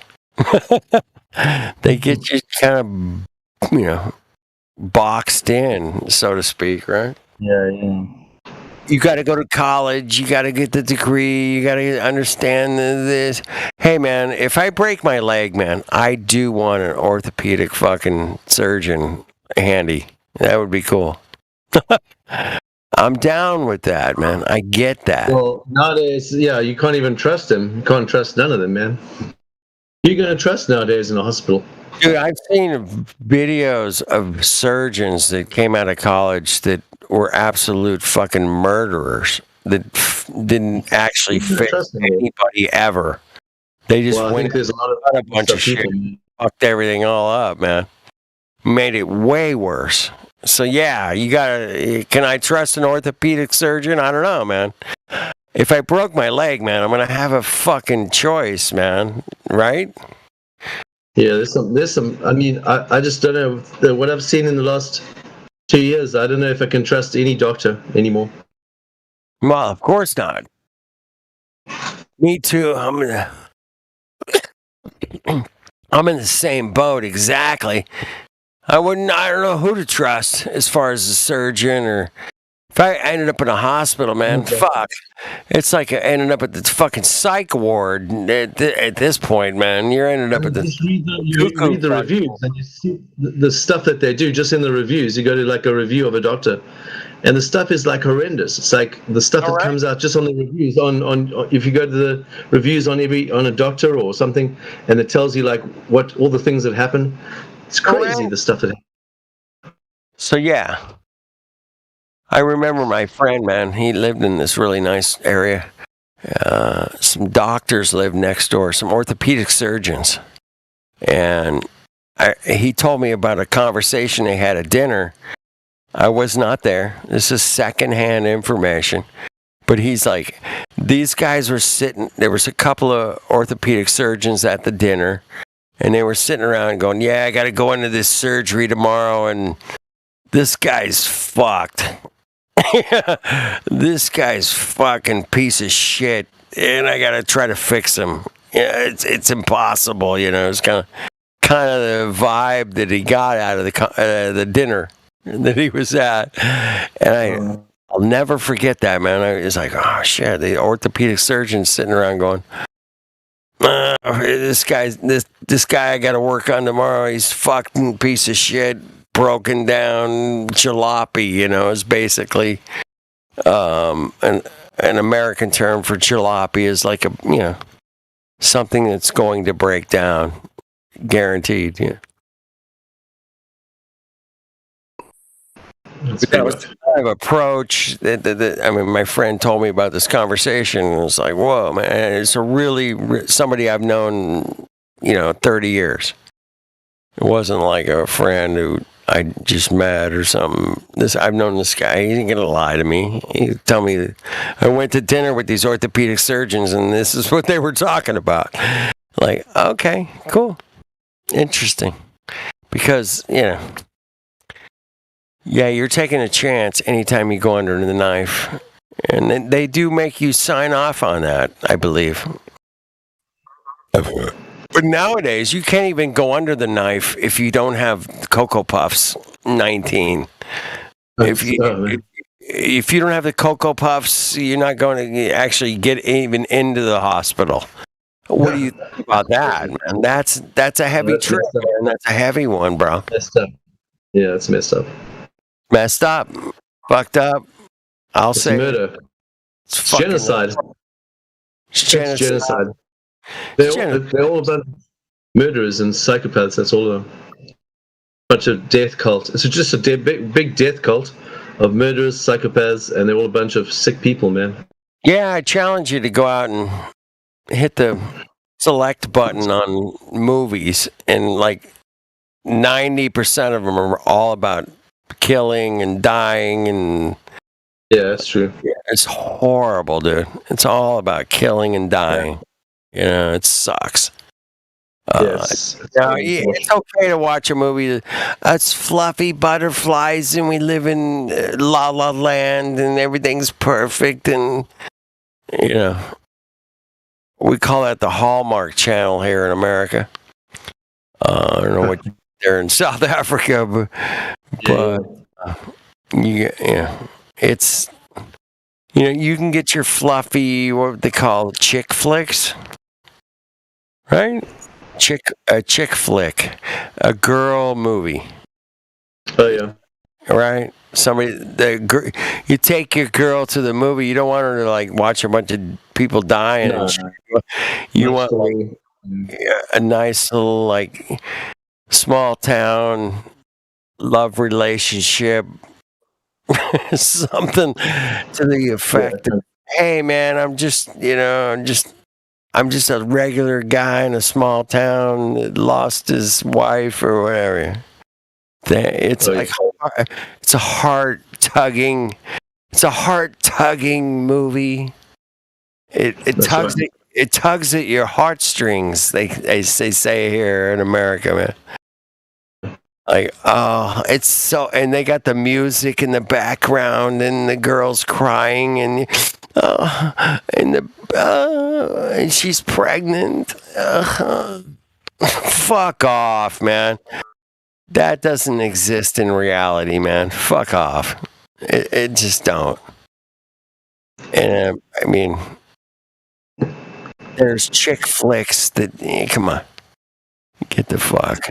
Anyway, I'm rambling and gambling. I better get some sleep because I gotta get some work done. But keep well. Anyway, have a good one. Hey, No Globe, man. Pleasure talking to you, brother. Keep well. Yeah, keep well and have a good night, man. God bless. Keep well. God bless. Yeah, have a good one. Cheers. Keep well. Nice chatting. See ya. Yeah, it was nice. Let's do it again. Oh, Don't be so shy, damn it. Keep on, man. Keep at it, man. You're a great asset to our reality, man. Thank you. Oh man, it's just fun to be here, man. I learn a lot from you guys. I didn't know that much, but I'm learning. Dude, me too, man. Every day I come in here and there's way smarter people than me, man. Yeah, I'm like, exactly. Let those guys talk. I'm gonna let those guys talk. Yeah, exactly. Talk. I'm just learning. I'm just here to learn. Me too. I'm learning too, man. I didn't know man. about Cyrus before I joined the thing here, man. But I've learned a lot. Anyway, have a good one, man. I'm gonna get some sleep. See you, man. Yeah, I'm going to bed too, man. Cheers. Yes. See you. Cheers. All right. Kind of a light crew tonight, man. That was some great conversation. I love it. That's why I'm here. Just to kick around and ideas and energy.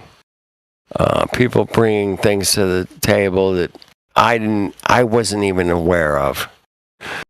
You know, I hope you guys feel the same, man. We got a groove of people that want to just discuss where we live. All right, cheers.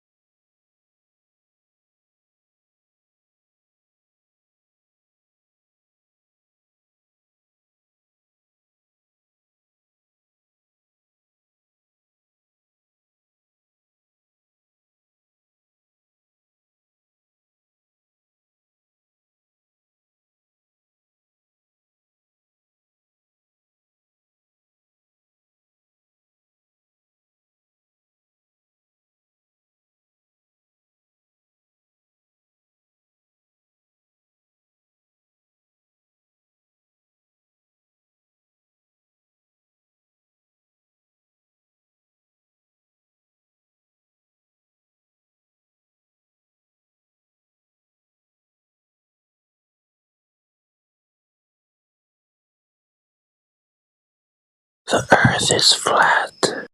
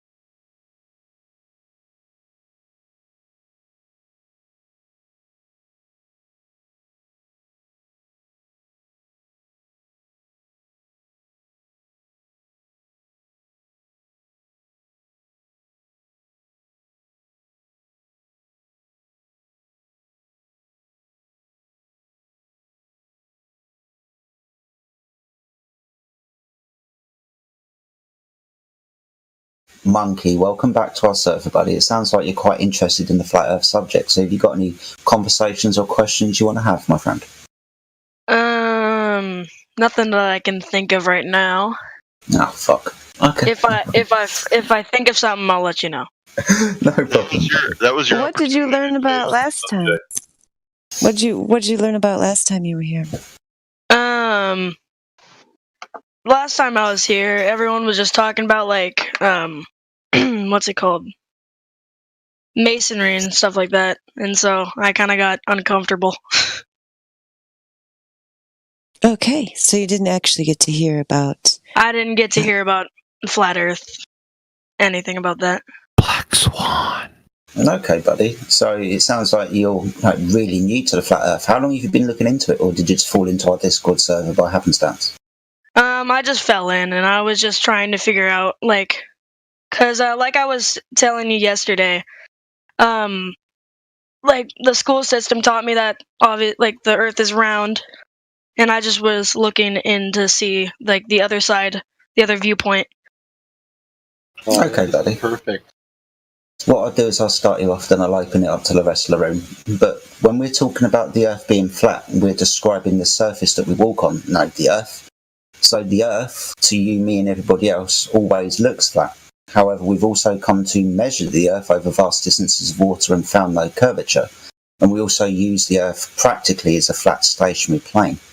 But ultimately, the first place that you should really look would be into long-distance observations, because the claim is that we see too far. We see further than the prediction of a curved Earth, for example. Okay. Does anybody else want to take this away? I'm making coffee at the moment because I've got to stay up. We can't see over the curve of the Earth, but we do. Next.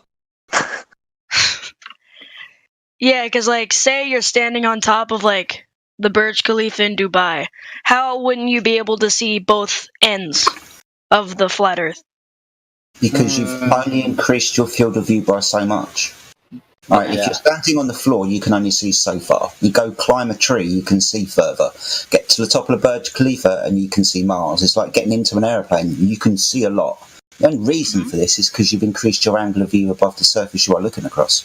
No, I don't think that's what he's going for here. You can see the stars, right? And you've been told that the stars are trillions and trillions of light years away, right? Correct. Okay, so that would entail and let you kind of come to the conclusion that you can see for trillions of miles, right? Yeah. Okay, so that's probably your first problem of why you might think that you could see all the way across. You can't, because those lights up there, they're not trillions and trillions of miles and light years away. They're just right there. And you have a limit to your vision. Why do you think you need a camera? That's true, yeah. All right, so seeing across it all the way, even if you were on the Burj Khalifa, seeing the whole thing is not going to happen. All right. Anybody else? You covered it, but Yeah. The term line of sight. You know, have you ever heard of that? Line of sight. Briefly, yes. Yeah. Just like a straight line, you know. So put it on a ball, right? Put a ruler on a ball. You know what I mean? And we're seeing things we shouldn't see because there's a size to it. You know what I mean? Mm-hmm. So once you understand that, like, you can't. There's no other arguments that can really be brought forward until this curve or lack of curve has been dealt with. So it's flat until someone proves it's not. You know what I mean? Mm-hmm. So that those are the facts. You see it to be flat. You experience it to be flat. When you become a radio man, you know, telecommunications, they're going to teach you to assume that it is flat. If you become a pilot, They're going to tell you to assume that it is flat. A surveyor to assume that it is flat. I mean, it's pretty much flat. You know what I mean? So the ball is what we don't have evidence of, except for what we see on TV. Correct.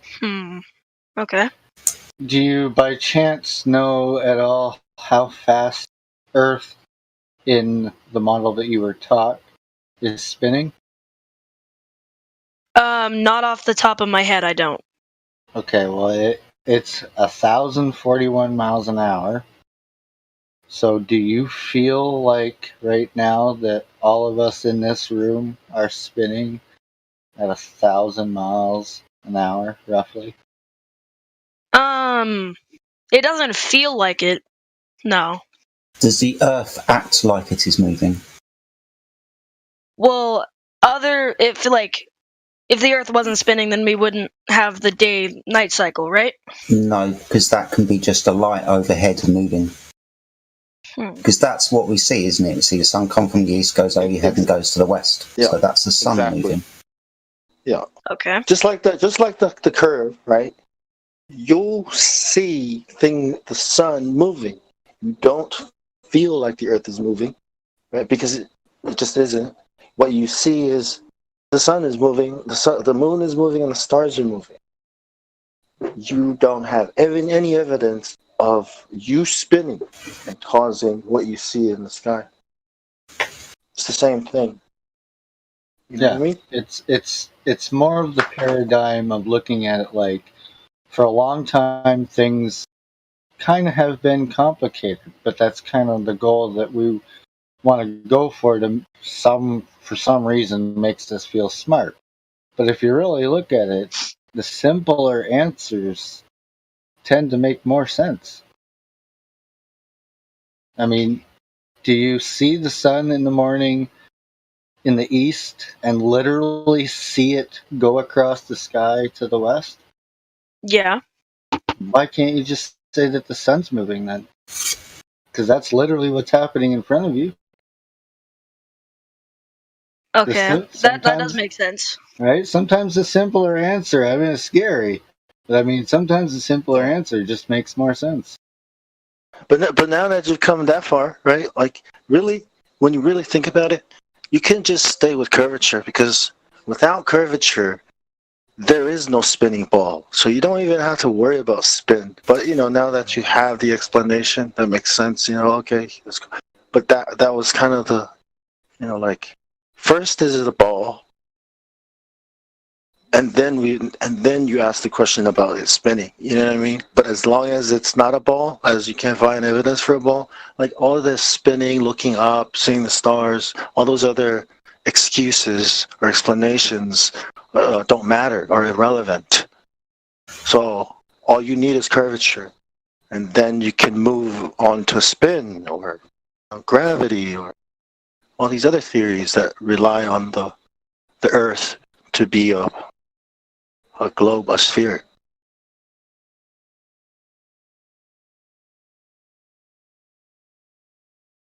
Not even evolution exists. I mean, evolution is not a thing anymore as long as you don't have curvature. Evolution, what's that? Yeah, right. What's that? I mean, you have it's a new world pretty much to discover.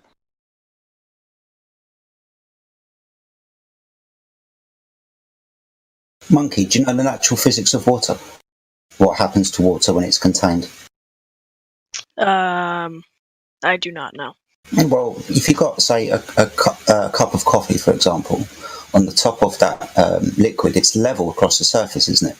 If you've got a bath or a swimming pool, it is level from end to end.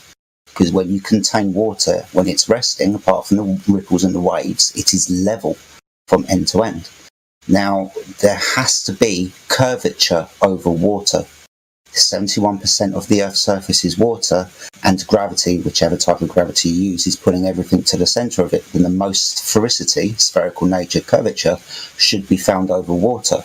But you know as well as anybody else does that when you contain water and it's resting, then it is level upon the surface. Now, this is observed when you're looking at a large body of water, for example, like a large lake or the seas and oceans of the world. They are lying level. Obviously, they've got ripples and tides and waves and so on, but the natural dynamics of water is to remain level upon the surface when contained. So what we should be able to find if we're looking for a ball is curvature over water, and we should be able to find this at a rate. That rate or calculation is 8 inches per mile squared. So we should easily be able to observe curvature and be able to measure curvature over vast distances of water, but we never see it, and we most definitely never measure it. So water is probably one of the things that will lead you in the direction of understanding the flat Earth, because we're not even making a claim to the shape of the Earth. We're just describing the surface that we're on, the ground level, right? And the Earth is observed and measured to be level over vast distances of water. The water isn't curving, my friend. All right. I have one more question. Go for it, mate. Go. So, say you're in Australia, right? Yep. And say it's June. It's winter, correct? Yeah. So you're going to be talking about seasons. Yeah. Like in how different northern hemisphere. Say like you're in the globe Earth. Yeah. The northern hemisphere in June would be summer, but the southern hemisphere would be like winter. How does that? Okay, so we've just understood that the day and night cycle can be caused by the sun as it goes over and ahead. Now that's our predominant source of heat and light. Now, do you know what the tropics are? The Tropic of Capricorn and the Tropic of Cancer. I do not. Right. So the Tropic of Cancer would be the sun's northernmost path, and the Tropic of Capricorn would be the southernmost path. They're the two things either side of the equator. Right? Even within the heliocentric model, these are what those things are. What we have is we have a circling sun overhead around a central north point, it seems. You know, north where our compasses point. So it's a bit like circumnavigation, going east to west and around a circle. But what the sun does, or what the sun appears to do, is when it's summer in the north, say in the northern hemisphere, to use your words, but in the north, the sun is circling the innermost circle. That would be the Tropic of Cancer. It then crosses over the equator and then over to the Tropic of Capricorn. And then it circles around the Tropic of Capricorn, giving summer to the south, or the outer, and winter to the north, or the inner layer. So it's dependent on the circle of the sun. Go on, bud. Can you tell them about the small and local sun? Well, yeah, because if the Earth, as we have described it to you, is level upon the surface, then the lights in the sky revolve around and above us. This is observed when we're talking about the day and night cycle and the sun coming from the east and going to the west. So the sun is, although I don't know the size and I don't know the distance to the sun, I would assert that the sun is much closer than it is 93 million miles away, because that would put it in space, and we can talk about space in a minute. But ultimately, the light above our head is much smaller and much closer than what we've been told. So this is how we have a small... Go on, bud. What if the Earth is way bigger than the sun? You ever thought about that? That's to you, Monkey. What if the Earth is way bigger than the sun? Yeah. The sun is just this light, that's lighting the surface of the Earth, which means the Earth is much, much bigger than the sun. Are you in live stream one voice text, buddy? Can you see some of the images that are going by? Yes, I am in that. Okay, so what we've got is an image by Fox Agent at 51 minutes past the hour, which is kind of what we are trying to describe. You see the central point, that's north, mate, that's where your compasses point to. And you will walk around in a circle east to west, and that's how you circumnavigate. This is pretty much the same as what the sun does, and all the lights in the sky that come from the east and go to the west. Around Polaris, right, that star in the sky that never moves. And the sun will go inwards towards the centre and then outwards away to the circumference edge. And this is how we get our seasonal cycles, because it's dependent on the locality of the sun. When the sun is circling outwards, it's summer in the south and winter in the north, and then the sun goes back into the north, circles around the Tropic of Cancer, and it's summer in the north and then winter in the south. And okay. And did you know Polaris doesn't move? Did you know there's a star at the north that doesn't move? That everything rotates around. All the stars move around, and the sun. It's called the North Star. Yeah. Which means what's an expanding universe? You know, how can it be an expanding universe? But that's where the compass points, eh? I mean, if I was to describe the flat Earth to you very simply, it would be easier to describe as the Earth. The ground that we walk upon is the floor of the universe, and the lights in the sky revolve around and above us. I don't want you to think that we think the Earth is a disk flying in space, because that most definitely is not what we understand. But it's easier to describe that the Earth is the floor, and when you look up, the stars and lights are in the sky. And up is the same direction to everybody, not outwards from a radial point, as in when I point up and somebody in Australia points up, we're pointing in different directions. Now we're all on the floor and we all point up and we all see the same things in the sky, and they are above all of us. All right. I'm looking at the picture from posted by Fox Agent, and say you're in Canada, right? Yeah. And well, how come you would have to like fly like east and west to go to different areas and not just north and south? Because you can just fly straight up to Russia, say, and just go straight north. There is an exclusion zone, a no-fly zone around the central North Point, around the North Pole. You're not allowed to cross over it. They'll give you ecological reasons and blah, blah, blah. But this isn't allowed to happen. So most navigation will work around that central North Point, and we will go east to west. All right. And also, they can't fly south. They can't circumnavigate south. Like, they can't go down to the South Pole and come around the other side. That's never been done. And yeah. Okay. Alrighty. Man. Yeah, that's all the questions I have for today. Thank you for answering them. It's no problem, Monkey. If you've got any more questions, yeah, no problem. You've got any more questions, buddy, you're always welcome to come back. You probably will have loads more, mate. No problem. Alrighty. Yeah, we're glad you stopped by. Thank you. Welcome to just hang out and listen if you want. Alrighty. You have been listening to excerpts from the 24/7 Flat Earth Discord Live YouTube channel. If you would like to join the discussion, simply type in your address bar discord.gg/flatearth. Thanks so much for listening.